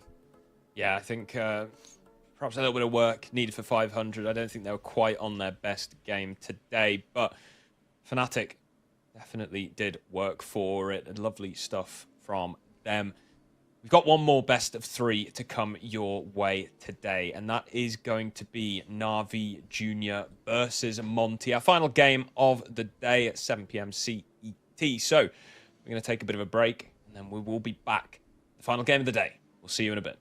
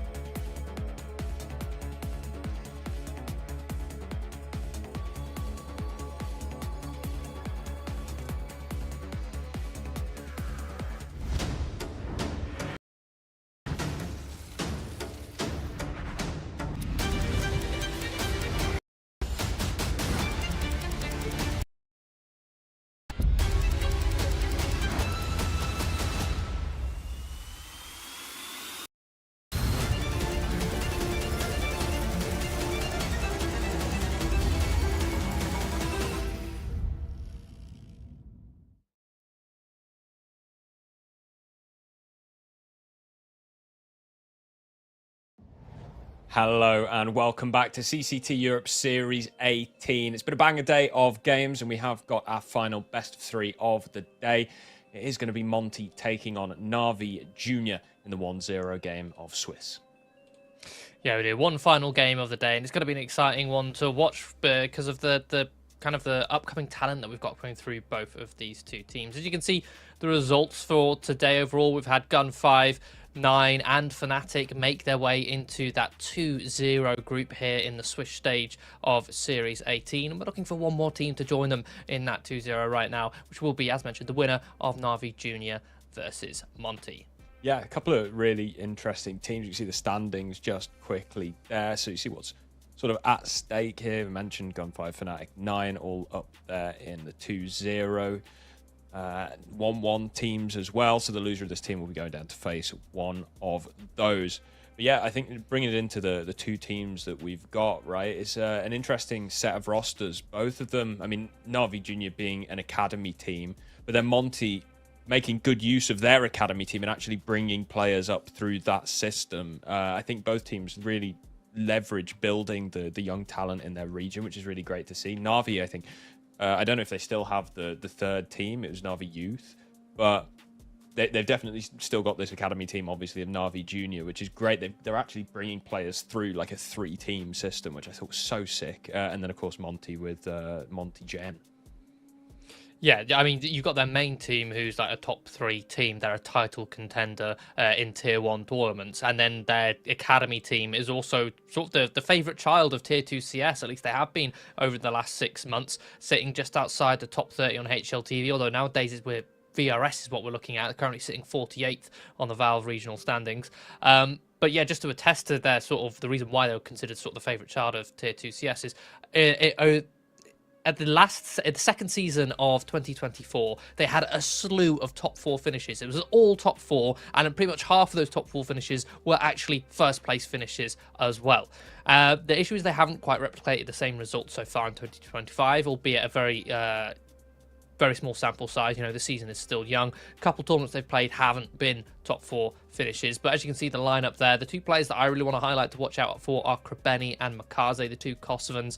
Krebeni as the IGL plays a very aggressive role in certain aspects, and is their second highest rated player despite being the IGL. The highest rated player, obviously Makaze, who again in an entry aspect will be just tearing heads up and taking map control as such a young fragging player. Yeah, both of these two players came in as a unit from the KS squad, which was a Kosovan nationality team that was competing, you know, again in Tier 2. They got the jump up to the Navi Junior roster and, of course, took it. They're incredibly powerful players. You've also got the likes of Demon as well. He's a bit of a clutch monster, this kid.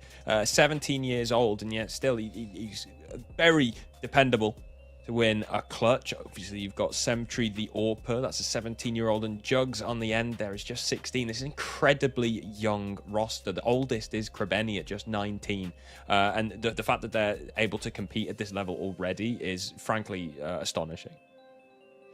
Yeah, it is. It's just a question of when will these players or the roster take that next level, take that next step and start taking some bigger names, some bigger scalps and making deeper plays into larger tournaments. Again, like I mentioned, it's a slew of top 4 finishes at the end of 2024. In fact, throughout most of that second season. But the question is, when will they make it to that next step? Yeah, and their opponent is Monty. And I mentioned earlier on, it's a team bolstered by some academy team talent. Both Gizmi and Ryu have been up and down multiple times from the academy roster into the main roster, bumped back down and then come back up. Gizmi, the IGL of this roster, one of the UK's few breakout players. We don't have many, but Gizmi is one of them. And joined by, again, a roster of talent. You had Diho, who came through the likes of Sprout, then went into Ents, won Dallas. He's had his time in the limelight at the top, looking to break his way back in, but he's actually the worst rated player for Monty at the moment. Despite all that experience, he's in Struggle Town at the moment. Yeah, he plays a bit more of those sort of supportive roles. He isn't the player you're going to be looking at to sort of bring the boom or bring the impact. But yeah, you're quite right. You've got a couple of very experienced players in Diher and Hades, as well as Demka, who's been on the roster for quite a while. It's rounded out with these two young academy players, as well as the coach of Avan coming in from the academy squad as well. And personally, I'm very familiar with Gizmi. I actually played on a team with him for over 7 months, where he first started IGLing. He was a very young player. I think he must have been like 16 or 17 when we brought him into our team in ESEA main. And we put him in the IGL role eventually because he plays so aggressively. It just made so much more sense, despite his inexperience at the time, to call around the aggressive plays that he made, so he could structure the game around the plays that he made. Now, it's going to be interesting for me to see how these more experienced players are going to react and respect the plays that he wants to call as the IGL. And I hope that with the coach of Avan coming in with Gizmi from the academy squad, that it will help sort of build that supporting cast around Gizmi for him to be able to IGL to his best capacity. Yeah, and then the longest standing member of Monty as well, DemQQ, been there for nearly 3 years. But we'll have a look at the maps. We'll figure out where this best of 3 will be taking place here. Veto coming through. Going to be seeing an Inferno ban out of Monty. Expected perma ban, Na'Vi Jr. banning there. Perma ban of Train as well. Monty then going to pick Nuke. Na'Vi Jr. opting, obviously, for the CT side on that one. Monty, a lot of playtime on this map. Na'Vi Jr. pick Ancient. Again, a lot of playtime on this map in the new year and a good win record as well. Monty, it's a little bit rough for them at the moment. They're sitting 5 and 7. They're losing it more than they're winning it so far in 2025. Dust 2 ban, a Mirage ban, which leaves us with Anubis. And again, Monty have a lot more playtime than Na'Vi on this map. Yeah, I can't help but feel throughout most of this map, every single map that's coming into this one, Na'Vi have a great chance of taking. It's for me, I think Na'Vi have the edge when it comes to this Veto, but Monty, they need to be able to come out swinging on the maps that they've chosen, on Nuke, coming on towards that T side. I mean, Gizmi to come in with some great calls to bring Monty the economic favour and get themselves a good bed of rounds and swap over onto that CT side to bring us in on this series. Because I think Ancient, it's just too much of a home pick for Na'Vi Jr. It's a map which they mastered at one point, and with a 68% win rate in the last 3 months, it's going to be a tall task for Monty to take down Na'Vi on that one. Certainly is, but we're ready to kick things off here on Nuke to start this series off. The pick of Monty, as I mentioned, Na'Vi Jr. will be starting on that CT side, so they do get the advantage in that aspect, at least early on here. They've gone for 5 sets of Kevlar, expecting a bit of a brawl. Utility distributed across Monty. We've got plenty to go around. It looks like a bit of a top site hit early on. At least that's what they're looking to simulate. They're trying to bait the fight in, and they do so successfully. Taking down Semptry. Makaze responds in kind with a kill onto Gizmi out in the yard. This is where Monty shift. Such a scrappy round. Rotations coming through. A quick diversion from Monty in towards ramp, but it's Hades to catch Krabeni's flank in towards the hut. In fact, after that kill, they're going to divert all the way back up towards the heavens. And Demka, beautiful shot on towards Demon. They got an open A-bomb site in the last 2 plays for Na'Vi Jr. Jugs and Makaze made an early rotation down towards that lower site, and they're going to have to rotate in. And without heaven control, a brick wall for them to try and climb over. It looks like they're going to be going round. Yeah, and no defuse kit in play as well. Got to keep that in mind. Jugs will dispatch of Demka. Low on health here in heaven as well. Makaze not going to check him and is unable to react. Jugs, very little he's going to be able to do here. Known quantity in main. All Monty have to do is hide. So that will be a pistol round victory for them. A little bit of exit damage. That is all. 1-0 for the T's. Those kind of rounds are what I'm excited to watch here coming in for Monty with Gizmi as the IGL. You're going to be expecting high octane, chaotic, mid-rounding, and if the Monty players can excel at that or can support Gizmi in that sort of style, then they're going to be cooking and they're going to be a dangerous threat for any team, especially when it comes to them being underdogs coming into upset teams just above them, which is kind of the case here with Na'Vi Jr. ranked just a little bit higher than them in the VRS.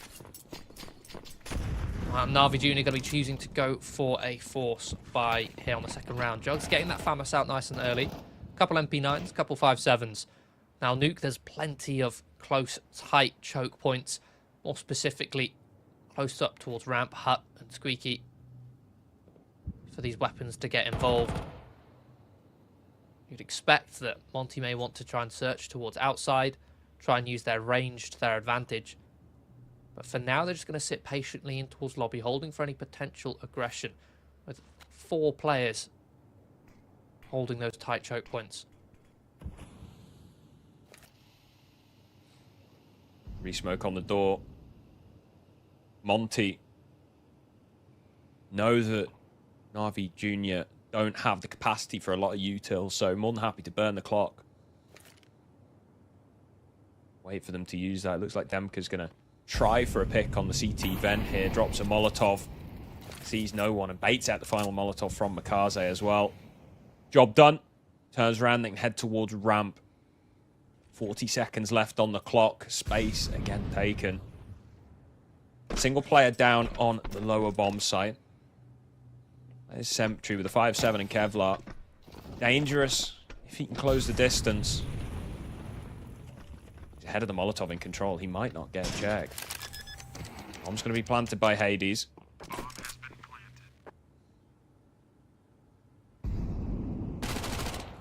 Finally, contact taken, a kill in this round. Gizmy. Nice headshot onto Jugs with a MAC-10. A lot of damage done onto Makaze, and immediately Na'Vi Jr. call it off. They know that very limited chance of them retaking this bomb site, and it's going to be an eco next round regardless, so at least give yourselves the extra weaponry. Save that Kevlar, save the MP9s, and have another stab at it in the next.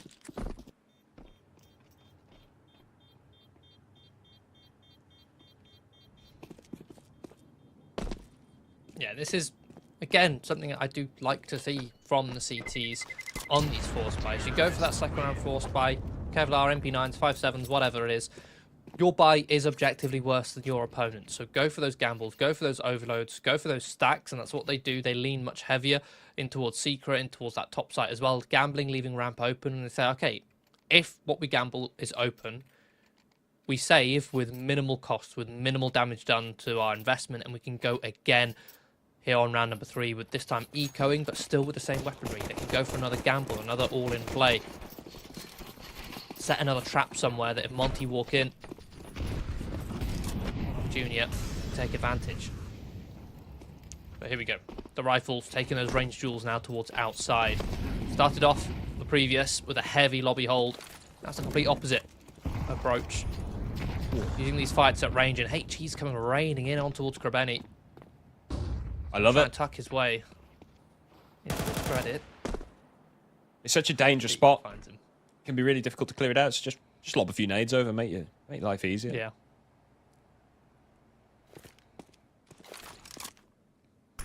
Flash into heaven. Monty poised to just collapse onto this top site. A nice entry from Gizmy. Monty hit a freeze.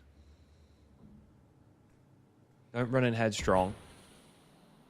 Wait for the reaction from Na'Vi Jr. as they creep in towards this site.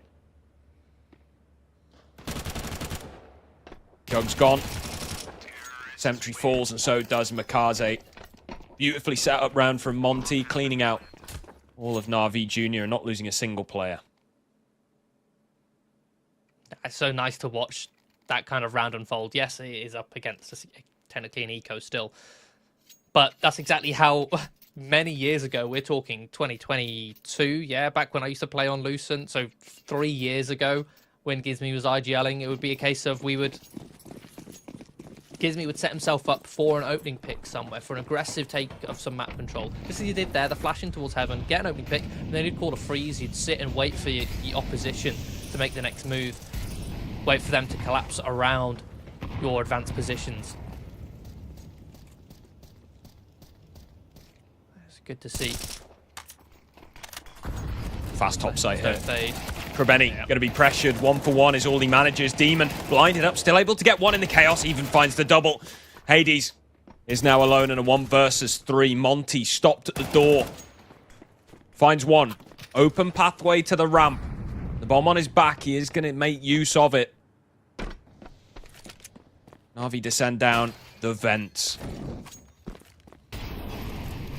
Molotov on the doors is perfect. It's going to allow a plant here. Not one of them's gone red single, but Sentry just decides to go straight through. He burns to a crisp. Again, a tap on the bomb. Makaze this time next up. Missed. Just slightly. A matter of seconds. And he is just holding that angle. The hole is perfect. And Hades doesn't expect it. Na'Vi Jr. are on the board despite a valiant attempt from the young Polish player. Again, using that weaker weaponry which Monty had saved over to their advantage with a top sight hit. Letting these weapons close the distance, but a very strong hold from Na'Vi Jr. Dodging the flashes, getting the multi-kills. Almost unraveled by Hades, but yes, Na'Vi Jr. get that one round, but it's so costly to their economy. Coming into this one with next to no utility on some of their players. Compromises in Famouses and an MP9.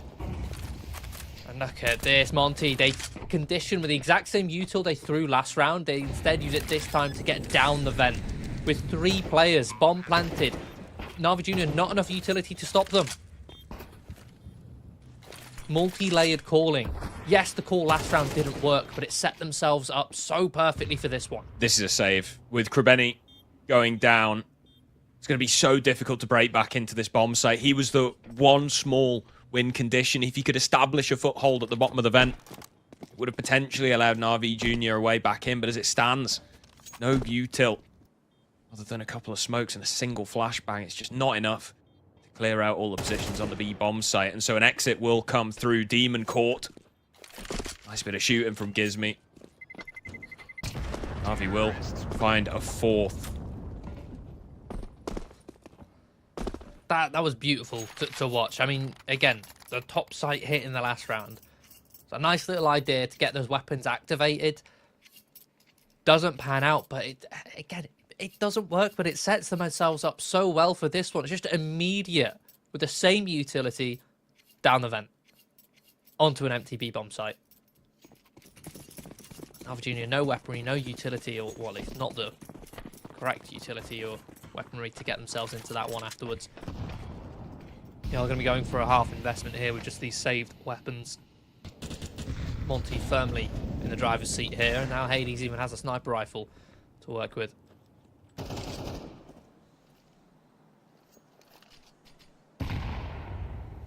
See if you can find that opening. Slow approach from Monty here. I know the buy's not going to be perfect for Na'Vi Jr., so doing their due diligence. And the utility do the work outside. Demka playing very passively on the roof, just covering his teammates' backs at this point. They have yard control. Kaze slipping down the vent. You're on top of main. Could be a timing though. But for now they are just going to sit and hold.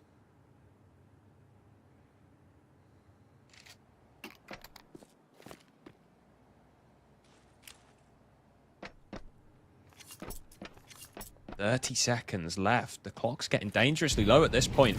Monty need to start to make their move. Execution onto the top bomb site from all angles. Now Demka looks to retake some lobby control. Demon and Sentry. Make it just Sentry coming in from the ramp. Demka's made his presence known. Has to be cleared.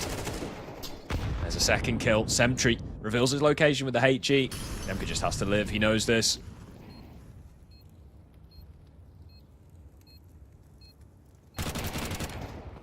Nice clear onto Hades. Okay.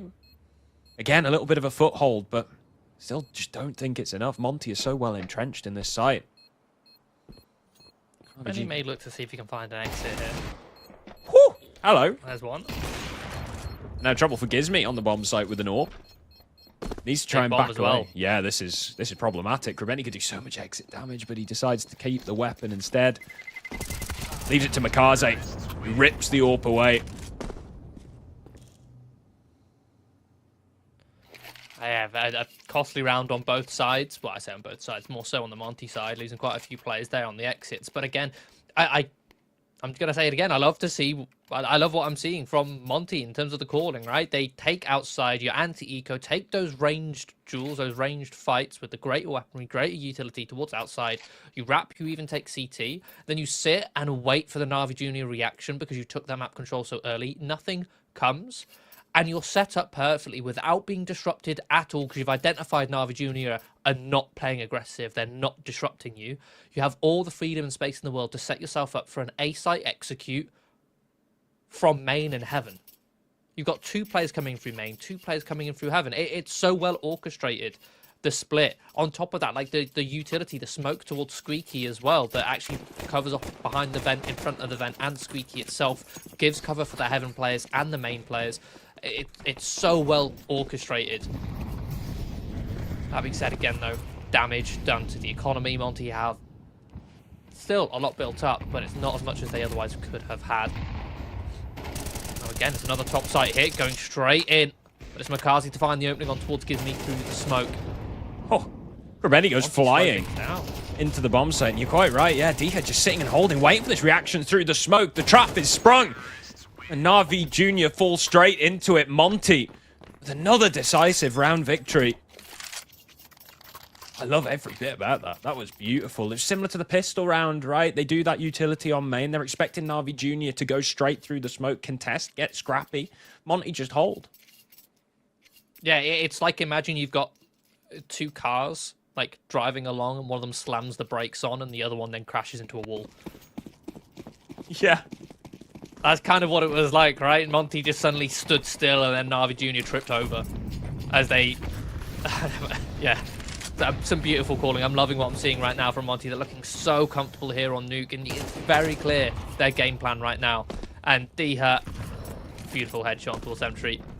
Just as Na'Vi Jr. come into this one with a force by scraping together what little they can afford. And Monty, they change the game plan. Instead of freezing with this man advantage, they react aggressively on towards the ramp, but they still manage to trade out just about 2 versus 2. Plenty of time on the clock to work with this one. A beautiful double kill from Jugs. Now Demon and Krebeni remain for Na'Vi Jr. Demon with just an MP9. Gizmi again, back in heaven. He loves it up here. I think he's been in heaven more than the CTs have this game, to be honest. Sounds about right. He can just follow him up, secure, heaven control, Molly towards the hut. As Gizmi can plant completely safely. Here even spots the rotation of an extra player, but that's information passed across. All 4 players now, known quantities. Gizmi down on the floor, it's just Diha. 1 versus 2, half health, flash and a molly in play. Waiting for that tap on the bomb. He's got the molly. Lands correctly, pulls him off it. Might just be enough. No kit in play. Demon has to get on it right now. Diha doesn't peek immediately. Krebeni holding the angle. Gets the swing. I think Demon's just about got it. No! It comes down to the wire, but a 1v2 won by Diha, calculated.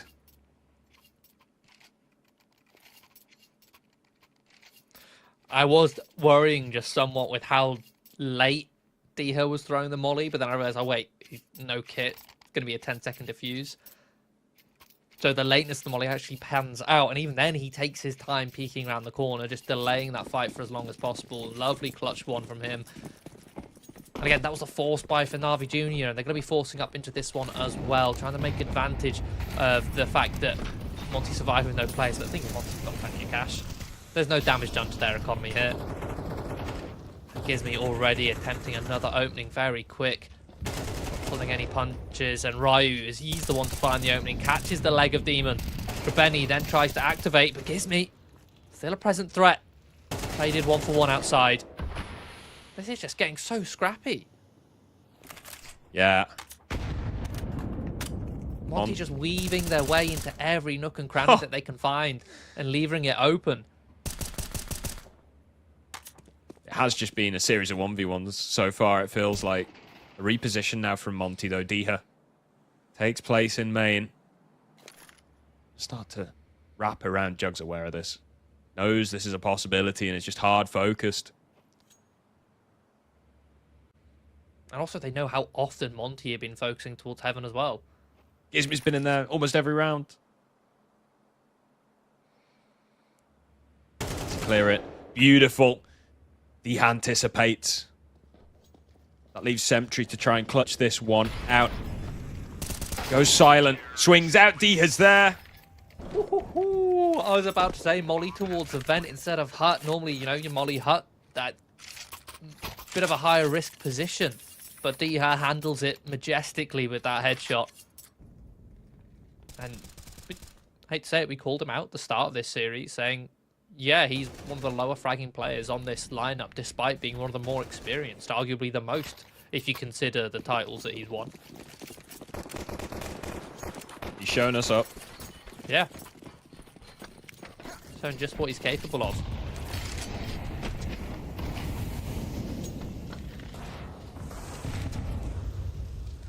Half investment now for Na'Vi Jr. Now, ideally, they're the ones who want to get scrappy in this one, but Monty are thriving in these scrappy environments, so it's not going to be that simple for Na'Vi Jr. with these MP9s. Simple outside take. Plenty of utility, clearing out all these corners. Molly towards Credit, smoke towards the lockers and main, Molly towards Secret. They can work their way in towards Garage, take these ranged fights. Gizmy taking point with the AK. This is a demolishing. It's the same anti-eco towards outside. You know, they use all that util to secure cleanly outside control at range. You leave Hades pinned in towards Garage. They can split Heaven. The flash comes in, but this time the setup is there. This time Na'Vi Jr. have adapted with Krebeni being in place, anti-flash to trade. Also picking up an AK in the process. Monty now will look to cancel that A-site execution that they otherwise would have gone for.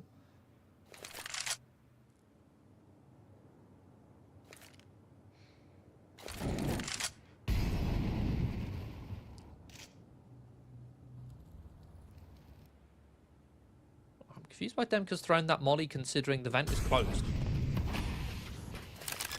If the vent was open, or said, yeah, throw that molly, but it's closed, so you know that Monty can't rotate down without making that sound cue.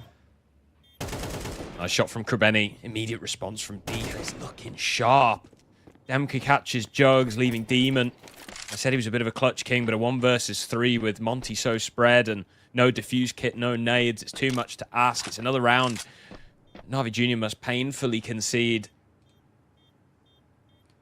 Monty, get up to 9. On the least T-sided map in the pool currently, they are having an absolute barn burner. What's also a little bit scary for Na'Vi Jr. is how patient Demka is. Despite the rest of Monty thriving in these chaotic scenarios, getting aggressive, getting in your face, you know, peaking at any moment, you don't know that they could take a 1 versus 1 fight like they did a couple rounds ago. But just knowing that no matter how many fights are taken, Demka is still just sat there waiting at the back of lobby.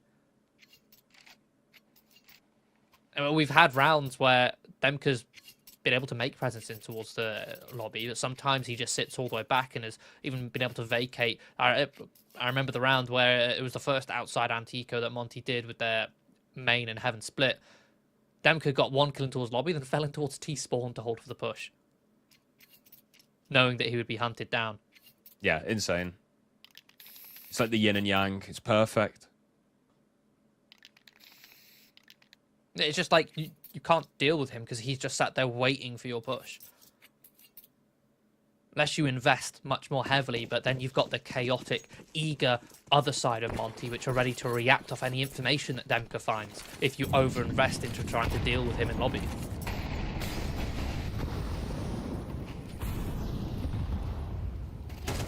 Again, outside control, an early contest attempted by Mikaze.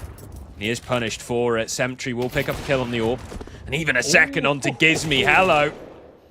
Demka, patient as ever, just cheeky lurk out of the smoke, deals with the AWPer and then slips back in. Doesn't overextend.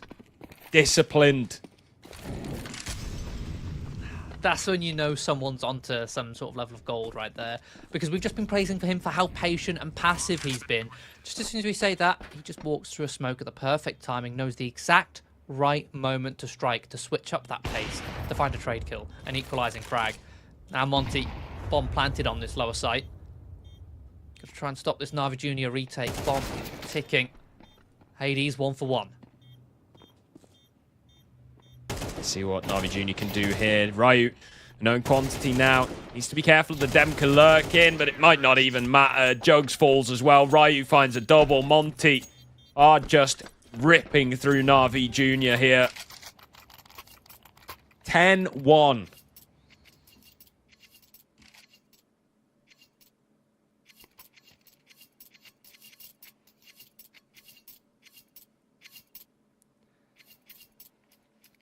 What do you do here? What do you say? I don't know, man. This is just not looking like the Na'Vi Junior that we saw in 2024. The Na'Vi Junior we saw were so much more in control of games, so much more aggressive and assertive. Right now, the little aggression we're seeing is just very one-dimensional. It's just a player going for a fight outside. It's a player walking through the smokes outside, just going for a solo play. Another 2 kills. Demon will find one, but this is looking like a done deal already. Monty have a full grasp of Nuke. Feels like an inevitability at this point. It feels we should just wrap it up and go on to Ancient. Mad D still has the rotations watched from the top of main. Krebeni does read it. Wins that fight into the 2-on-2. But look at the rotation that's been able to be pulled here. Hades going to give up his strong position of the heavens to get this bomb planted.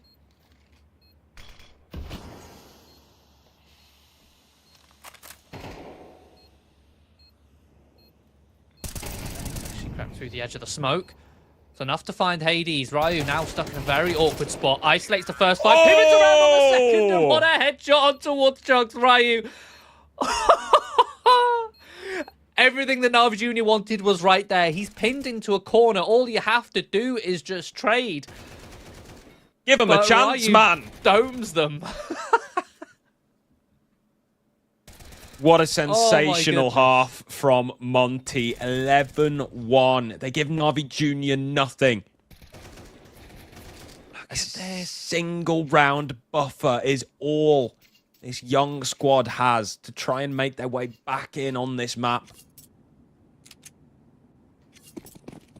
Goes without saying, the pistol round mandatory.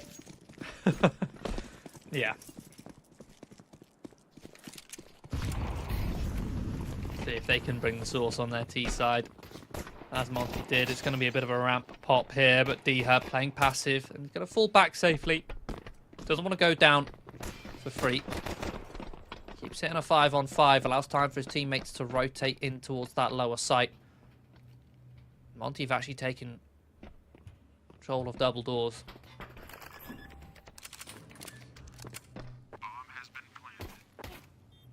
Stalemate here. Finally opens things up. Hades gone. Gizmi catches Krebeni lurking out on the top site. Oh my goodness. Start to make his way down. Bomb already almost halfway ticked. No defuse kit in play is going to make this so difficult, especially now that Monty being whittled down. Headshot from Jugs leaves Gizmi alone. He thinks better of it. Backs away. Bit of exit damage on the plate. Potentially no. Na'Vi Junior survived with 5. The pistol round is just the first step of a long road back into this map. That's the thing about Gizmi. He's a player who, when he was the IGL, even back in ESEA main, he's a player who would hyper-prepare. He would watch the demos and find the tendencies of the players. Even on that round, he's still in the heavens, knowing that Krebeni is going to go for a late round flank in hut. And yes, he gets the kill, but the issue is the time. There just wasn't enough time on that bomb. Na'Vi Junior establishing some strong post plants off the back of Sentry's first kill towards the squeaky door. Na'Vi Junior just going to keep it plain and simple. 5-man play in towards the ramp and empty portion of the map. Free passage towards this lower site.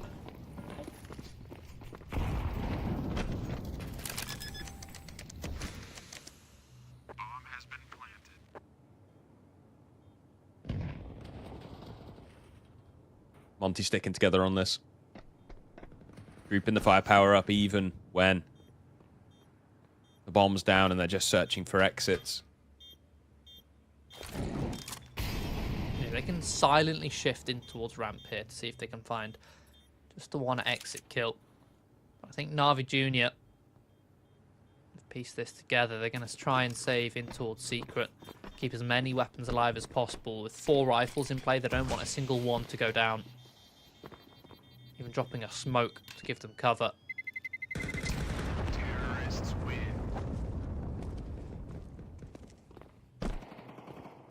Adversely, CT's not wanting to go down either. Not giving any kill reward.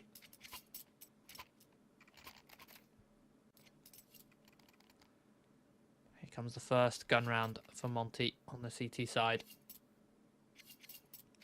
No warp in play for Hades. Ryu down to a Famous to afford that utility, with this being the 3rd round of the half. The CTs don't have the best buy possible.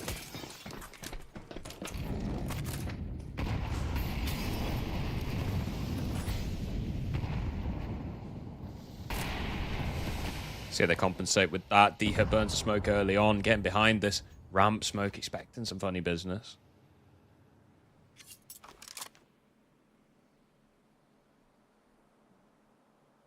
Harvey Jr.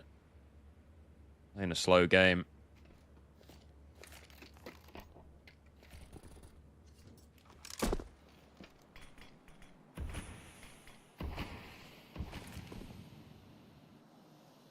Demon. Ready to flash Mikaze into garage, slowly taking that outside control. That does cause a reaction from Monty. He is going to evacuate ramp position, joining Gizmy here to try and cover off this flank.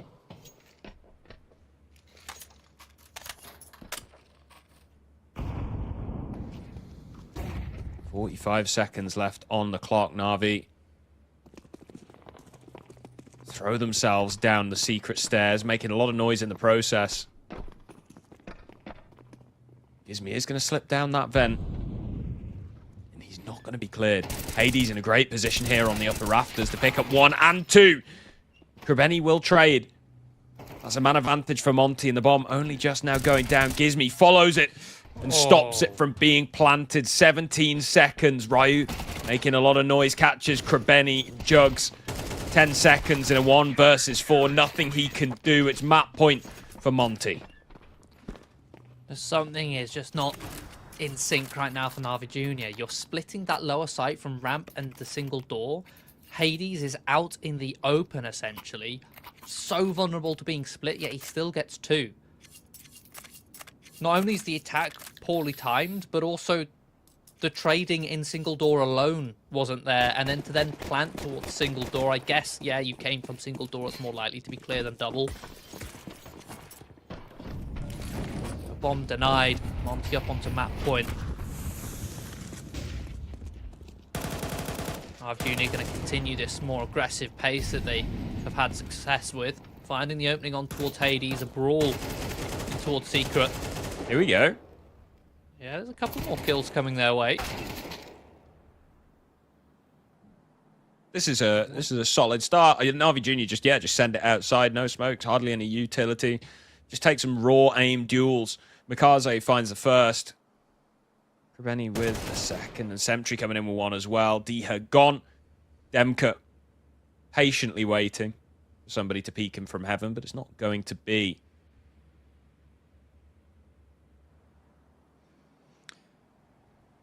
Yeah, well, they got plenty of time to just sit and wait for Demka to move. The pack, the duo, is going to sit and wait for him to come to them. Whilst the 2 lurkers try and search. I say the 2 lurkers, mostly just Krabeni will search for him, see if he can get the info as to his location. As soon as he bumps into them. Should be able to divert, but hello, Demka's found Sentry. There's no trade just as of yet. Bomb picked up, they group up, go for the multi-peak. Not too much damage done by Demka. Na'Vi Jr. stay alive. 8 required in a row to take us to overtime.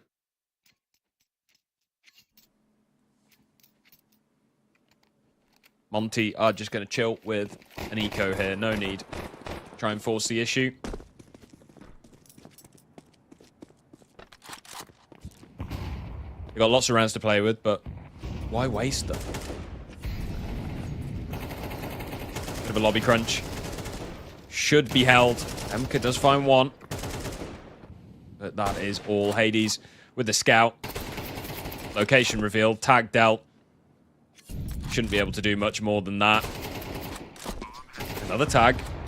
And a kill onto Jugs. And the second player's tagged up as well. Sentry's now gone. Okay. Not with a scout. Come on. There we go. Yeah, the lack of discipline there from Navi Jr. Desperately hunting, despite that being an eco.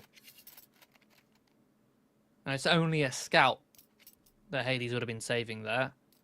And they lose multiple rifles in the process of trying to take it down.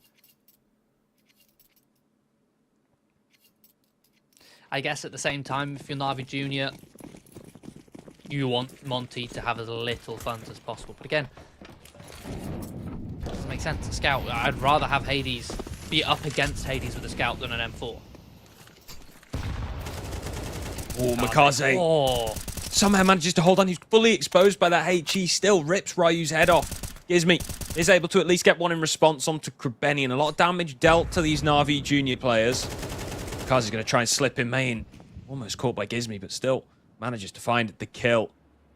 So a player advantage for Navi Junior. 3 on the side of Monty to defend. Getting a bit proactive, taking some lobby control. Sentry makes his way down through Secret. Jugs is still double here. lurk. Stuck in the smoke. Equalizing kill. That's the information, right? That was the power of this double lurk, which Navi Jr. are working with. And, ooh, Tazi's second lurk has been found out. So a man advantage for Monty. They can set themselves up nicely for this retake. And I believe they also have information, at least on where these two players are. The steps made, the window's broken, but Hades takes the fight too soon. Fortunately, Demka's able to trade and even spots out the last player. Demon in the 1 versus 2. Being called up to clutch. It's do or die. Util being thrown his way.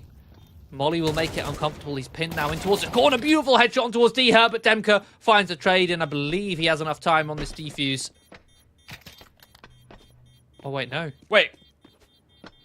What? He definitely had time and he just went hunting for a kit or something? I don't... Navi Jr. stay alive somehow. What? How long What's Demka doing? Is the bomb timer 40 seconds? Yeah. 45? Yeah, it's 40 seconds, so there was a quarter of that timer left. He had time for that defuse.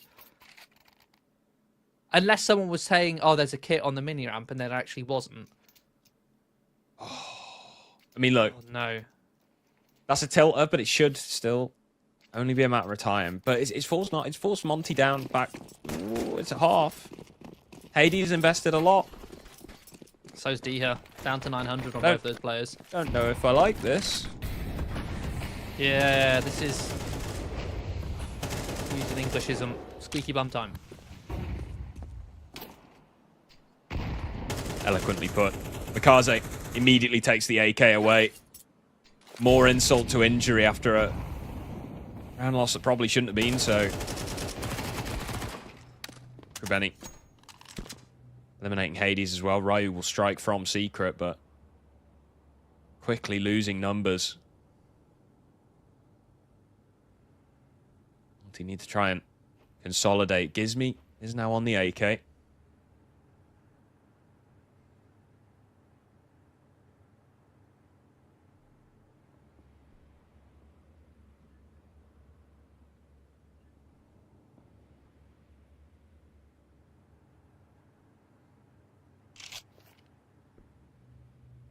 This is a good position for Ryu. Very nice position for this AK. Oh, he's lined up too. Oh, it's horrendous. The double headshot. Navi Jr. Just when it looked like it was all going so right. Ryu rips it away. Krabeni in the 1 versus 3 will find one. Deher gone. 25 seconds on the clock. Has to barrel through this smoke. Gizmi on the other side of it, and there it is.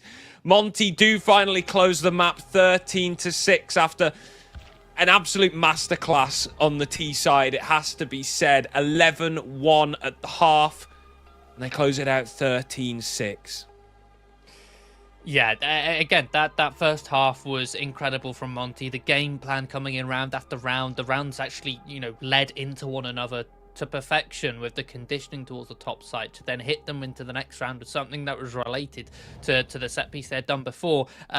But that CT side, I think, is a little bit worrying there from Monty because all Na'Vi Jr. were doing, they weren't really doing much. They were literally just running outside, taking those fights with just 2 players, with then a couple other players shifting around somewhere ready to hit off of the rotations. It was literally just those fights towards outside, which kind of Monty had a difficulty putting down. But eventually the individuals came in today, and I'm already impressed because you've got the likes of Gizmizad yelling, Ryu as the other young player coming in from the academy, having some incredible highlights. The 1v2 clutch, the multi-kill spray down with the AKs as well.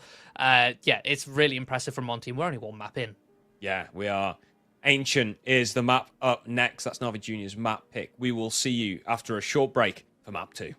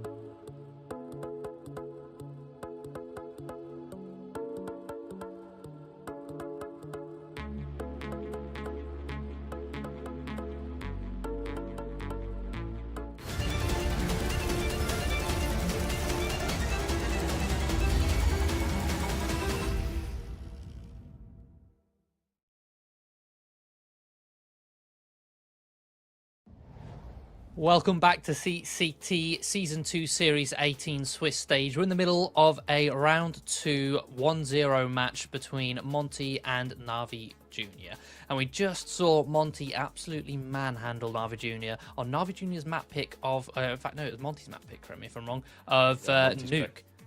Yeah, absolutely battered. It was 11-1 at the half. You can see it's our last game of the day here after a bunch of best of threes being played earlier on to again decide who goes through to that 2-0 portion. And yeah, Monty already a map up, demolished Navi Jr. Monty's map pick, so to be expected. We move on to Navi Jr.'s map pick of Ancient here, which is a bit of a mixed bag of results for Monty. There's quite a lot of losses in the last month since this new season started.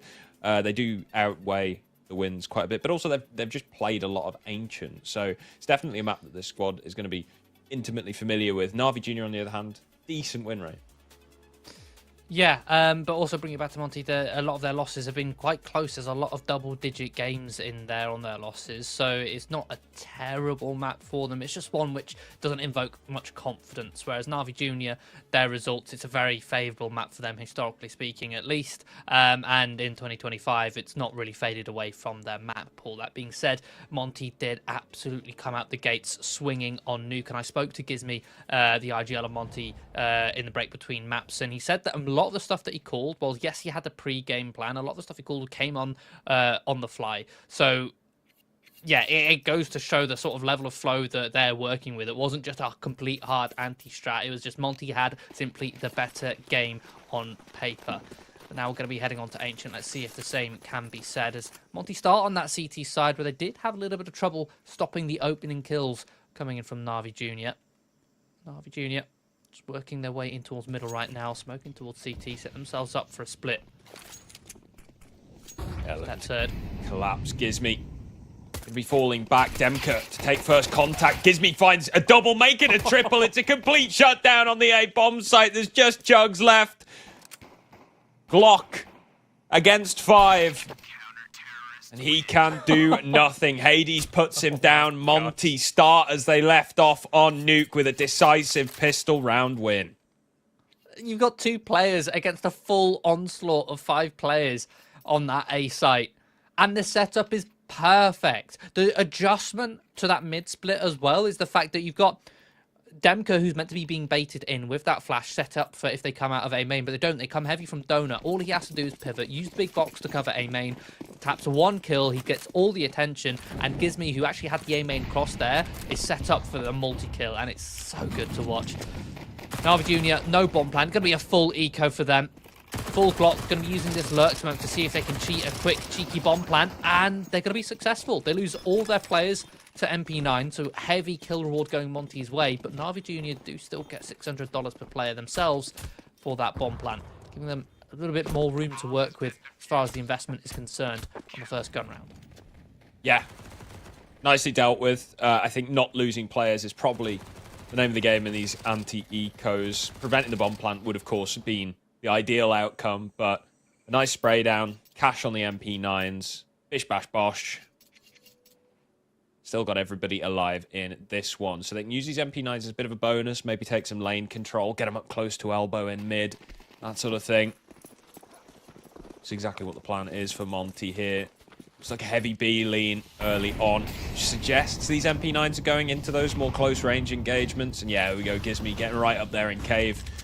Flashbang comes through. It's a full set piece for him to be able to take the fight to Navi Jr. And that's exactly what they do. MP9s rip off with 2 kills. Demon finally able to shut down Deha, but the damage is done.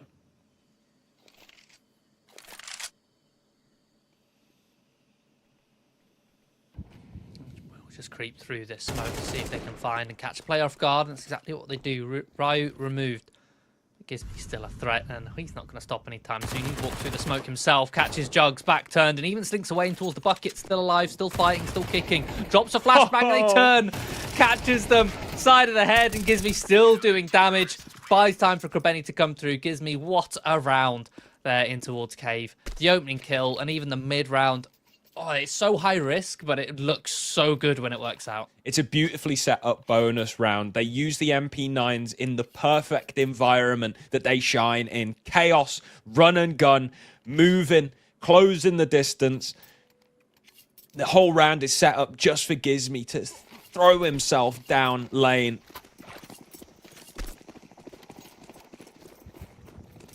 Navi Jr. down on pistols. Yep. Still with an MP9 in play, so still a potential. Try and farm some more cash. He's already up to 9 kills. Are Nav Jr. looking to challenge? Yes, they are. Fading the smoke. Going to be jumping straight through. And Gizmy withstands for 1 at the very least. Makazi does a good job of bringing his crosshair away from the rest of the teammates. But Hades tucked close towards this smoke. Shuts down the potential split. At least the first prong of it, with Krabeni, big wide swing to finish him off. So the site now belonging to Navi Jr., but a 3-on-3 and the health low will need Navi Jr. players. Even lower still, it's 2 full. That just leaves Sentry, and he gets spammed down. Not even a bomb plant. Which would have been the aim of the game for Navi Jr. Monty survived with 3. Bank accounts building. Navi Jr. now on full loss bonus. Look to try and get this second gun round of the game in their court. And an AWP up as well for Hades. Nice and early. Be interesting to see where he utilises that one. Again, this is bringing it back 3 years ago, but one of the criticisms that I had of Gizmy's IGLing when I played under him was the struggle to get our AWPer involved in towards the game. And we had a very strong AWP. We had Virez, who has had time on Preezy up in towards advance, so he's no shabby player. We'll see if Hades can get a little bit more activated. Tries a shot off, but not quite land the mark. Has to fall back. Gizmy still blocking in towards the cave. Damage done on either side. D-Hurt as the B anchor just grouping up with his IGL. He's going to forego this B bomb site and hold the extremity control of cave.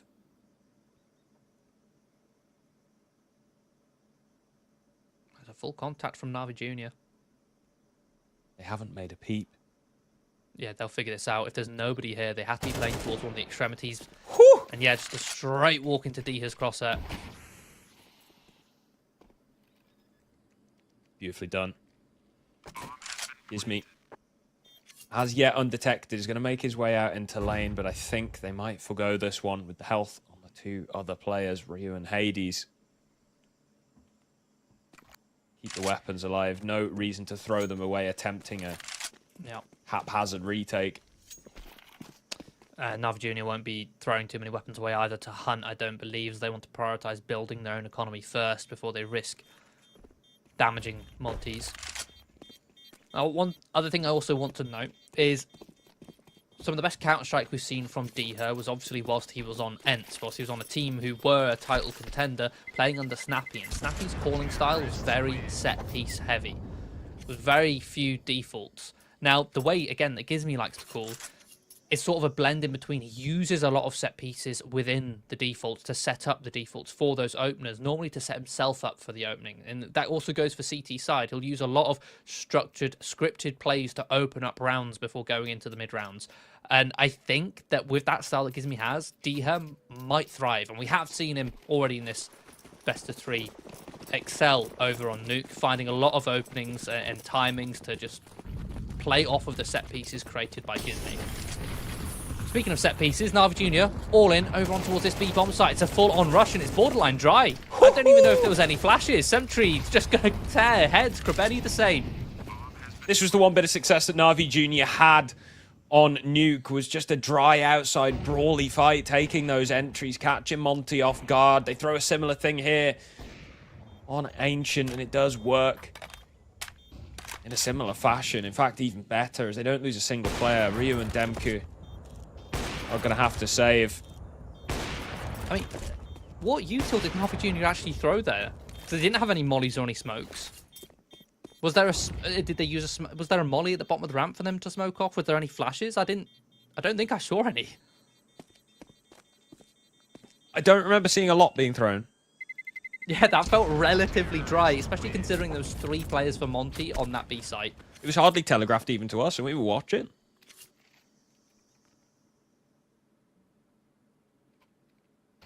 Thankfully, due to how decisive the first few rounds were, Monty are going to have no issue rebuying. These entries are just brutal.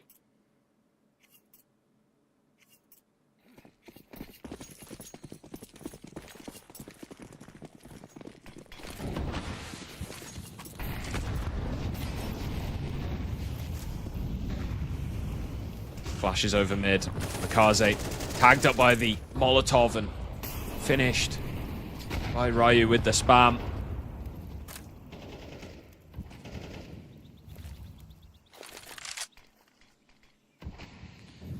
An opening kill. Both sides slow things down. Monty deployed their util in towards mid to block Na'Vi Jr. from getting not just control but also information in towards mid. And I love this rotation from Monty. They clear mid out, and they're going to be playing overloaded towards B and retake towards A. Passive towards mid, just spotting for info, knowing that they had just secured that. They do read this well. The question is, can they withstand this execution coming in from Na'Vi Jr.? Smoke towards long and short, Molly towards the pillar. Gizmi's now stuck, isolated in towards cave as his teammate has vacated, fallen back behind the smoke, and Gizmi can't win the fight against Krabeni. Sentry wins the AWP duel towards short. This should be a Monty save. Yeah, very nicely done. Na'Vi Jr. starting to show a little bit of pep in their step. And Monty stomped all over them, both on Nuke and in the first 4 rounds of this game.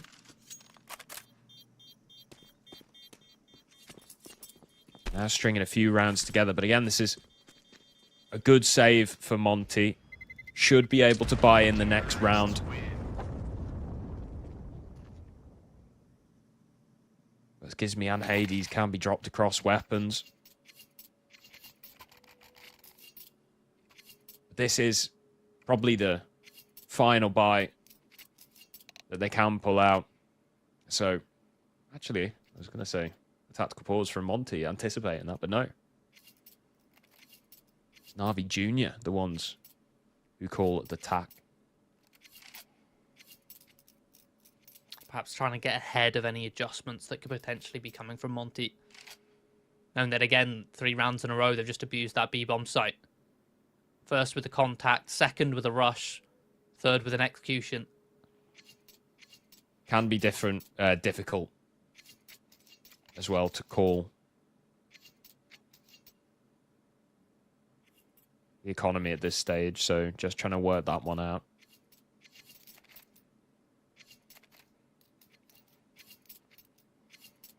It especially gets complicated when you're starting to factor in whether people have saved or not. Yeah.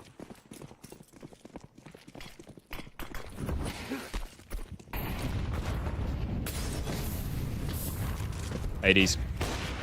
Aggressive in middle. Oh, And picks off Mikaze. Opening frag going Monty's way again. Aggressive with the AWP. Na'Vi Jr. just not set up to respond to it either.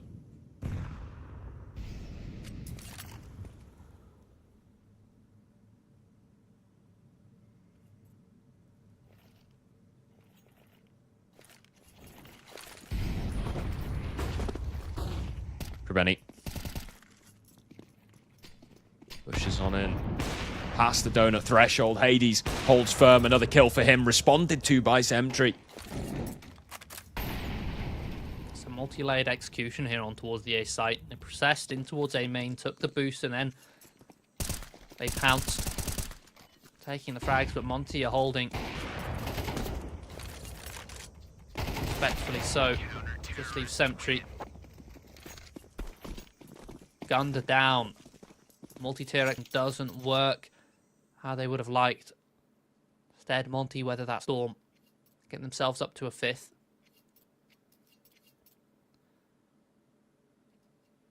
Again, this is Na'Vi Jr.'s pick, a map which has been their home map as of late.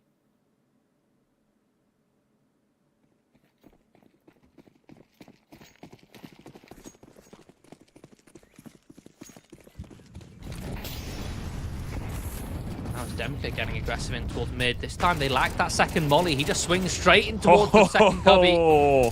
And Mo's down too. Even turns around, but the HE will finish him off. Ryu looks towards the heavens. It's Krabeni to find the trade, to find the equalizers. Demon anticipates this reactive push down the slope from Diha and Gizmi. Even repositions. And and he's heard Gizmi steps falling back. And look at this. Finds him. Knife Jr. ready off the back of the first kill onto Diha to collapse on towards this site. Hades in a 1 versus 2. Has Sentry alone on this site.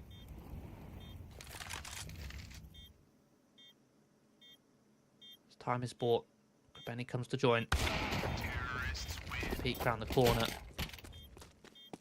Cover of the smoke gives a strong angle for Sentry. It looks like it started so strong for Monty as well. A big double kill in middle. Yeah, 3v5. Sticking around perhaps a little bit too long after those first couple of frags. The HE finishes off Ryu, and then from up above, Krabeni equalizes. Yeah, it's pretty difficult for Monty to kind of get out of that engagement. They're so heavily committed.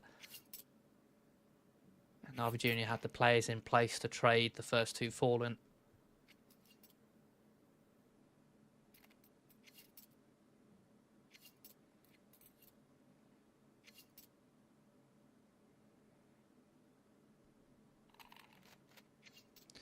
Monty's still able to invest, though. We do have the odd compromise. Gives me down to an MP9. Diha, no utility yet on this M4.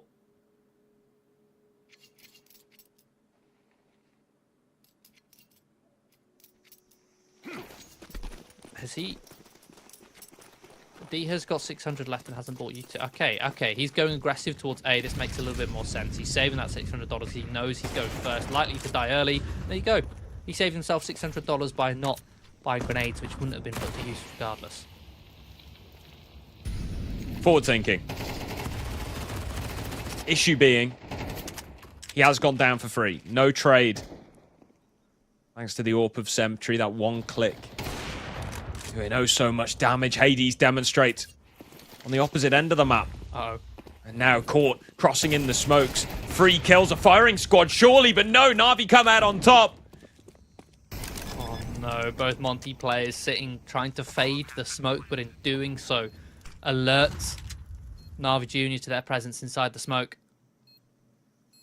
If they both held the smoke, they would have just mowed them all down. And now the retake just simply not on. Man's advantage was already at hand. Hades gives it a stab. It leaves Gizmi. Just this SMG. It's going to be a difficult job trying to save. He can't really escape back in towards Red Room with CT being watched. There's a big bomb as well, so he might be going for exits here, in fact. But hard cleared.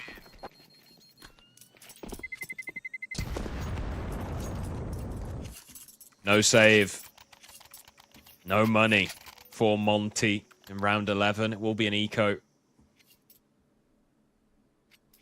So probably limiting the best case scenario at 6-6. Which is, you know, it's all right.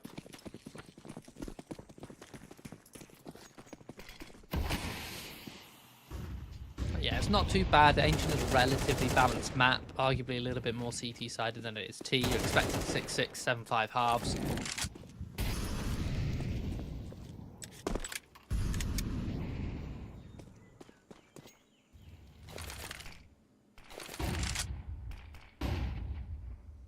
Na'Vi Jr. continuing to pressure this B-bomb site. Has been a little bit of a sore point for Monty. When Monty haven't gotten aggressive, they've struggled to actually hold this site. Obviously this one, not going to be any different with them working with only pistols. At the very least, see if they can find a straggler, see if they can execute Krabeni and get a free weapon.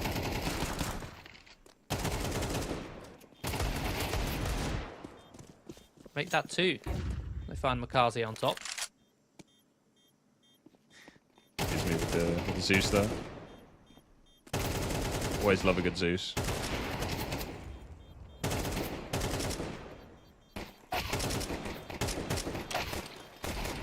runs out of ammo. Look at the amount of damage done, but it doesn't matter. Navi Jr. plenty of cash for the rest. I say the rest of the half. There's only one round for the last round. They'll be buying no matter what. What does make a difference, though, which I think neither team really factored in, is the kill reward. For every kill Monty got, there was an extra $300 in their pocket. And look how much money they have left after buying. That $300 on those kills would have been the difference between an extra grenade or not. And those extra grenades do make the difference. Extra smoke, an extra molly.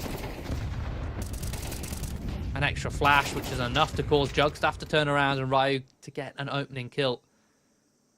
And Navi Jr. are going very fast in towards this A split. The flank from Hades makes a lot of noise. Sentry rips his head clean off. 3-on-3 made. 3-on-2 as Demka does find Demon, goes straight into the Molotov and even finds a second. Drops Sentry. Beautiful hold from Demka. The player that, again, we were calling out on, or praising on Nuke for being so incredibly passive and cautious, but in a good way. Throws caution to the wind, runs straight through. Gizmi teed up for the final frag onto Krebeni. It will be a 6-6 half. Monty tie things up with Navi Jr. Yeah, not a bad scoreline for either side. Again, I mean, it's easy to say, right? It's even state of affairs, but considering this is Ancient, considering this is Navi Jr.'s map pick, 6-6 isn't all too shabby. But again, looking at the sort of trend that we had on Nuke, with Monty's CT side, that Navi Jr. were able to get a couple rounds in, were able to make it look almost competitive. It was Monty's T side where they wiped the floor with Navi Jr. So let's see what game plan Gizmi comes into this half with. At the moment, they're just going to be sat crouched outside of A main, holding for any potential aggression, which Jugs is going to give to them with the Julies. He lets the first one rip, searching for a second. Eventually is traded, but that's an early warning sign. Navi Jr. can get this rotate on nice and early. Sentry already on default, and it has a 1v1 at hand. Fortunately for Hades, he's able to stay alive. Block kills. Yeah, across the board. Sentry finds himself alone in a 1 versus 4. Makes it 3. Nice snap headshot onto Ryu. Prevents the plant as well with the footsteps. Hades swings in. Fearless takes Sentry down. 2 for 2 on pistol rounds here on Ancient for Monty. This one tips them in the lead here in the second half. I mean, despite Navi Jr. having that, again, that early warning sign of 4 versus 4, being able to get that A rotation on early, their rotation in itself, the quality of the rotation was quite poor. Sentry, yes, got on towards the site early, but it was flushed out by the smokes, and then it was just 1v1 fight after 1v1 fight given by Navi Jr. There was no real pack or coordination in that attempt to take the site, or at least take it off of Monty. Navi Jr. going to be forcing up with the MP9s, and the MP9 successful at least getting in 1 here before being traded. Krebeni searching for a little bit more. Might find it as Deher is low, and he will. It's successful, but doesn't live to tell the tale. Regardless, he's given Navi Jr. a 1-man advantage to work with here. The MP9, man. Demon gonna have another stab.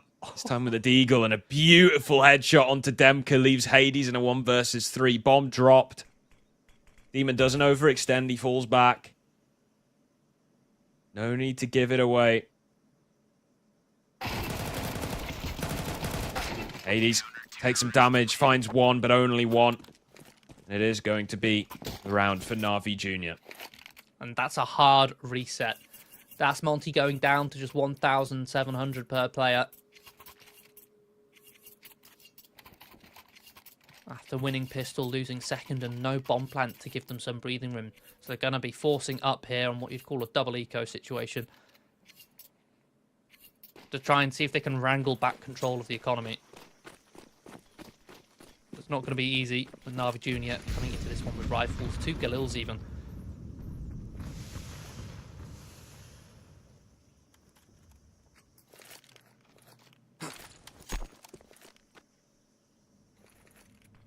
Pistol pop onto the A bomb site.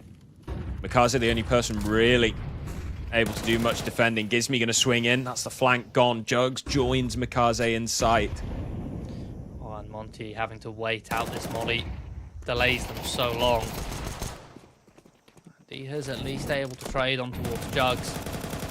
The spam through the smoke from Sentry and a spray transfer from Mikaze. Lovely stuff. Keeps Na'Vi Jr. in control. One player falling. Not too much damage. No, really not a lot done by Monty there. Na'Vi Jr. now in the lead by 1, probably 2. This will be the full eco for Monty.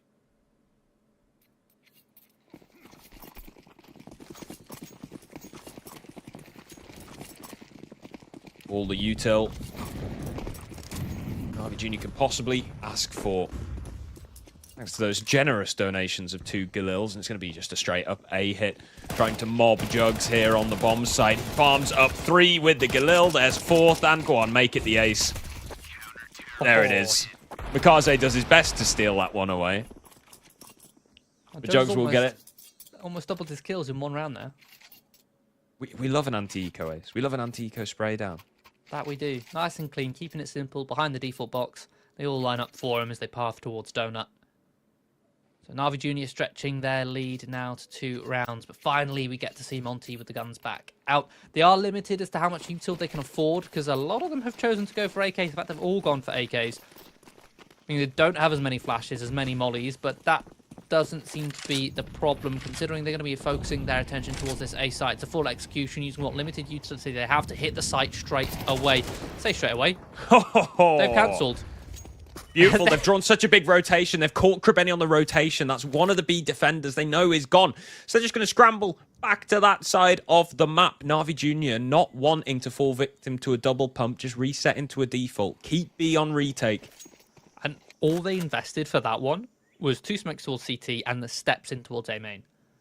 Perhaps the odd flash. Other than that, it's all they invested, and they got them an opening kill, and also denied so much map control and information for Na'Vi Jr. Look at their defense. It's so shifted still over towards A. They've left B completely open.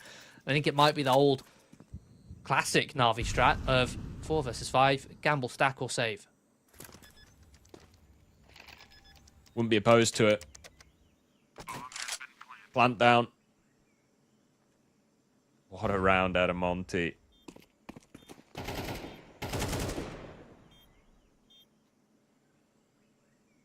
Na'Vi Jr. holding on to these weapons. CT side economy can very quickly fall away from you. Monty's economy themselves isn't quite established, so they're probably not going to hunt too aggressively. They have got Hades searching here. I don't think they're going to throw too many bodies. Need to keep a majority alive, at the very least.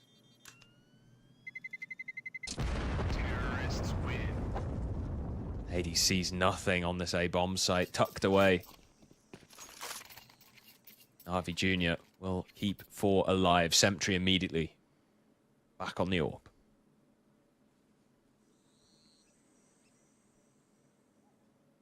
Strong, decisive round there from Monty. These sorts of shenanigans are something which Na'Vi Jr. have to keep an eye out for here on Ancient. Give me going for those opening attempts in towards middle. Can be Ryu to attempt it this time, but he's met with heavy resistance. Tanks 2 HEs. Does so much damage, 167 damage total. Mikaze, Jugs on barely 40 points of health between them.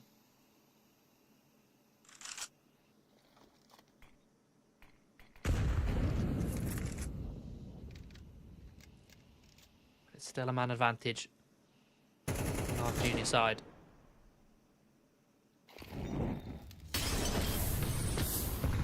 Benny chooses to maintain that advantage, sees the molly coming through, rather than fighting in front, just vacates, gets out of there, only takes 20 damage for the trouble.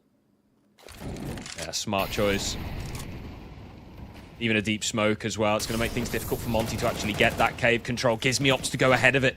Kribeni just holds firm. Nade to blow open the smoke. Diha with a beautiful trade frag. But still, a man disadvantage for Monty. Equalized. Hades finds one. Diha comes in with another headshot. Sentry on the flank. Jugs joining him. Solo on HP. Pole's just persecuting that B site. And now, 2 young guns on Na'Vi Jr. have to try and retake this. And they're being held. All 3 players for Monty staring at this flank. Hades with the first. Jugs may think better of going for this engagement again. 5 HP thanks to that initial fight from Ryu. Yeah, he's going to need to get a long way away. Yeah, big bomb on Ancient. It's a big bomb. The steps heard. Hades is hunting. He's hungry.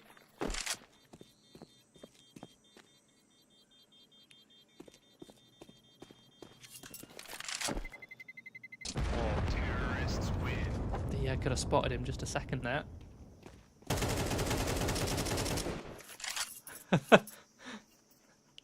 Bit of desperation on that wallbang attempt.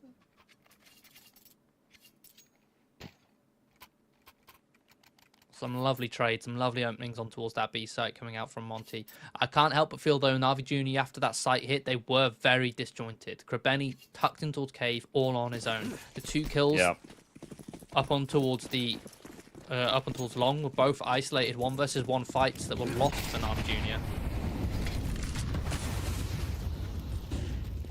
Ryu going straight through mid here, an opening frag onto Makaze. Krabeni again here in cave, just spams Gives Me down. Drops a deep smoke and he's going to get in it. He's going to get a bit booky with it. Diha caught with a nade out on the other side. Oh no! Ryu is able to trade. 3 on 3. Demon's taking the space for the in-game leader, but it doesn't matter. Ryu comes straight through. What's going on? Gosh, what are we watching? It's just walk through smoke after walk through smoke. And somehow Monty come out on top. As these scrappy plays often the case. Jugs does eventually dispatch of Ryu, but at this point, Monty, they've secured the A site, and Hades is in such a forward position. Here the steps of Jugs. Timing is just about on his side there. Sentry's going to have a stab at this one. Moving in through CT. Demka's there. So Monty. Another round for them on the T side. And that puts them just in the lead and baits out another tactical pause from Na'Vi Jr. Yeah, the fashion that these last few rounds have gone. Not good if you're Na'Vi Jr. Suddenly Monty, not only have they built up a very strong economy brick by brick, they've also dismantled that of Na'Vi Jr.'s. So Monty in a very nice spot right now. Try and close out this series.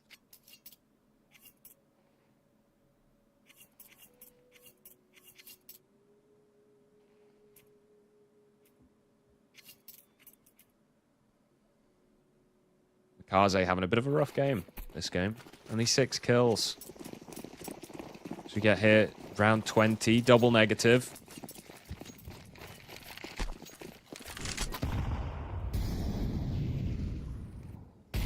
Not shifting ever in Monty's favor.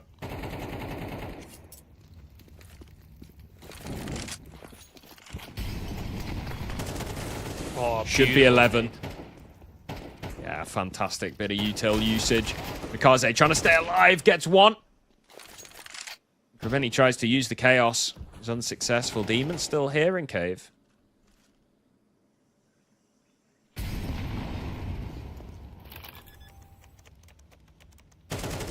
Anticipated and eliminated. Jugs. Similar story. This time he's got health, but only on an MP9. 1 versus 4. Nice and simple there for Monty. When you're coming up towards the B site, and in fact, just any site in Counter-Strike, you want to be focusing once you take that site. Which extremity are you going to fight through? Because you can't just take the site, you then have to fight through it and take an extremity, some place to defend the bomb from.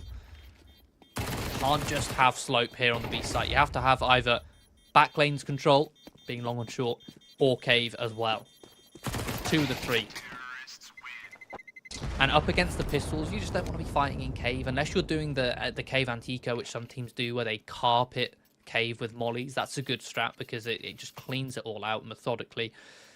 They do the opposite approach. They smoke off cave, they leave long and short open, but they also molly the hiding spots on the site and HE. It decimates the potential for a stack, and even if they are stacked, any of the players on that side of the site would have been dealt with. They could focus their attention, just take clean aim fights on simple fights up towards long.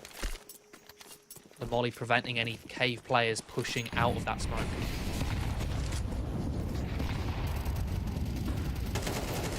Another aggressive play in towards middle, but somehow nobody spots Ryu in the edge of the smoke. It's gonna be He just loves running through kill. smokes. Yeah. Loves it. Oh, the flash. Oh, the flash. It's so simple, but it's so delectable. Just a simple flash underneath heaven allows Diha to peek and find another kill. Now Sentry under pressure and punished by the pressure coming in from A main. That leaves Demon. A 1 versus 4. Just like that, Monty's entire defense has fallen. They fight heavy for mid. They lose 2 players. They're completely blind towards A, and Monty have taken it all. And again, a good clutch player, but this is a lot to ask. Too much to ask. No brakes on the Monty train. Map and series point for Monty. Na'Vi Jr. looked better on their map pick, it has to be said, but Monty just continued to outclass them. Yeah, these T sides are looking really nice for Monty. Again, it's just so many different protocols and set pieces that they have to get openings to then play the mid rounds. And even then in these mid rounds, even if they do break down, these players seem so comfortable in these scrappy scenarios. They seem to thrive in the chaos when it does come their way. Sometimes the chaos is of their own orchestration. Just like this, Demka fading the red room smoke, catches Sentry. Again, another opening kill going their way. Na'Vi Jr. looking honestly lifeless at this point. Just split up, stagnant across the map. Solo fights being taken. And solo fights being won by Monty. 2 players remain for Na'Vi Jr. Final stages of Ancient. It's just Demon in a 1 versus 5 to try and keep his team alive in this series. Looks unlikely, but it starts there with a kill onto Ryu. And it ends with Demka's headshot. Monty, a decisive 2-0 victory over Na'Vi Jr. 13-6 on Nuke with an 11-1 opening half. 13-9 here on Ancient. Monty showed up to play today, and I think you're quite right. I mean, we've praised him multiple times throughout this, right? And, you know, slightly biased. He is from the UK as well. But Gizmy has called, you know, biases aside, an absolute T-side masterclass on both of these games. I mean, especially on Nuke, but also there on Ancient as well. A really formidable looking team.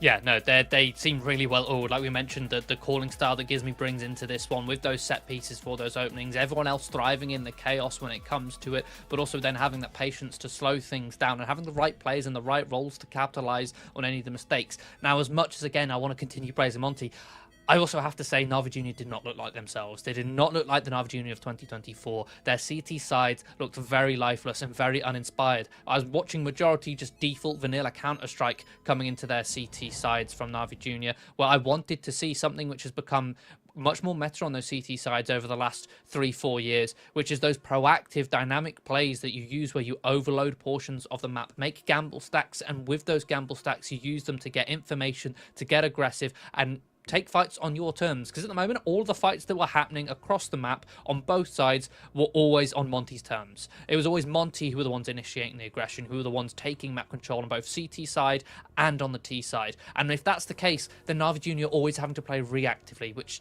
at the end of the day is just not as good Counter-Strike. Yeah, we can see the standings here on your screen. Monty join the likes of 9, Gun5, and Fnatic in the 2-0 bracket. Have got then Rush B, GTZ, Na'Vi Jr., 500, Sashi, Sinners, BC Game, and Ecstatic, all in the 1-1. And then in 0-2, we have Alaska, Copenhagen Wolves, Cybershock, and Chimera. Those are the standings for the group stage so far in Series 18. Yeah, some exciting names there doing doing pretty well. I think some of the high-rated teams doing it as well as expected. Of course, you've got the likes of 500 who are, again, quite high in the VRS who aren't in that 2-0 bracket. But again, they had to come up against Fnatic who look quite promising. Again, a lot of these roster moves which we've seen are looking very good from some of these teams. They're already today, we saw Monty look great with theirs, looking like a well-oiled machine. Fnatic looking much better. Even if they did have their flaws, they looked much better than they did last year, at least with a greater potential. 9 as well in 2-0, admittedly coming off of the back of a forfeit win. I still am excited to look at 9 as well with their roster changes. It's all exciting things to come into 2025, especially with VRS now on the line, raising the stakes for all of these teams here in Tier 2. Yeah, absolutely. I mean, I can only really echo that as well. Fnatic have been a bit of a mess for a while, right? So to see them actually start to piece together a lineup that has not only potential, but is actually looking cohesive as well and making good on some of that potential, really, really cool to watch. Yeah, that being said, that is us done for the day. Thank you all for watching here at CCT. I've been Timo, that's been Index. Thank you very much and good night.